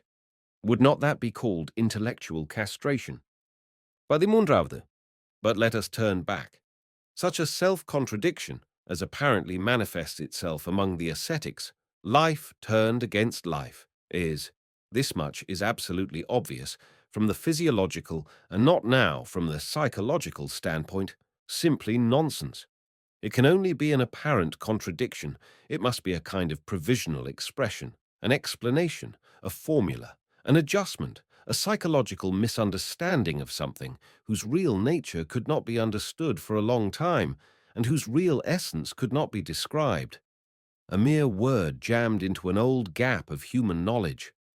To put briefly the facts against its being real, the ascetic ideal springs from the prophylactic and self-preservative instincts which mark a decadent life, which seeks by every means in its power to maintain its position and fight for its existence. It points to a partial physiological depression and exhaustion against which the most profound and intact life instincts fight ceaselessly with new weapons and discoveries. The ascetic ideal is such a weapon. Its position is consequently exactly the reverse of that which the worshippers of the ideal imagine. Life struggles in it and through it, with death and against death. The ascetic ideal is a dodge for the preservation of life. An important fact is brought out in the extent to which, as history teaches, this ideal could rule and exercise power over man, especially in all those places where the civilization and taming of man was completed. That fact is, the diseased state of man up to the present, at any rate, of the man who has been tamed, the physiological struggle of man with death, more precisely, with the disgust with life, with exhaustion, with the wish for the end. The ascetic priest is the incarnate wish for an existence of another kind, an existence on another plane. He is, in fact, the highest point of this wish, its official ecstasy and passion. But it is the very power of this wish which is the fetter that binds him here. It is just that which makes him into a tool that must labor to create more favorable conditions for earthly existence, for existence on the human plane. It is with this very power that he keeps the whole herd of failures, distortions, abortions, unfortunates, sufferers from themselves of every kind, fast to existence, while he as the herdsman goes instinctively on in front. You understand me already, this ascetic priest, this apparent enemy of life, this denier. He actually belongs to the really great conservative and affirmative forces of life. What does it come from, this diseased state? For man is more diseased, more uncertain, more changeable, more unstable than any other animal. There is no doubt of it. He is the diseased animal. What does it spring from? Certainly, he has also dared, innovated, braved more, challenged fate more than all the other animals put together. He, the great experimenter with himself. the unsatisfied, the insatiate, who struggles for the supreme mastery with beast, nature, and gods. He, the as yet ever uncompelled, the ever future, who finds no more any rest from his own aggressive strength, goaded inexorably on by the spur of the future, dug into the flesh of the present. How should not so brave and rich an animal also be the most endangered, the animal with the longest and deepest sickness among all sick animals? Man is sick of it. Oft enough there are whole epidemics of this satiety, as about 1348, the time of the dance of death. But even this very nausea, this tiredness, this disgust with himself, all this is discharged from him with such force that it is immediately made into a new fetter. His neigh, which he utters to life, brings to light as though by magic an abundance of graceful yeas. Even when he wounds himself, this master of destruction, of self-destruction, it is subsequently the wound itself that forces him to live. 14. The more normal is this sickliness in man, and we cannot dispute this normality, the higher honor should be paid to the rare cases of psychical and physical powerfulness, the windfalls of humanity, and the more strictly should the sound be guarded from that worst of air, the air of the sick room. Is that done? The sick are the greatest danger for the healthy. It is not from the strongest that harm comes to the strong, but from the weakest. Is that known? Broadly considered, it is not for a minute the fear of man, whose diminution should be wished for this fear forces the strong, to be at times terrible. It preserves in its integrity the sound type of man. What is to be feared, what does work with a fatality found in no other fate, is not the great fear of, but the great nausea with man, and equally so, the great pity for man. Supposing that both these things were one day to espouse each other, then inevitably the maximum of monstrousness would immediately come into the world, the last will of man, his will for nothingness, nihilism. And, in sooth, the way is well paved thereto. He who not only has his nose to smell with, but also has eyes and ears, he sniffs almost wherever he goes today an air something like that of a madhouse, the air of a hospital. I am speaking, as stands to reason, of the cultured areas of mankind, of every kind of Europe that there is in fact in the world. The sick are the great danger of man, not the evil, not the beasts of prey.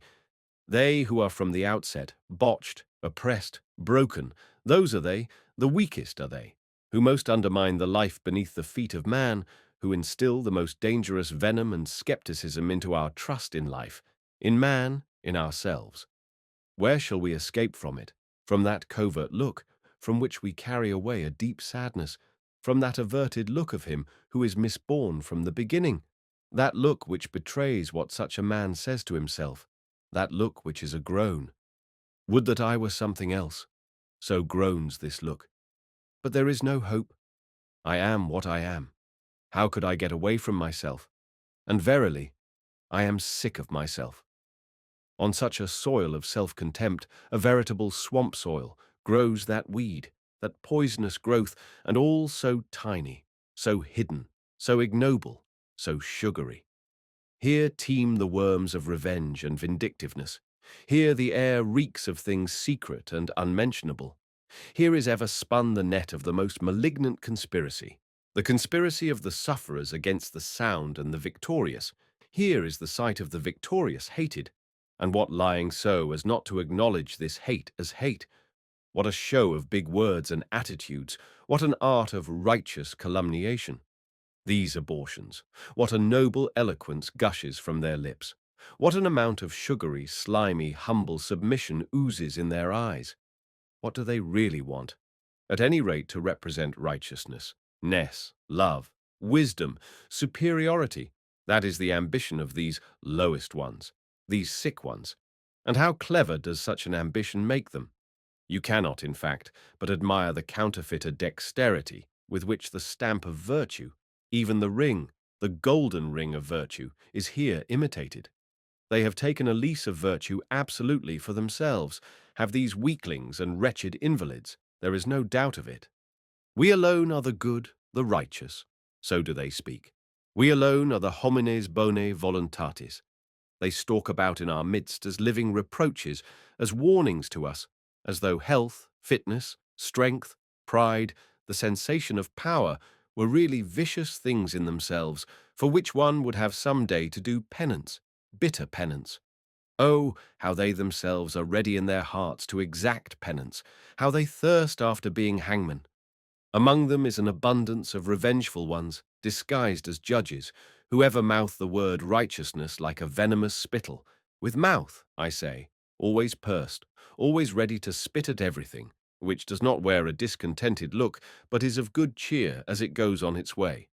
Among them, again, is that most loathsome species of the vain, the lying abortions, who make a point of representing beautiful souls, and perchance of bringing to the market as purity of heart their distorted sensualism swathed in verses and other bandages, the species of self-comforters and masturbators of their own souls. The sick man's will to represent some form or other of superiority, his instinct for crooked paths, which lead to a tyranny over the healthy, where can it not be found, this will to power of the very weakest? The sick woman especially, no one surpasses her in refinements for ruling, oppressing, tyrannizing. The sick woman, moreover, spares nothing living, nothing dead. She grubs up again the most buried things. The Bogos say, woman is a hyena. Look into the background of every family, of every body, of every community, everywhere the fight of the sick against the healthy, a silent fight for the most part with minute poisoned powders, with pinpricks, with spiteful grimaces of patience, but also at times with that diseased Phariseeism of pure pantomime, which plays for choice the role of righteous indignation. Right into the hallowed chambers of knowledge can it make itself heard, can this hoarse yelping of sick hounds, this rabid lying and frenzy of such noble Pharisees. I remind readers who have ears once more of that Berlin apostle of revenge, Eugen Düring, who makes the most disreputable and revolting use in all present-day Germany of moral refuse. Düring, the paramount moral blusterer that there is today, even among his own kidney, the anti-Semites. They are all men of resentment, are these physiological distortions and worm-riddled objects, a whole quivering kingdom of burrowing revenge, indefatigable and insatiable in its outbursts against the happy, and equally so in disguises for revenge, in pretexts for revenge. When will they really reach their final, fondest, most sublime triumph of revenge? At that time, doubtless, when they succeed in pushing their own misery, in fact, all misery, into the consciousness of the happy, so that the latter begin one day to be ashamed of their happiness, and perchance say to themselves when they meet, "It is a shame to be happy. There is too much misery." But there could not possibly be a greater and more fatal misunderstanding than that of the happy, the fit, the strong in body and soul, beginning in this way to doubt their right to happiness. Away with this perverse world, away with this shameful soddenness of sentiment, preventing the sick making the healthy sick, for that is what such a soddenness comes to.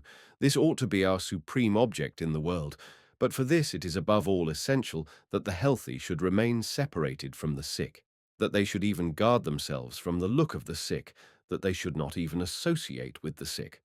Or may it, perchance, be their mission to be nurses or doctors? But they could not mistake and disown their mission more grossly. The higher must not degrade itself to be the tool of the lower. The pathos of distance must to all eternity keep their missions also separate. The right of the happy to existence, the right of bells with a full tone over the discordant cracked bells, is verily 1,000 times greater. They alone are the sureties of the future. They alone are bound to man's future. What they can, what they must do, that can the sick never do, should never do. But if they are to be enabled to do what only they must do, how can they possibly be free to play the doctor, the comforter, the saviour of the sick? And therefore, good air, and away, at any rate, from the neighbourhood of all the madhouses and hospitals of civilization, and therefore good company, our own company, or solitude, if it must be so, but away, at any rate, from the evil fumes of internal corruption and the secret worm-eaten state of the sick. That, forsooth, my friends, We may defend ourselves, at any rate for still a time, against the two worst plagues that could have been reserved for us, against the great nausea with man, against the great pity for man. 19. If you have understood in all their depths, and I demand that you should grasp them profoundly and understand them profoundly, the reasons for the impossibility of its being the business of the healthy to nurse the sick, to make the sick healthy, it follows that you have grasped this further necessity, the necessity of doctors and nurses who themselves are sick. And now we have and hold with both our hands the essence of the ascetic priest. The ascetic priest must be accepted by us as the predestined saviour, herdsman, and champion of the sick herd. Thereby do we first understand his awful historic mission. The lordship over sufferers is his kingdom. To that points his instinct, in that he finds his own special art, his master skill, his kind of happiness. He must himself be sick. He must be kith and kin to the sick and the abortions, so as to understand them, so as to arrive at an understanding with them. But he must also be strong, even more master of himself than of others, impregnable, forsooth, in his will for power, so as to acquire the trust and the awe of the weak, so that he can be their hold, bulwark, prop, compulsion, overseer, tyrant, God. He has to protect them, protect his herds, against whom? Against the healthy, doubtless also against the envy towards the healthy. He must be the natural adversary and scorner of every rough, stormy, rainless, hard, violently predatory health and power. The priest is the first form of the more delicate animal that scorns more easily than it hates. He will not be spared the waging of war with the beasts of prey, a war of guile, of spirit, rather than of force, as is self-evident. He will in certain cases find it necessary to conjure up out of himself, or, at any rate, to represent practically a new type of the beast of prey, a new animal monstrosity in which the polar bear, the supple, cold, crouching panther, and, not least important, the fox, are joined together in a trinity as fascinating as it is fearsome. If necessity exacts it, then will he come on the scene with bearish seriousness, venerable, wise, cold, full of treacherous superiority, as the herald and mouthpiece of mysterious powers, sometimes going among even the other kind of beasts of prey, determined as he is to sow on their soil wherever he can, suffering, discord, self-contradiction, and only too sure of his art, always to be lord of sufferers at all times. He brings with him, doubtless, salve and balsam, but before he can play the physician, he must first wound. So, while he soothes the pain which the wound makes, he at the same time poisons the wound. Well versed is he in this above all things, is this wizard and wild beast tamer, in whose vicinity everything healthy must needs become ill, and everything ill must needs become tame. He protects, in sooth, his sick herd well enough, does this strange herdsman. He protects them also against themselves, against the sparks, even in the centre of the herd, of wickedness, knavery, malice, and all the other ills that the plaguy and the sick are heir to. He fights with cunning, hardness, and stealth against anarchy and against the ever-imminent break-up inside the herd, where resentment, that most dangerous blasting stuff and explosive, ever accumulates and accumulates. Getting rid of this blasting stuff in such a way that it does not blow up the herd and the herdsman. That is his real feat, his supreme utility. If you wish to comprise in the shortest formula the value of the priestly life, it would be correct to say the priest is the diverter of the course of resentment. Every sufferer, in fact, searches instinctively for a cause of his suffering, to put it more exactly, a doer. To put it still more precisely, a sentient, responsible doer. In brief, something living, on which, either actually or in effigy, he can on any pretext vent his emotions. For the venting of emotions is the sufferer's greatest attempt at alleviation, that is to say, stupefaction, his mechanically desired narcotic against pain of any kind. It is in this phenomenon alone that is found, according to my judgment, the real physiological cause of resentment, revenge, and their family is to be found, that is, in a demand for the deadening of pain through emotion. This cause is generally, but in my view, very erroneously, looked for in the defensive parry of a bare protective principle of reaction, of a reflex movement in the case of any sudden hurt and danger, after the manner that a decapitated frog still moves in order to get away from a corrosive acid. But the difference is fundamental. In one case, the object is to prevent being hurt any more. In the other case, the object is to deaden a racking, insidious, nearly unbearable pain by a more violent emotion of any kind whatsoever, and at any rate for the time being to drive it out of the consciousness. For this purpose, an emotion is needed, as wild an emotion as possible, and to excite that emotion some excuse or other is needed. It must be somebody's fault that I feel bad. This kind of reasoning is peculiar to all invalids, and is but the more pronounced, the more ignorant they remain of the real cause of their feeling bad, the physiological cause. The cause may lie in a disease of the nervus sympathicus, or in an excessive secretion of bile, or in a want of sulfate and phosphate of potash in the blood, or in pressure in the bowels which stops the circulation of the blood, or in degeneration of the ovaries, and so forth. Ale sufferers have an awful resourcefulness and ingenuity in finding excuses for painful emotions. They even enjoy their jealousy, their broodings over base actions and apparent injuries. They burrow through the intestines of their past and present in their search for obscure mysteries wherein they will be at liberty to wallow in a torturing suspicion and get drunk on the venom of their own malice. They tear open the oldest wounds. They make themselves bleed from the scars which have long been healed. They make evildoers out of friends, wife, child, and everything which is nearest to them. I suffer. It must be somebody's fault. So thinks every sick sheep. But his herdsman, the ascetic priest, says to him, "Quite so, my sheep. It must be the fault of someone. But thou thyself art that someone. It is all the fault of thyself alone. It is the fault of thyself alone against thyself. That is bold enough, false enough, but one thing is at least attained. Thereby, as I have said, the course of resentment is diverted." 19. You can see now what the remedial instinct of life has at least tried to effect, according to my conception, through the ascetic priest, and the purpose for which he had to employ a temporary tyranny of such paradoxical and anomalous ideas as guilt, sin, sinfulness, corruption, damnation. What was done was to make the sick harmless up to a certain point, to destroy the incurable by means of themselves, to turn the milder cases severely onto themselves, to give their resentment a backward direction. Man needs but one thing, and to exploit similarly the bad instincts of all sufferers with a view to self-discipline, self-surveillance, self-mastery.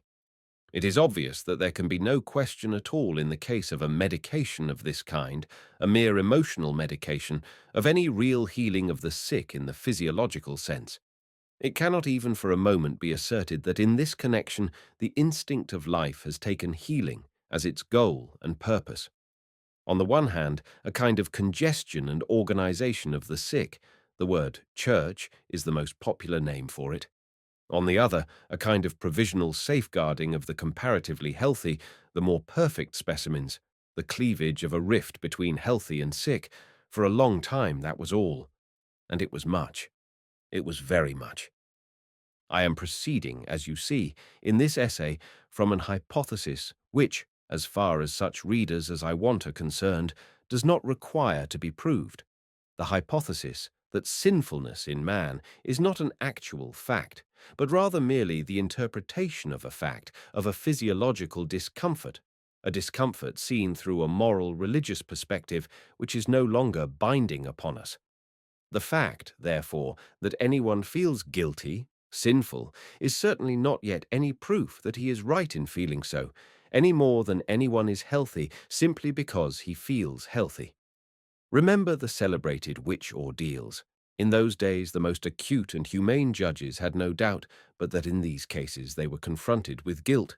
The witches themselves had no doubt on the point, and yet the guilt was lacking. Let me elaborate this hypothesis. I do not for a minute accept the very pain in the soul as a real fact, but only as an explanation, a casual explanation, of facts that could not hitherto be precisely formulated. I regard it therefore as something as yet absolutely in the air and devoid of scientific cogency, just a nice fat word in the place of a lean note of interrogation. When anyone fails to get rid of his pain in the soul, the cause is, speaking crudely, to be found not in his soul, but more probably in his stomach. Speaking crudely, I repeat, but by no means wishing thereby that you should listen to me or understand me in a crude spirit. A strong and well-constituted man digests his experiences, deeds and misdeeds all included, just as he digests his meats, even when he has some tough morsels to swallow. If he fails to relieve himself of an experience, this kind of indigestion is quite as much physiological as the other indigestion, and indeed, in more ways than one, simply one of the results of the other. You can adopt such a theory, and yet, entre nous, be nevertheless the strongest opponent of all materialism. But is he really a physician, this ascetic priest? We already understand why we are scarcely allowed to call him a physician, however much he likes to feel a saviour, and let himself be worshipped as a saviour. It is only the actual suffering, the discomfort of the sufferer, which he combats, not its cause, not the actual state of sickness. This needs must constitute our most radical objection to priestly medication. But just once put yourself into that point of view, of which the priests have a monopoly, you will find it hard to exhaust your amazement at what, from that standpoint, he has completely seen, sought, and found. The mitigation of suffering, every kind of consoling, all this manifests itself as his very genius. With what ingenuity has he interpreted his mission of consoler? With what aplomb and audacity has he chosen weapons necessary for the part? Christianity in particular should be dubbed a great treasure chamber of ingenious consolations. Such a store of refreshing, soothing, deadening drugs has it accumulated within itself. So many of the most dangerous and daring expedients has it hazarded, with such subtlety, refinement, oriental refinement, has it divined what emotional stimulants can conquer, at any rate for a time, the deep depression, the leaden fatigue, the black melancholy of physiological cripples. For speaking generally, all religions are mainly concerned with fighting a certain fatigue and heaviness that has infected everything.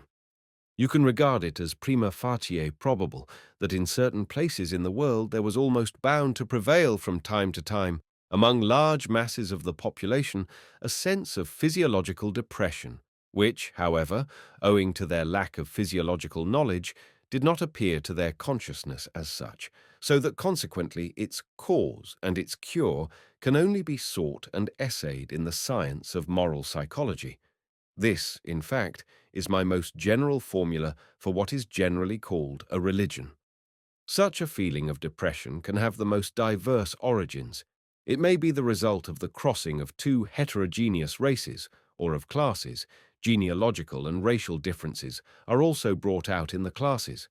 The European Weltschmerz, the pessimism of the 19th century, is really the result of an absurd and sudden class mixture. It may be brought about by a mistaken emigration, a race falling into a climate for which its power of adaptation is insufficient, the case of the Indians in India. It may be the effect of old age and fatigue, the Parisian pessimism from 1850 onwards. It may be a wrong diet, the alcoholism of the Middle Ages, the nonsense of vegetarianism, which, however, have in their favour the authority of Sir Christopher in Shakespeare.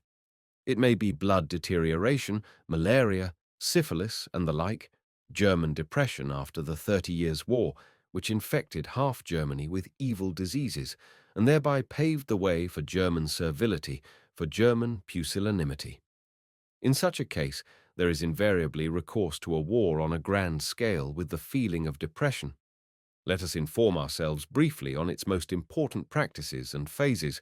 I leave on one side, as stands to reason, the actual philosophic war against the feeling of depression, which is usually simultaneous. It is interesting enough, but too absurd, too practically negligible, too full of cobwebs, too much of a hole-and-corner affair, especially when pain is proved to be a mistake, on the naïf hypothesis that pain must needs vanish when the mistake underlying it is recognized, but behold, it does anything but vanish. That dominant depression is primarily fought by weapons which reduce the consciousness of life itself to the lowest degree. Wherever possible, no more wishes, no more wants. Shun everything which produces emotion, which produces blood, eating no salt, the fakir hygiene. No love, no hate, equanimity, no revenge, no getting rich, no work, begging. As far as possible, no woman, or as little woman as possible. As far as the intellect is concerned, Pascal's principle, il faut s'abattre. To put the result in ethical and psychological language, self-annihilation, sanctification. To put it in physiological language, hypnotism. The attempt to find some approximate human equivalent for what hibernation is for certain animals, for what estivation is for many tropical plants. A minimum of assimilation and metabolism in which life just manages to subsist without really coming into the consciousness. An amazing amount of human energy has been devoted to this object, perhaps uselessly.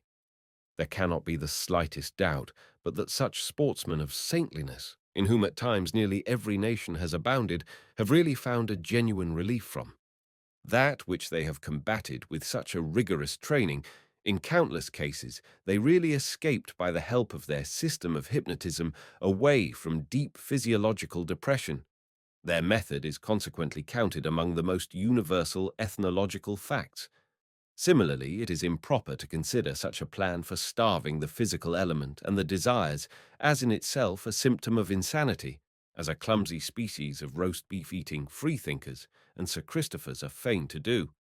All the more certain is it that their method can and does pave the way to all kinds of mental disturbances, for instance, inner lights, as far as the case of the hesychasts of Mount Athos, auditory and visual hallucinations, voluptuous ecstasies and effervescences of sensualism, the history of Saint Teresa. The explanation of such events given by the victims is always the acme of fanatical falsehood. This is self-evident. Note well, however, the tone of implicit gratitude that rings in the very will for an explanation of such a character. The supreme state, salvation itself, that final goal of universal hypnosis and peace, is always regarded by them as the mystery of mysteries, which even the most supreme symbols are inadequate to express. It is regarded as an entry and homecoming to the essence of things, as a liberation from all illusions, as knowledge, as truth, as being, as an escape from every end, every wish, every action, as something even beyond good and evil. Good and evil, quoth the Buddhists, both are fetters. The perfect man is master of them both. The done and the undone, quoth the disciple of the Vedanta, do him no hurt. The good and the evil he shakes from off him, sage that he is. His kingdom suffers no more from any act. Good and evil, he goes beyond them both. An absolutely Indian conception, as much Brahmanist as Buddhist. Neither in the Indian nor in the Christian doctrine is this redemption regarded as attainable by means of virtue and moral improvement, however high they may place the value of the hypnotic efficiency of virtue. Keep clear on this point. Indeed, it simply corresponds with the facts. The fact that they remain true on this point is perhaps to be regarded as the best specimen of realism in the three great religions, absolutely soaked as they are with morality, with this one exception. For those who know, there is no duty. Redemption is not attained by the acquisition of virtues, for redemption consists in being one with Brahman, who is incapable of acquiring any perfection, and equally little does it consist in the giving up of faults, for the Brahman, unity with whom is what constitutes redemption, is eternally pure. These passages are from the commentaries of the Kankara, quoted from the first real European expert of the Indian philosophy, my friend Paul Deussen. We wish, therefore, to pay honor to the idea of redemption in the great religions, but it is somewhat hard to remain serious in view of the appreciation meted out to the deep sleep by these exhausted pessimists who are too tired even to dream. To the deep sleep considered, that is, as already a fusing into Brahman, as the attainment of the unio mystica with God. When he has completely gone to sleep, says on this point the oldest and most venerable script, and come to perfect rest so that he sees no more any vision. Then, O dear one, is he united with being. He has entered into his own self, encircled by the self with its absolute knowledge. He has no more any consciousness of that which is without or of that which is within. Day and night cross not these bridges, nor age, nor death, nor suffering, nor good deeds, nor evil deeds. In deep sleep, say similarly, the believers in this deepest of the three great religions, does the soul lift itself from out this body of ours, enters the supreme light, and stands out therein in its true shape. Therein is it the supreme spirit itself, which travels about, while it jests and plays and enjoys itself, whether with women, or chariots, or friends. There do its thoughts turn no more back to this appanage of a body, to which the prana, the vital breath, is harnessed like a beast of burden to the cart. None the less we will take care to realize, as we did when discussing redemption, that in spite of all its pomps of oriental extravagance, this simply expresses the same criticism on life as did the clear, cold, Greekly cold, but yet suffering Epicurus. The hypnotic sensation of nothingness, the peace of deepest sleep, anesthesia in short, that is what passes with the sufferers and the absolutely depressed for, forsooth, their supreme good, their value of values. That is what must be treasured by them as something positive, be felt by them as the essence of the positive. According to the same logic of the feelings, nothingness is in all pessimistic religions called God. 18. Such a hypnotic deadening of sensibility and susceptibility to pain, which presupposes somewhat rare powers, especially courage, contempt of opinion, intellectual stoicism, is less frequent than another and certainly easier training which is tried against states of depression. I mean mechanical activity. It is indisputable that a suffering existence can be thereby considerably alleviated. This fact is called today by the somewhat ignoble title of the blessing of work. The alleviation consists in the attention of the sufferer being absolutely diverted from suffering, in the incessant monopoly of the consciousness by action, so that consequently there is little room left for suffering, for narrow is it, this chamber of human consciousness.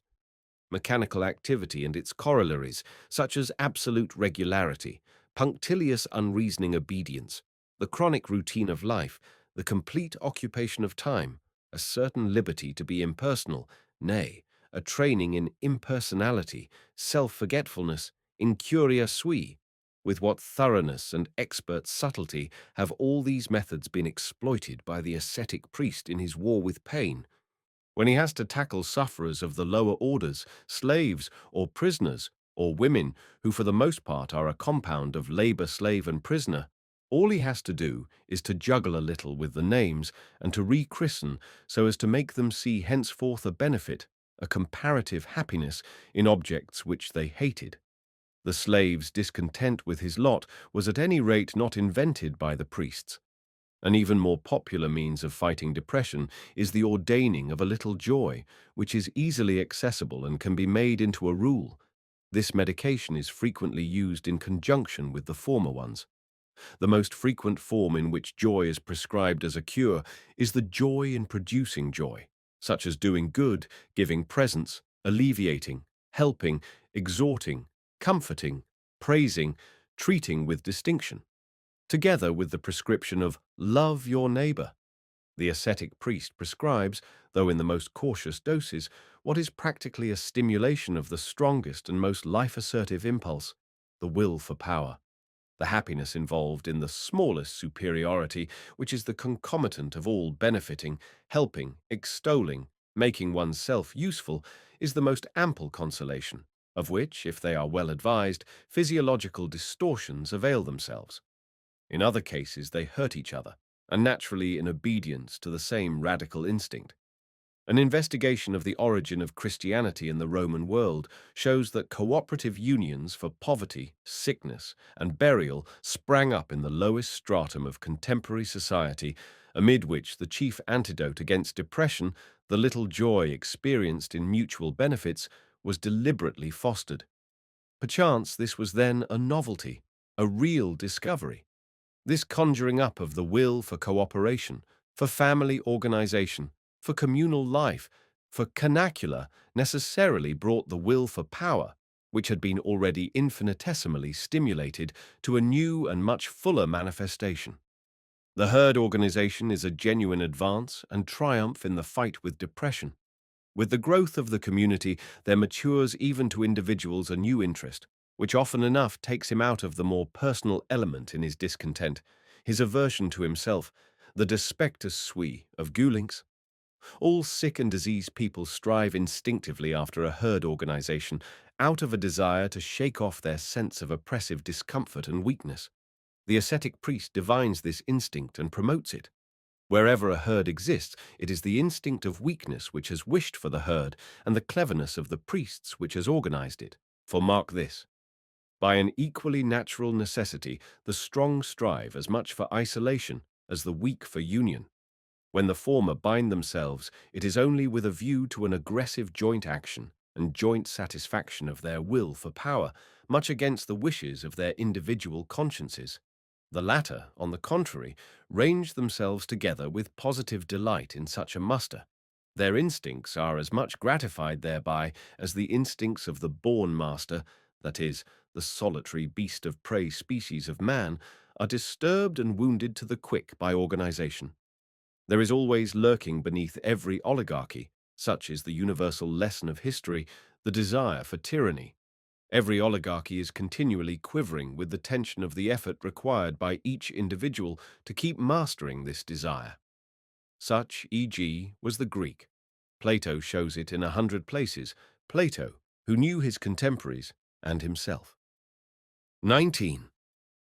The methods employed by the ascetic priest, which we have already learnt to know, stifling of all vitality, mechanical energy, the little joy, and especially the method of love your neighbor, herd organization, the awaking of the communal consciousness of power to such a pitch that the individual's disgust with himself becomes eclipsed by his delight in the thriving of the community.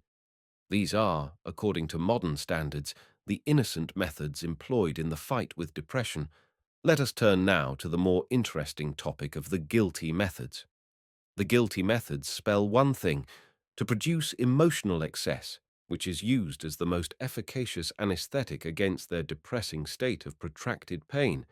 This is why priestly ingenuity has proved quite inexhaustible in thinking out this one question. By what means can you produce an emotional excess? This sounds harsh. It is manifest that it would sound nicer and would grate on one's ears less if I were to say, forsooth. The ascetic priest made use at all times of the enthusiasm contained in all strong emotions. But what is the good of still soothing the delicate ears of our modern effeminates? What is the good on our side of budging one single inch before their verbal pecksniffianism? For us psychologists to do that would be at once practical pecksniffianism, apart from the fact of its nauseating us. The good taste, others might say, the righteousness of a psychologist nowadays consists, if at all, in combating the shamefully moralized language with which all modern judgments on men and things are smeared. For do not deceive yourself. What constitutes the chief characteristic of modern souls and of modern books is not the lying, but the innocence which is part and parcel of their intellectual dishonesty. The inevitable running up against this innocence everywhere constitutes the most distasteful feature of the somewhat dangerous business which a modern psychologist has to undertake. It is a part of our great danger. It is a road which perhaps leads us straight to the great nausea. I know quite well the purpose which all modern books will and can serve, granted that they last, which I am not afraid of, and granted equally that there is to be at some future day a generation with a more rigid, more severe, and healthier taste. The function which all modernity generally will serve with posterity, that of an emetic, and this by reason of its moral sugariness and falsity, its ingrained feminism, which it is pleased to call idealism, and at any rate believes to be idealism. Our cultured men of today, our good men, do not lie, that is true, but it does not redound to their honor. The real lie, the genuine, determined, honest lie, on whose value you can listen to Plato, would prove too tough and strong an article for them by a long way. It would be asking them to do what people have been forbidden to ask them to do. to open their eyes to their own selves, and to learn to distinguish between true and false in their own selves. The dishonest lie alone suits them. Everything which feels a good man is perfectly incapable of any other attitude to anything than that of a dishonorable liar, an absolute liar, but nonetheless an innocent liar, a blue-eyed liar, a virtuous liar. These good men, they are all now tainted with morality through and through, and as far as honor is concerned, they are disgraced and corrupted for all eternity. Which of them could stand a further truth about man? Or, put more tangibly, which of them could put up with a true biography? One or two instances. Lord Byron composed a most personal autobiography, but Thomas More was too good for it. He burnt his friends' papers. Dr. Gwinner, Schopenhauer's executor, is said to have done the same, for Schopenhauer as well wrote much about himself, and perhaps also against himself, is Anton. The virtuous American Thayer, Beethoven's biographer, suddenly stopped his work. He had come to a certain point in that honorable and simple life and could stand it no longer. Moral. What sensible man nowadays writes one honest word about himself? He must already belong to the order of holy foolhardiness. We are promised an autobiography of Richard Wagner. Who doubts but that it would be a clever autobiography? Think, forsooth, of the grotesque horror which the Catholic priest Jansen aroused in Germany with his inconceivably square and harmless pictures of the German Reformation. What wouldn't people do if some real psychologist were to tell us about a genuine Luther, tell us, not with the moralist simplicity of a country priest or the sweet and cautious modesty of a Protestant historian, but say with the fearlessness of a Taine that springs from force of character and not from a prudent toleration of force. The Germans, by the by, have already produced the classic specimen of this toleration. They may well be allowed to reckon him as one of their own in Leopold Ranke, that born classical advocate of every causa fortia, that cleverest of all the clever opportunists.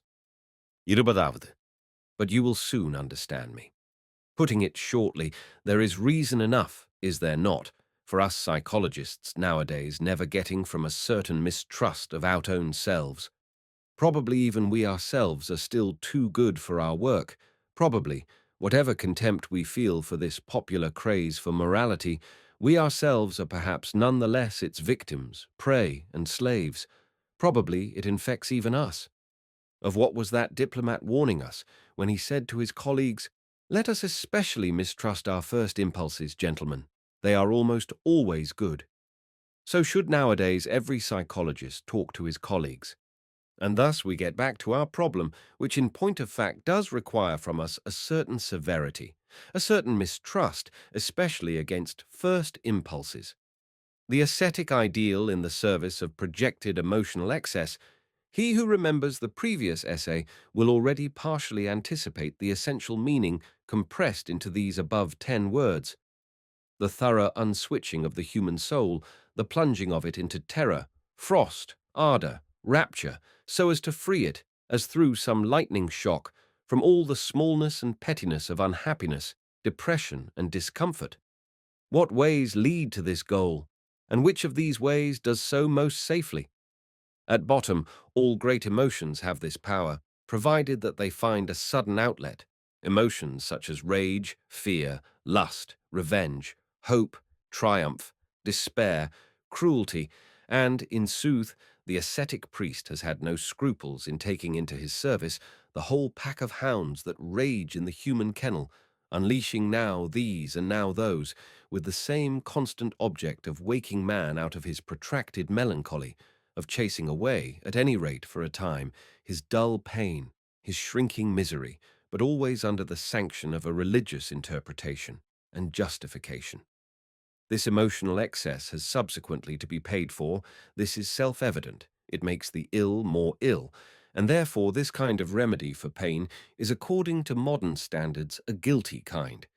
The dictates of fairness, however, require that we should all the more emphasize the fact that this remedy is applied with a good conscience, that the ascetic priest has prescribed it in the most implicit belief in its utility and indispensability, often enough almost collapsing in the presence of the pain which he created, that we should similarly emphasize the fact that the violent physiological revenges of such excesses, even perhaps the mental disturbances, are not absolutely inconsistent with the general tenor of this kind of remedy. This remedy, which, as we have shown previously, is not for the purpose of healing diseases, but of fighting the unhappiness of that depression, the alleviation and deadening of which was its object. The object was consequently achieved.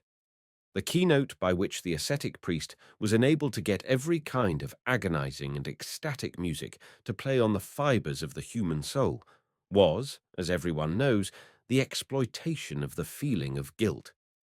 I have already indicated in the previous essay the origin of this feeling. As a piece of animal psychology and nothing else, we were thus confronted with the feeling of guilt in its crude state, as it were. It was first in the hands of the priest, real artist that he was in the feeling of guilt, that it took shape. Oh, what a shape!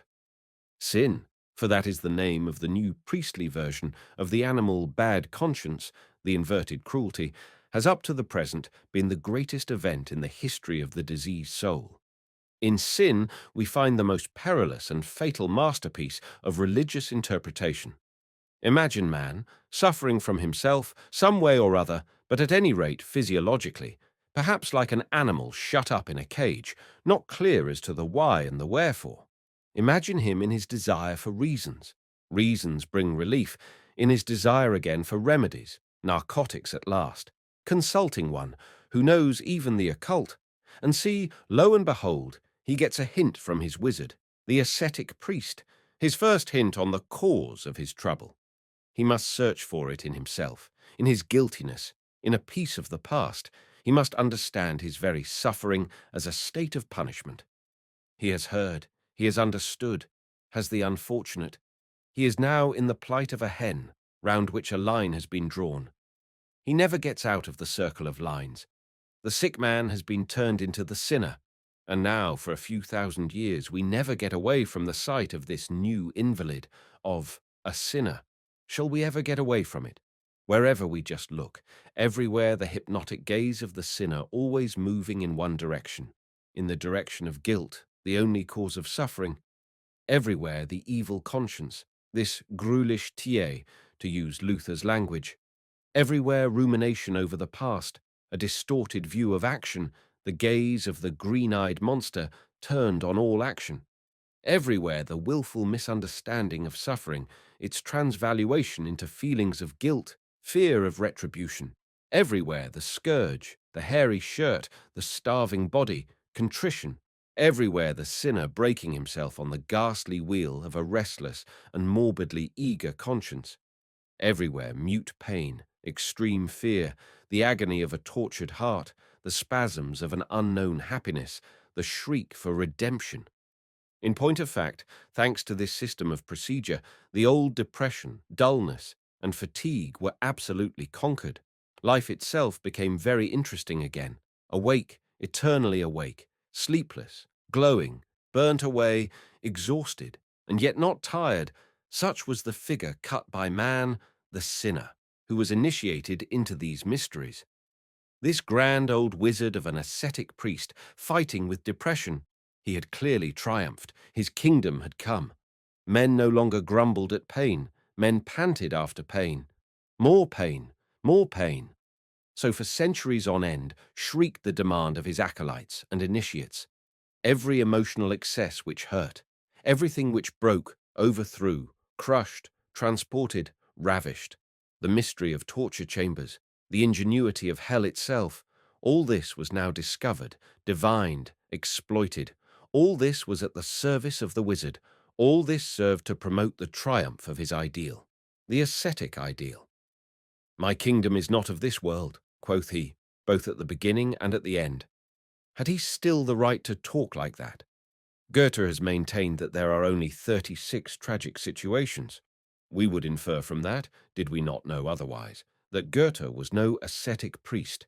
He knows more. Irupati wondravde. So far as all this kind of priestly medicine-mongering, The guilty kind is concerned. Every word of criticism is superfluous. As for the suggestion that emotional excess of the type, which in these cases the ascetic priest is fain to order to his sick patients, under the most sacred euphemism, as is obvious, and equally impregnated with the sanctity of his purpose, has ever really been of use to any sick man who, forsooth, would feel inclined to maintain a proposition of that character. At any rate, some understanding should be come to as to the expression be of use. If you only wish to express that such a system of treatment has reformed man, I do not gainsay it. I merely add that reformed conveys to my mind as much as tamed, weakened, discouraged, refined, daintified, emasculated, and thus it means almost as much as injured. But when you have to deal principally with sick, depressed, and oppressed creatures, such a system, even granted that it makes the ill better, under any circumstances, also makes them more ill.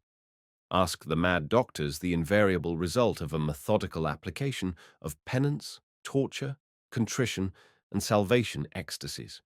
Similarly, ask history. In every body politic, where the ascetic priest has established this treatment of the sick, disease has on every occasion spread with sinister speed throughout its length and breadth. What was always the result? A shattered nervous system, in addition to the existing malady, and this in the greatest as in the smallest, in the individuals as in masses. We find, in consequence of the penance and redemption training, awful epileptic epidemics, the greatest known to history, such as the St. Vitus and St. John dances of the Middle Ages. We find, as another phase of its after-effect, frightful mutilations and chronic depressions, by means of which the temperament of a nation or a city, Geneva, Bale, is turned once for all into its opposite. This training, again, is responsible for the witch hysteria, a phenomenon analogous to somnambulism, 8 great epidemic outbursts of this only between 1564 and 1605. We find similarly in its train those delirious death cravings of large masses whose awful shriek, "Eviva la mort!" was heard over the whole of Europe, now interrupted by voluptuous variations and anon by a rage for destruction, just as the same emotional sequence with the same intermittencies and sudden changes is now universally observed in every case where the ascetic doctrine of sin scores once more a great success. Religious neurosis appears as a manifestation of the devil. There is no doubt of it. What is it? Character. Speaking generally, the ascetic ideal and its sublime moral cult, this most ingenious, reckless, and perilous systematization of all methods of emotional excess, is writ large in a dreadful and unforgettable fashion on the whole history of man, and unfortunately, not only on history. I was scarcely able to put forward any other element which attacked the health and race efficiency of Europeans with more destructive power than did this ideal. It can be dubbed, without exaggeration, the real fatality in the history of the health of the European man. At the most, you can merely draw a comparison with the specifically German influence. I mean the alcohol poisoning of Europe, which up to the present has kept pace exactly with the political and racial predominance of the Germans. Where they inoculated their blood, there too did they inoculate their vice. Third in the series comes syphilis, magno sed proximo intervallo. Irubati இரண்டாவது. The ascetic priest has, wherever he has obtained the mastery, corrupted the health of the soul. He has consequently also corrupted taste in artibus et litteris. He corrupts it still. Consequently, I hope I shall be granted this consequently. At any rate, I am not going to prove it first. One solitary indication, it concerns the archbook of Christian literature, their real model, their book in itself. In the very midst of the Greco-Roman splendor, which was also a splendor of books, face to face with an ancient world of writings which had not yet fallen into decay and ruin, at a time when certain books were still to be read, to possess which we would give nowadays half our literature in exchange. At that time, the simplicity and vanity of Christian agitators, they are generally called fathers of the church, dared to declare, "We too have our classical literature. We do not need that of the Greeks. And meanwhile they proudly pointed to their books of legends, their letters of apostles, and their apologetic tractlets, just in the same way that today the English Salvation Army wages its fight against Shakespeare and other heathens with an analogous literature. You already guess it, I do not like the New Testament. It almost upsets me that I stand so isolated in my taste so far as concerns this valued, this overvalued scripture. The taste of 2,000 years is against me, but what boots it? Here I stand, I cannot help myself. I have the courage of my bad taste. The Old Testament, yes, that is something quite different. All honor to the Old Testament. I find therein great men, an heroic landscape, and one of the rarest phenomena in the world, the incomparable naivete of the strong heart. Further still, I find a people. In the New, on the contrary, just a hostel of petty sex, pure rococo of the soul, twisting angles and fancy touches, nothing but conventicle air, not to forget an occasional whiff of bucolic sweetness which appertains to the epoch and the Roman province, and is less Jewish than Hellenistic. Meekness and braggadocio cheek by jowl, an emotional garrulousness that almost deafens, passionate hysteria, but no passion, painful pantomime. Here, manifestly, everyone lacked good breeding. How dare anyone make so much fuss about their little failings as do these pious little fellows? No one cares a straw about it, let alone God. Finally, they actually wish to have the crown of eternal life. Do all these little provincials. In return for what, in sooth? For what end? It is impossible to carry insolence any further. An immortal Peter. Who could stand him? They have an ambition which makes one laugh. The thing dishes up cut and dried his most personal life, his melancholies, and common or garden troubles, as though the universe itself were under an obligation to bother itself about them, for it never gets tired of wrapping up God himself in the petty misery in which its troubles are involved. And how about the atrocious form of this chronic hobnobbing with God? This Jewish, and not merely Jewish, slobbering and clawing importunacy towards God. There exist little despised heathen nations in East Asia, from whom these first Christians could have learnt something worth learning, a little tact in worshipping. These nations do not allow themselves to say aloud the name of their God. This seems to me delicate enough. It is certain that it is too delicate, and not only for primitive Christians. To take a contrast, just recollect Luther, the most eloquent and insolent peasant whom Germany has had. Think of the Lutheran tone, in which he felt quite the most in his element during his tête-à-tête with God.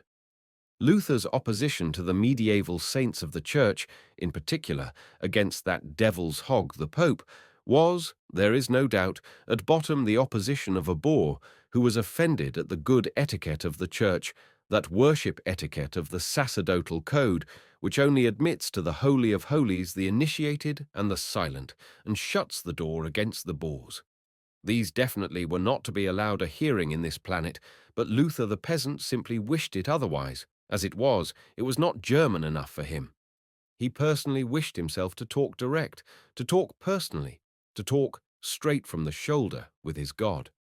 Well, he's done it. The ascetic ideal, you will guess, was at no time and in no place a school of good taste, still less of good manners. At the best, it was a school for sacerdotal manners. That is, it contains in itself something which was a deadly enemy to all good manners. Lack of measure, opposition to measure. It is itself a non plus ultra. Irupatti. Moonravadu.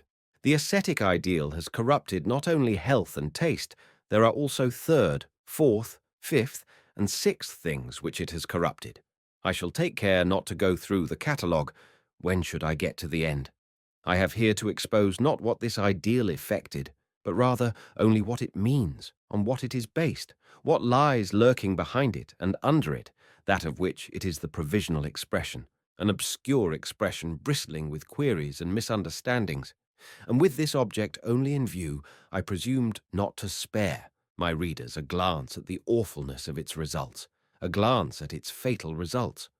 I did this to prepare them for the final and most awful aspect presented to me by the question of the significance of that ideal.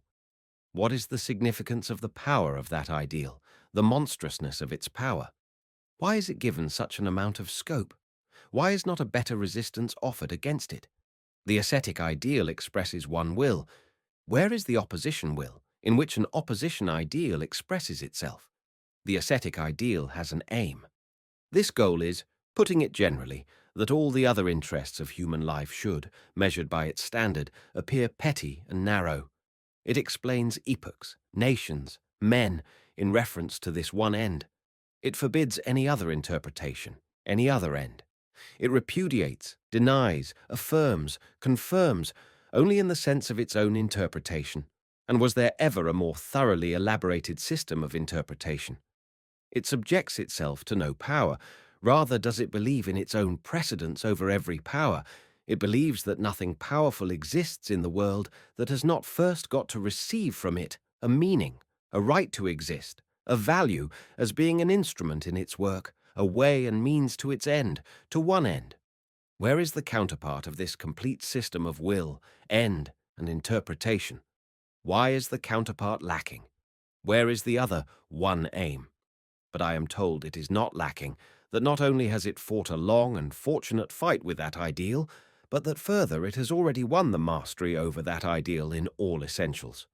Let our whole modern science attest this, that modern science, which, like the genuine reality philosophy which it is, manifestly believes in itself alone, manifestly has the courage to be itself, the will to be itself, and has got on well enough without God, another world, and negative virtues. With all their noisy agitator babble, however, they effect nothing with me. These trumpeters of reality are bad musicians.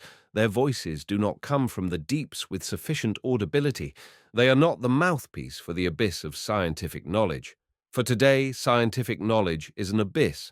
The word science, in such trumpeter mouths, is a prostitution, an abuse, an impertinence. The truth is just the opposite from what is maintained in the ascetic theory. Science has today absolutely no belief in itself, let alone in an ideal superior to itself, and wherever science still consists of passion, love, ardor, suffering, it is not the opposition to that ascetic ideal, but rather the incarnation of its latest and noblest form. Does that ring strange? There are enough brave and decent working people, even among the learned men of today, who like their little corner, and who, just because they are pleased so to do, become at times indecently loud with their demand that people today should be quite content, especially in science. For in science there is so much useful work to do. I do not deny it. There is nothing I should like less than to spoil the delight of these honest workers in their handiwork, for I rejoice in their work. But the fact of science requiring hard work, the fact of its having contented workers, is absolutely no proof of science as a whole, having today one end, one will, one ideal, one passion for a great faith. The contrary, as I have said, is the case. When science is not the latest manifestation of the ascetic ideal, but these are cases of such rarity, selectness, and exquisiteness as to preclude the general judgment being affected thereby. Science is a hiding place for every kind of cowardice, disbelief, remorse, despectio sui, bad conscience. It is the very anxiety that springs from having no ideal, the suffering from the lack of a great love, the discontent with an enforced moderation. Oh, what does all science not cover today? How much, at any rate, does it not try to cover?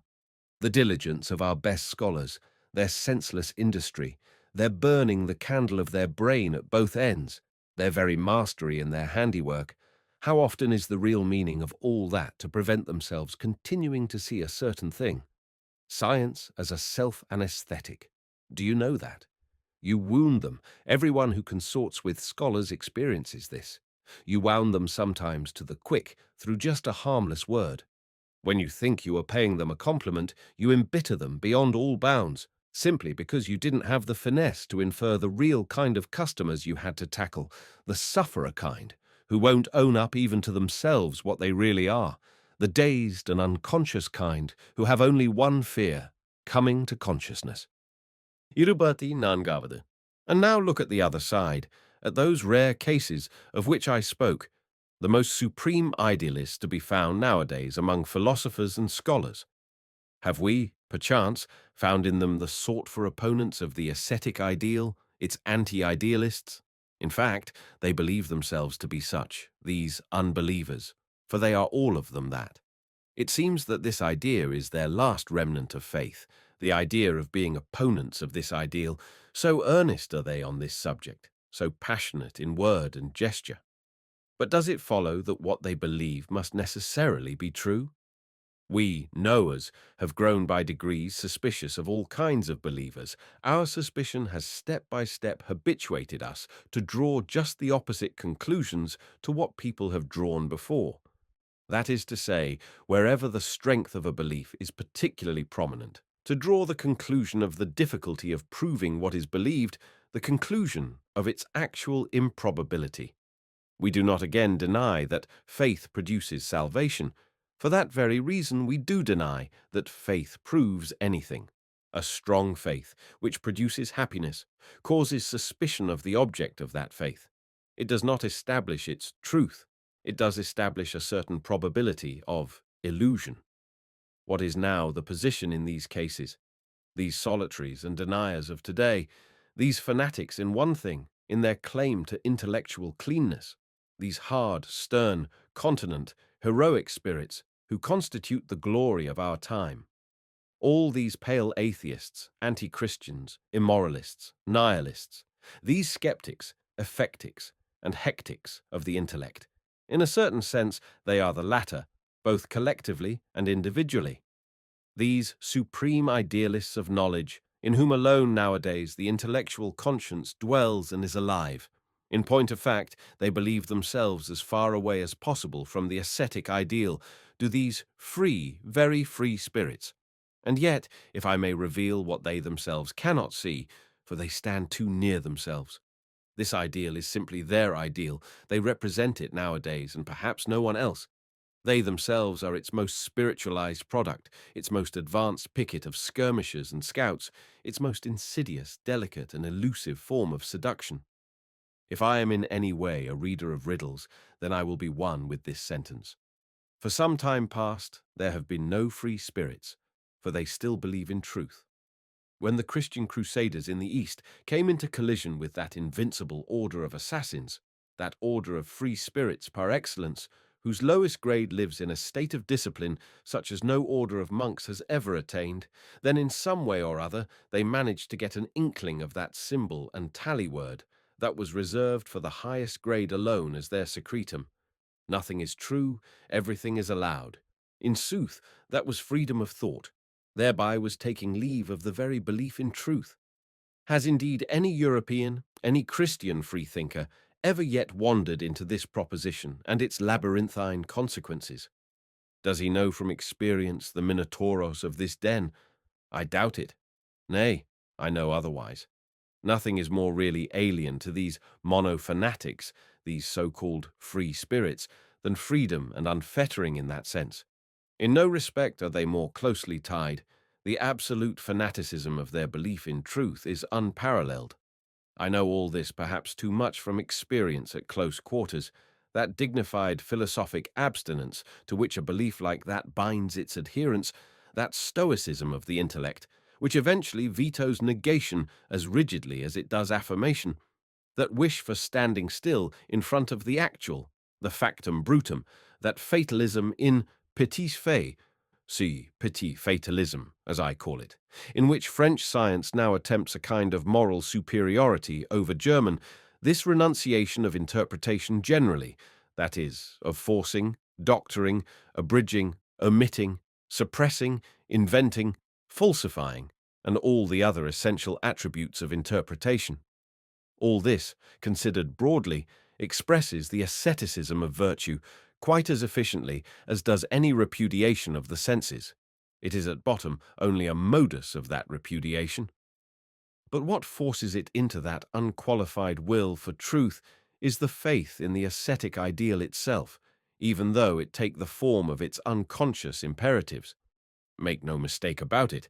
It is the faith, I repeat, in a metaphysical value, an intrinsic value of truth, of a character which is only warranted and guaranteed in this ideal. It stands and falls with that ideal.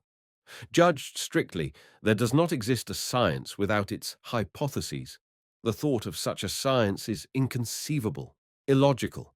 A philosophy, a faith, must always exist first to enable science to gain thereby a direction, a meaning, a limit and method, a right to existence.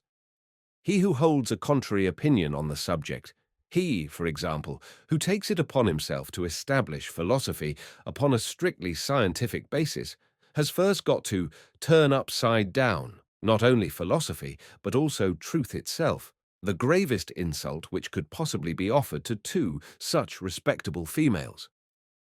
Yes, there is no doubt about it, and here I quote my joyful wisdom. C.P. Book 5 of Folly, 344. The man who is truthful in that daring and extreme fashion which is the presupposition of the faith in science asserts thereby a different world from that of life, nature, and history.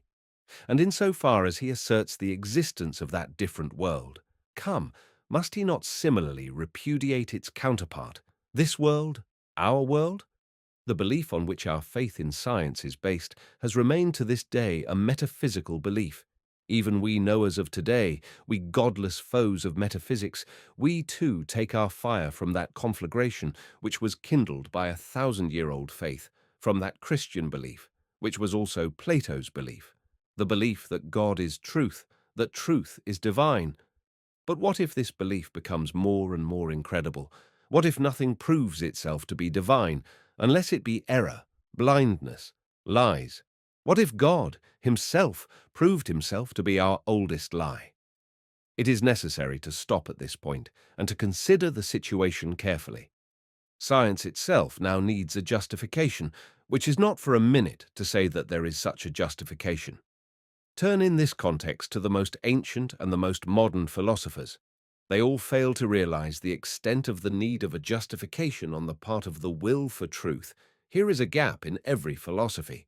What is it caused by? Because up to the present the ascetic ideal dominated all philosophy, because truth was fixed as being, as God, as the Supreme Court of Appeal, because truth was not allowed to be a problem. Do you understand this allowed?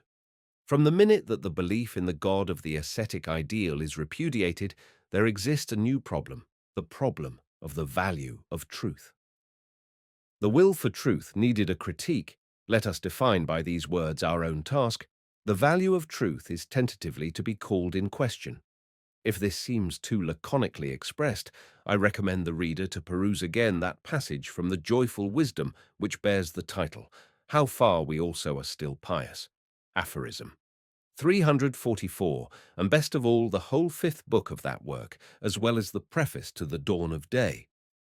Irupatende. No, you can't get round me with science. When I search for the natural antagonists of the ascetic ideal, when I put the question, where is the opposed will in which the opponent ideal expresses itself? Science is not, by a long way, independent enough to fulfill this function.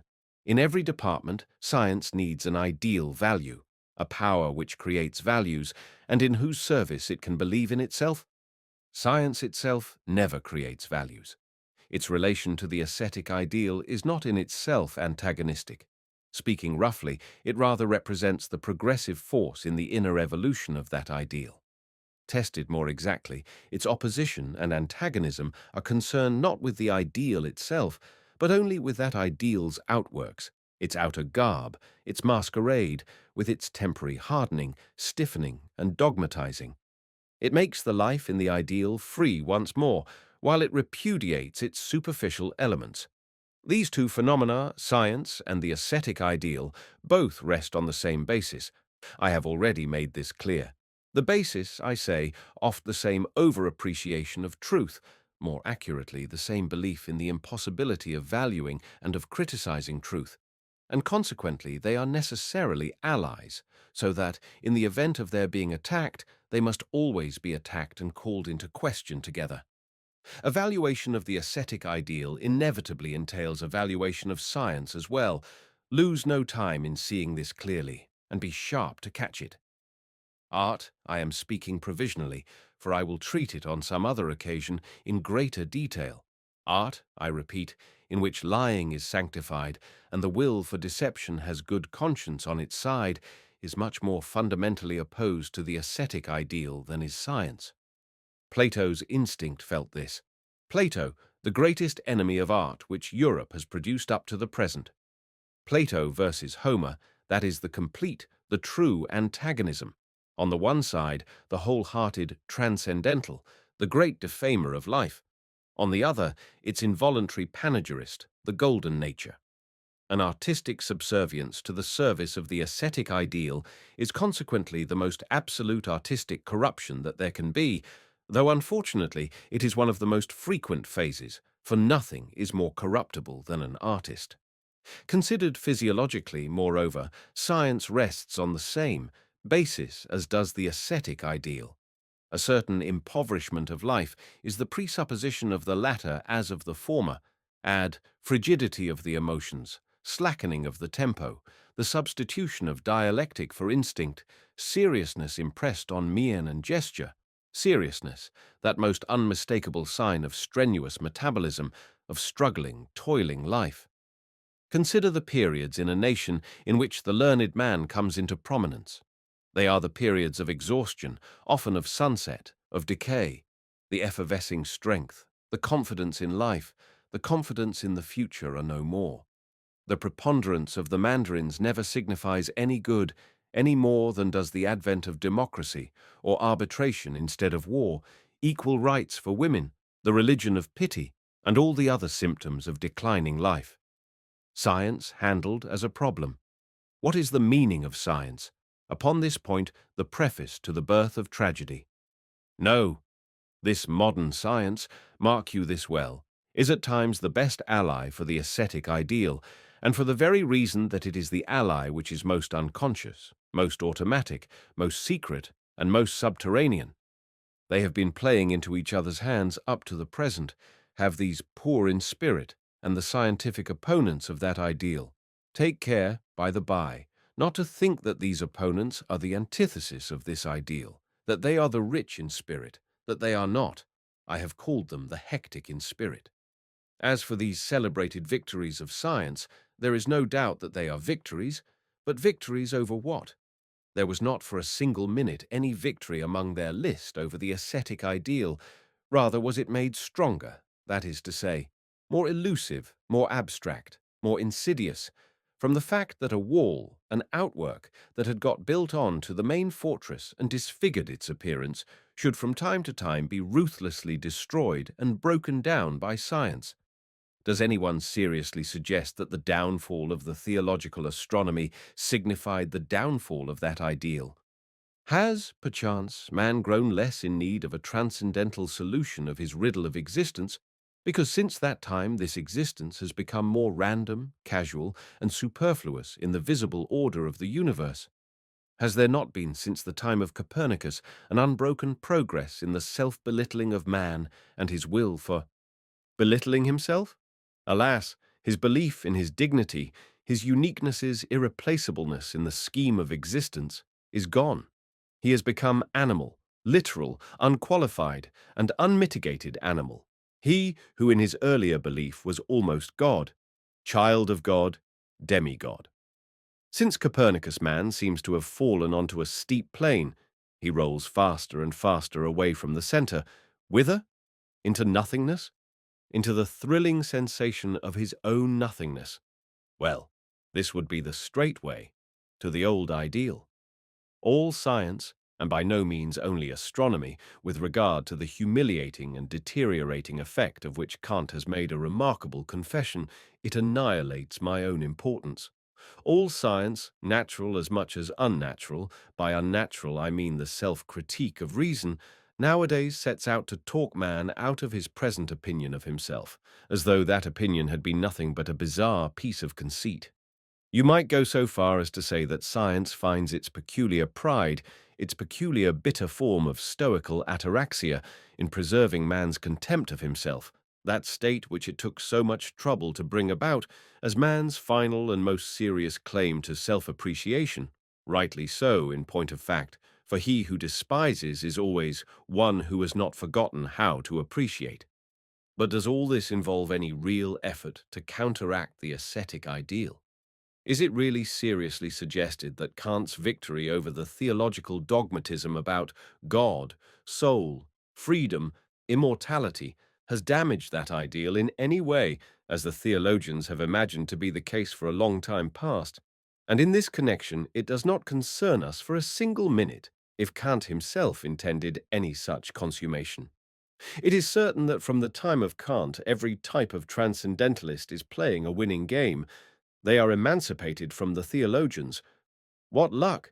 He has revealed to them that secret art by which they can now pursue their heart's desire on their own responsibility, and with all the respectability of science. Similarly, who can grumble at the agnostics, reverers, as they are, of the unknown and the absolute mystery, if they now worship their very query as God? Xaver Daudin talks somewhere of the ravages which l'habitude d'admirer l'inintelligible au lieu de rester tout simplement dans l'inconnu has produced. The ancients, he thinks, must have been exempt from those ravages. Supposing that everything, known to man, fails to satisfy his desires, and on the contrary contradicts and horrifies them, what a divine way out of all this to be able to look for the responsibility, not in the desiring, but in knowing. There is no knowledge. Consequently, there is a God. What a novel elegantia syllogismi! What a triumph for the ascetic ideal! Irrepetiar. Or perchance, does the whole of modern history show in its demeanor greater confidence in life, greater confidence in its ideals? Its loftiest pretension is now to be a mirror. It repudiates all teleology. It will have no more proving. It disdains to play the judge, and thereby shows its good taste. It asserts as little as it denies. It fixes. It describes. All this is to a high degree ascetic, but at the same time it is to a much greater degree nihilistic. Make no mistake about this.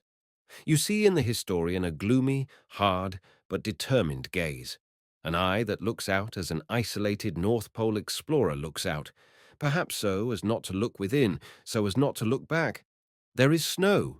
Here is life silenced. The last crows which caw here are called whither. Vanity, nada. Here nothing more flourishes and grows, at the most the metapolitics of St. Petersburg and the pity of Tolstoy.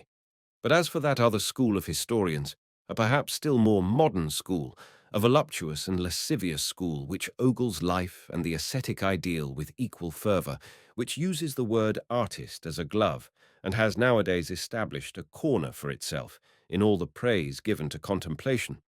Oh, what a thirst do these sweet intellectuals excite even for ascetics and winter landscapes! Nay, the devil take these contemplative folk. How much liefer would I wander with those historical nihilists through the gloomiest grey, cold mist? Nay, I shall not mind listening, supposing I have to choose, to one who is completely unhistorical and anti-historical. A man like Düring, for instance, over whose periods a hitherto shy and unavowed species of beautiful souls has grown intoxicated in contemporary Germany, the species anarchistica within the educated proletariat. The contemplative are 100 times worse. I never knew anything which produced such intense nausea as one of those objective chairs, one of those scented mannequins about town of history, a thing half priest, half satyr, renom parfum, which betrays by the high, shrill falsetto of his applause what he lacks and where he lacks it, who betrays where in this case the fates have plied their ghastly shears, alas, in too surgeon-like a fashion.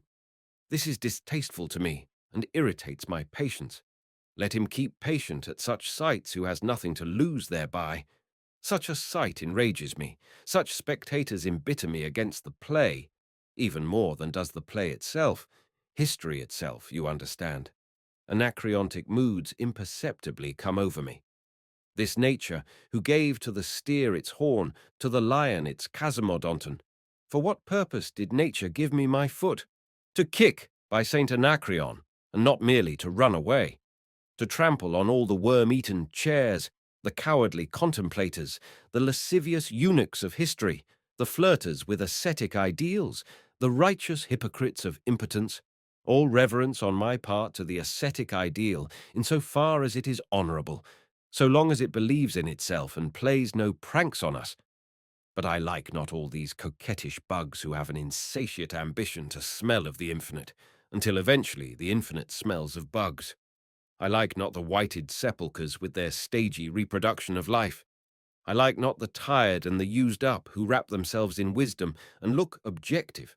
I like not the agitators dressed up as heroes who hide their dummy heads behind the stalking horse of an ideal.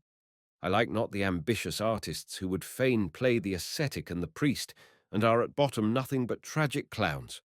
I like not, again, these newest speculators in idealism, the anti-Semites, who nowadays roll their eyes in the patent Christian Aryan man of honor fashion, and by an abuse of moralist attitudes and agitation dodges, so cheap as to exhaust any patience, strive to excite all the blockhead elements in the populace. The invariable success of every kind of intellectual charlatanism in present-day Germany hangs together with the almost indisputable and already quite palpable desolation of the German mind, whose cause I look for in a too exclusive diet of papers, politics, beer, and Wagnerian music, not forgetting the condition precedent of this diet, the national exclusiveness and vanity, the strong but narrow principle, Germany, Germany above everything, and finally the paralysis agitans of modern ideas. Europe nowadays is, above all, wealthy and ingenious in means of excitement. It apparently has no more crying necessity than stimulantia and alcohol. Hence the enormous counterfeiting of ideals, those most fiery spirits of the mind. Hence, too, the repulsive, evil-smelling, perjured, pseudo-alcoholic air everywhere. I should like to know how many cargoes of imitation idealism, of hero costumes and highfalutin claptrap, how many casks of sweetened pity liqueur, firm la religion de la souffrance, how many crutches of righteous indignation for the help of these flat-footed intellects, how many comedians of the Christian moral ideal would need today to be exported from Europe to enable its air to smell pure again.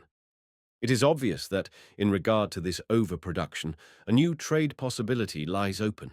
It is obvious that there is a new business to be done in little ideal idols and obedient idealists. Don't pass over this tip. Who has sufficient courage?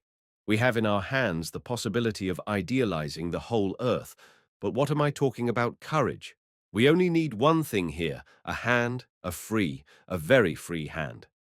Yirbatiyir. Enough, enough.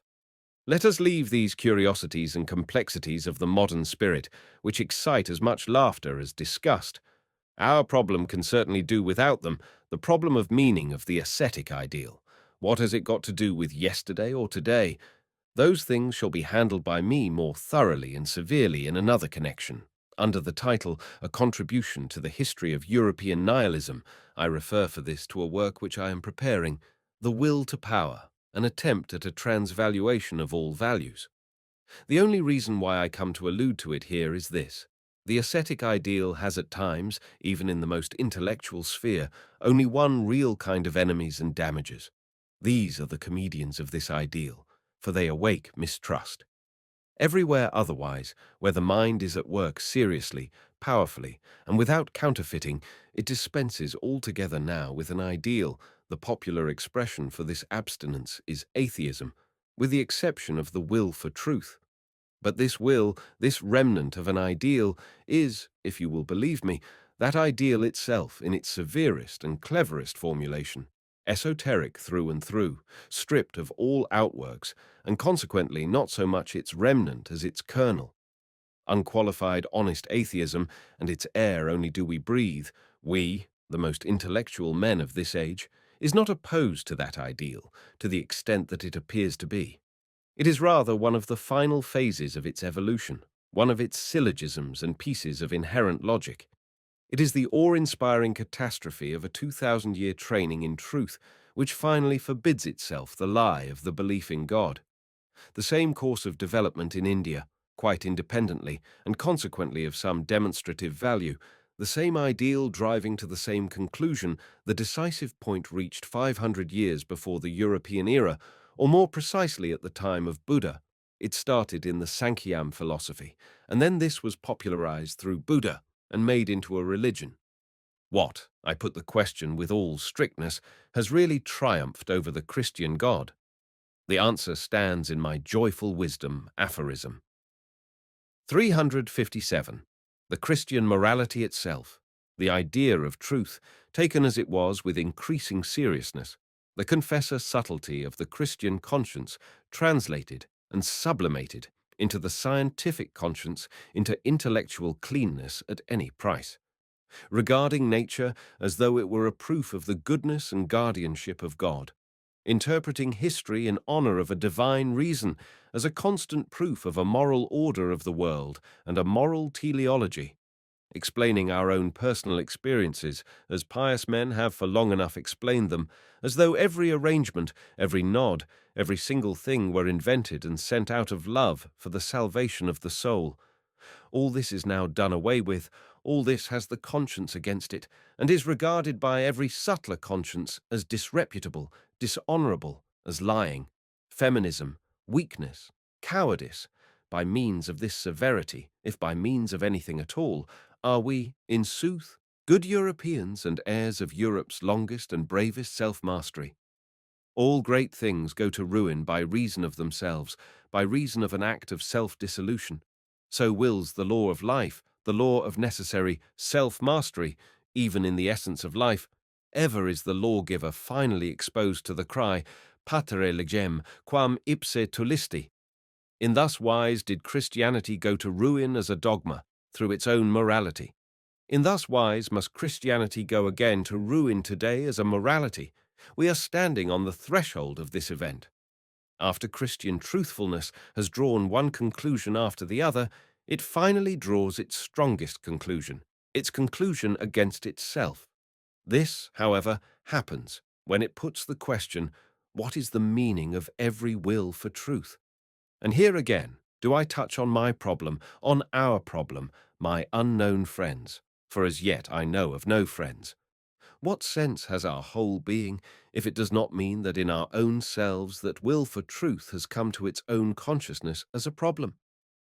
By reason of this attainment of self-consciousness on the part of the will for truth, morality from henceforward, there is no doubt about it, goes to pieces.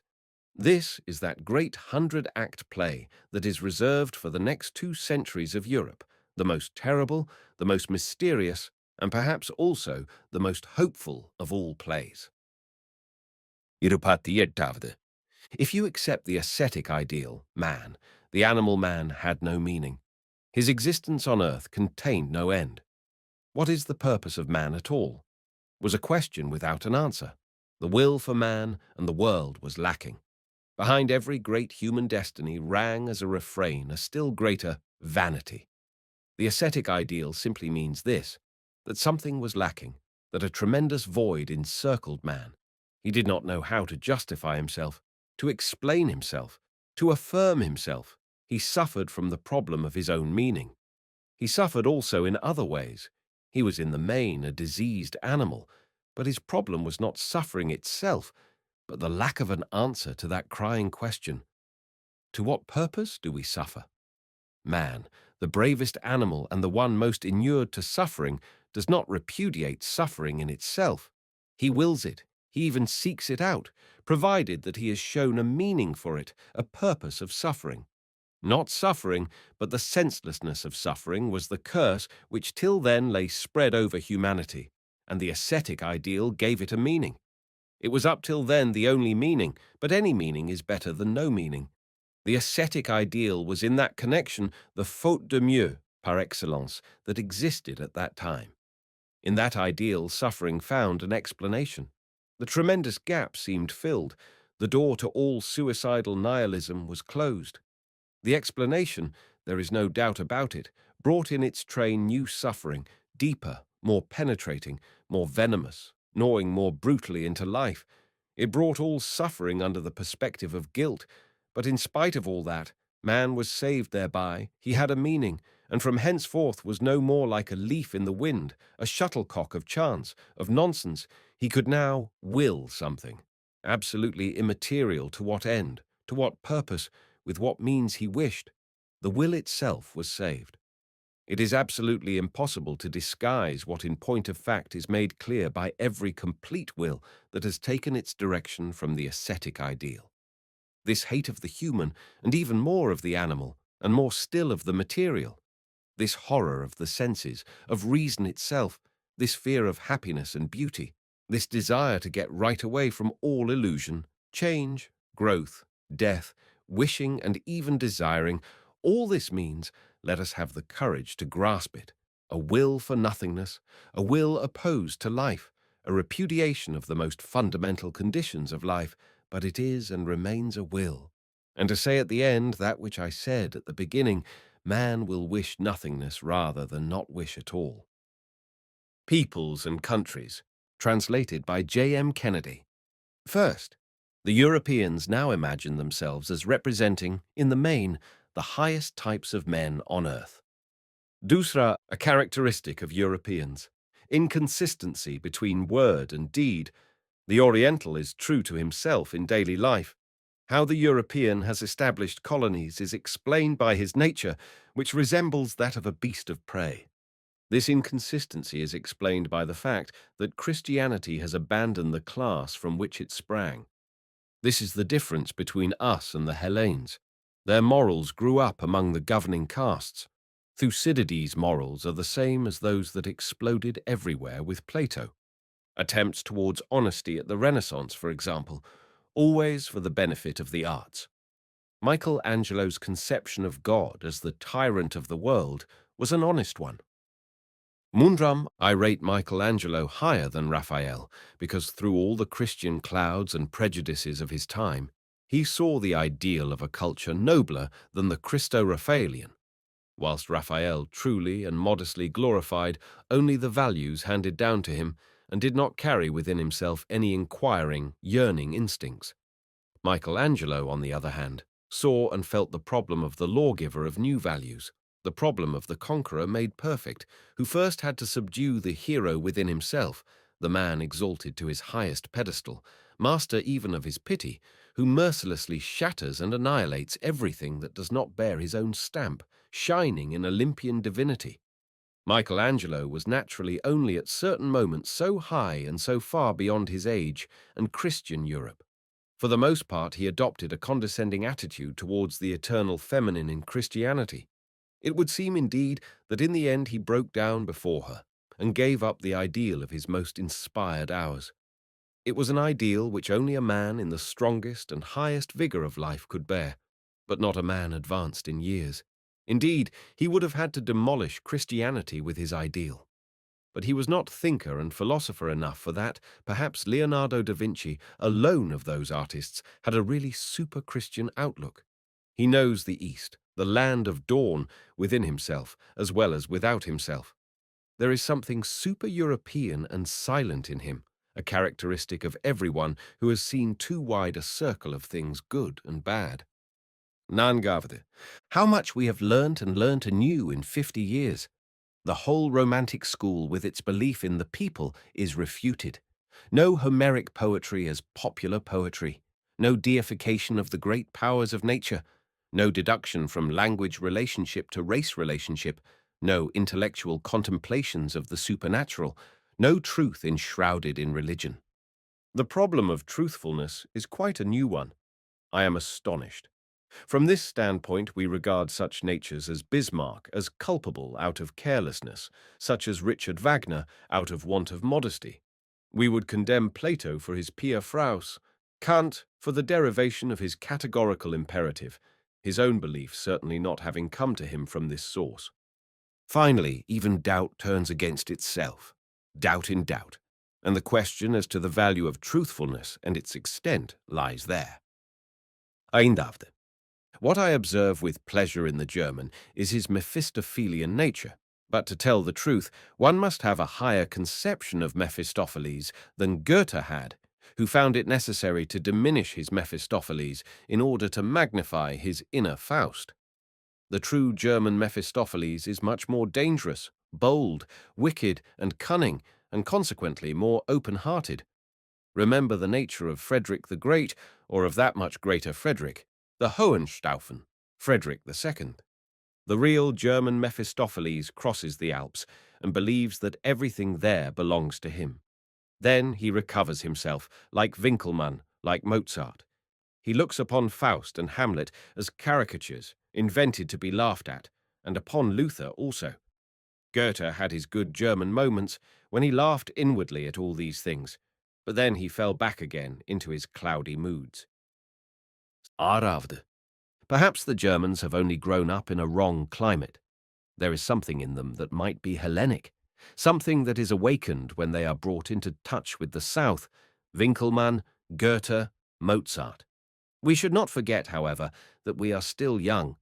Luther is still our last event. Our last book is still the Bible.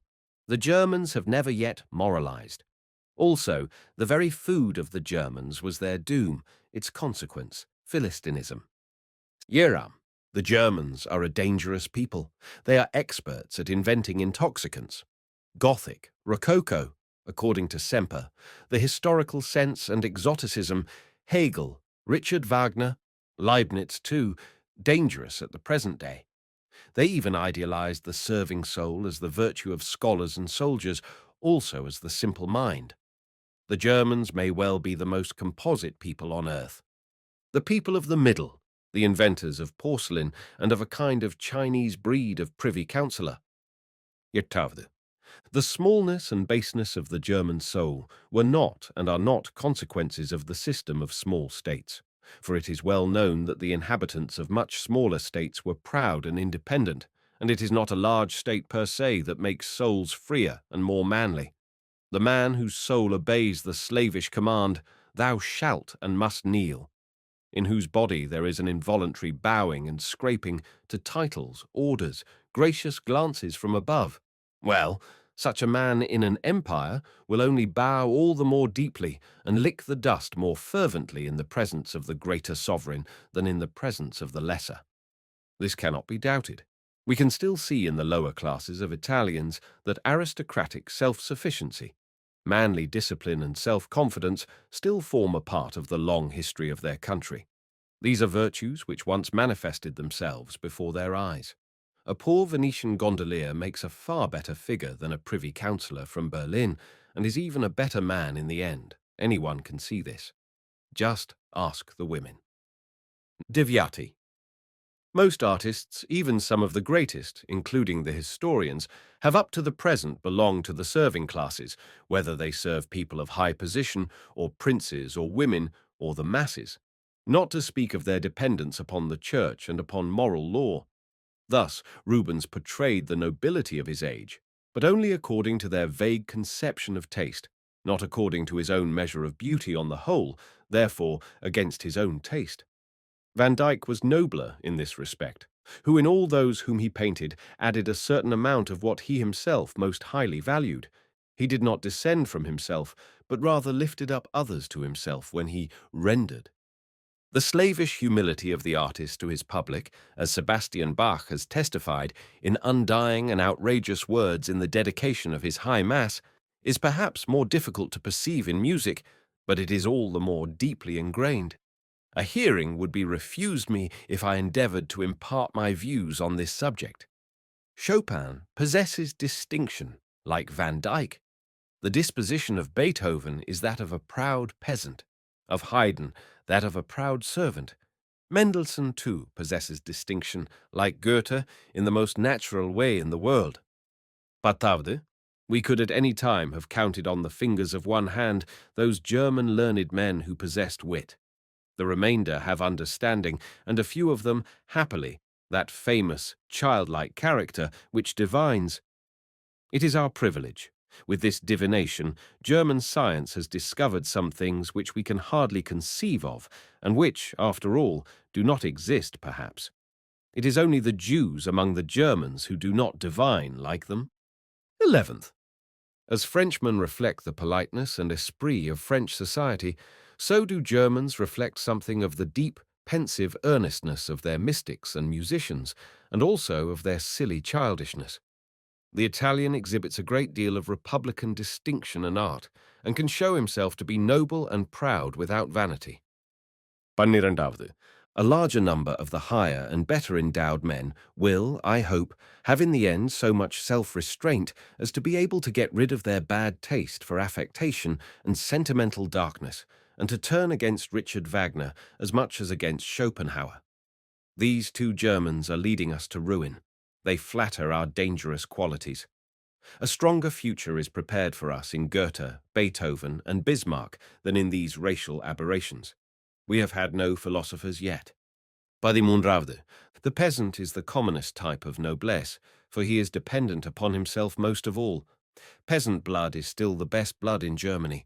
For example, Luther, Niebuhr, Bismarck. Bismarck a Slav. Let anyone look upon the face of Germans. Everything that had manly, exuberant blood in it went abroad. Over the smug populace remaining, the slave-sold people, there came an improvement from abroad, especially by a mixture of Slavonic blood. The Brandenburg nobility and the Prussian nobility in general, and the peasant of certain North German districts, comprise at present the most manly natures in Germany. That the manliest men shall rule. This is only the natural order of things. 14. The future of German culture rests with the sons of the Prussian officers. 15. There has always been a want of wit in Germany, and mediocre heads attain there to the highest honors, because even they are rare. What is most highly prized is diligence and perseverance, and a certain cold-blooded critical outlook, and, for the sake of such qualities, German scholarship and the German military system have become paramount in Europe. 16. Parliaments may be very useful to a strong and versatile statesman. He has something there to rely upon. Every such thing must, however, be able to resist, upon which he can throw a great deal of responsibility. On the whole, however, I could wish that the counting mania and the superstitious belief in majorities were not established in Germany, as with the Latin races, and that one could finally invent something new even in politics. It is senseless and dangerous to let the custom of universal suffrage, which is still but a short time under cultivation and could easily be uprooted, take a deeper root, whilst, of course, its introduction was merely an expedient to steer clear of temporary difficulties. 17. Can anyone interest himself in this German Empire? Where is the new thought? Is it only a new combination of power, all the worse if it does not know its own mind? Peace and laissez-aller are not types of politics for which I have any respect. Ruling and helping the highest thoughts to victory, the only things that can make me interested in Germany. England's small-mindedness is the great danger now on earth. I observe more inclination towards greatness in the feelings of the Russian nihilists than in those of the English utilitarians. We require an intergrowth of the German and Slav races, and we require, too, the cleverest financiers, the Jews, for us to become masters of the world. A. The sense of reality. B. A giving up of the English principle of the people's right of representation. We require the representation of the great interests. C. We require an unconditional union with Russia, together with a mutual plan of action which shall not permit any English schemata to obtain the mastery in Russia. No American future. D. A national system of politics is untenable, and embarrassment by Christian views is a very great evil. In Europe, all sensible people are skeptics, whether they say so or not. 18. I see over and beyond all these national wars, new empires, and whatever else lies in the foreground. What I am concerned with, for I see it preparing itself slowly and hesitatingly, is the united Europe. It was the only real work, the one impulse in the souls of all the broad-minded and deep-thinking men of this century, this preparation of a new synthesis and the tentative effort to anticipate the future of the European. Only in their weaker moments, or when they grew old, did they fall back again into the national narrowness of the fatherlanders. Then they were once more patriots. I am thinking of men like Napoleon, Heinrich Heine, Goethe, Beethoven, Stendhal, Schopenhauer. Perhaps Richard Wagner likewise belongs to their number, concerning whom, as a successful type of German obscurity, nothing can be said without some such perhaps. But to the help of such minds as feel the need of a new unity, there comes a great explanatory economic fact. The small states of Europe, I refer to all our present kingdoms and empires, will in a short time become economically untenable, owing to the mad, uncontrolled struggle for the possession of local and international trade. Money is even now compelling European nations to amalgamate into one power. In order, however, that Europe may enter into the battle for the mastery of the world with good prospects of victory, it is easy to perceive against whom this battle will be waged. She must probably come to an understanding with England. The English colonies are needed for this struggle, just as much as modern Germany, to play her new role of broker and middleman, requires the colonial possessions of Holland. For no one any longer believes that England alone is strong enough to continue to act her old part for 50 years more. The impossibility of shutting out homines novi from the government will ruin her, and her continual change of political parties is a fatal obstacle to the carrying out of any tasks which require to be spread out over a long period of time. A man must today be a soldier first and foremost, that he may not afterwards lose his credit as a merchant. Enough. Here, as in other matters, the coming century will be found following in the footsteps of Napoleon, the first man and the man of greatest initiative and advanced views of modern times. For the tasks of the next century, the methods of popular representation and parliaments are the most inappropriate imaginable. 19. The condition of Europe in the next century will once again lead to the breeding of manly virtues, because men will live in continual danger. Universal military service is already the curious antidote which we possess for the effeminacy of democratic ideas, and it has grown up out of the struggle of the nations. Nation. Men who speak one language and read the same newspapers. These men now call themselves nations, and would far too readily trace their descent from the same source and through the same history, which, however, even with the assistance of the most malignant lying in the past, they have not succeeded in doing.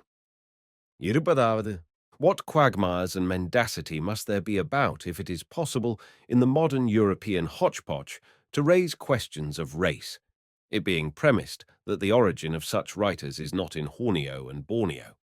இருபத்தி ஒன்றாவது. Maxim, to associate with no man who takes any part in the mendacious race swindle. இருபத்தி இரண்டாவது. With the freedom of travel now existing, groups of men of the same kindred can join together and establish communal habits and customs, the overcoming of nations. இருபத்தி மூன்றாவது.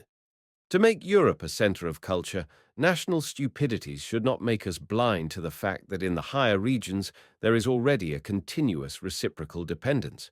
France and German philosophy. Richard Wagner and Paris, 1830–50. Goethe and Greece. All things are impelled towards a synthesis of the European past in the highest types of mind. இருபத்தி நான்காவது. Mankind has still much before it. How, generally speaking, could the ideal be taken from the past? Perhaps merely in relation to the present, which latter is possibly a lower region. இருபத்தைந்து. This is our distrust, which recurs again and again, our care, which never lets us sleep, our question, which no one listens to or wishes to listen to, our sphinx, near which there is more than one precipice. We believe that the men of present-day Europe are deceived in regard to the things which we love best, and a pitiless demon, no, not pitiless, only indifferent and puerile, plays with our hearts and their enthusiasm, as it may perhaps have already played with everything that lived and loved. I believe that everything which we Europeans of today are in the habit of admiring as the values of all these respected things called humanity, mankind, sympathy, pity, may be of some value as the debilitation and moderating of certain powerful and dangerous primitive impulses.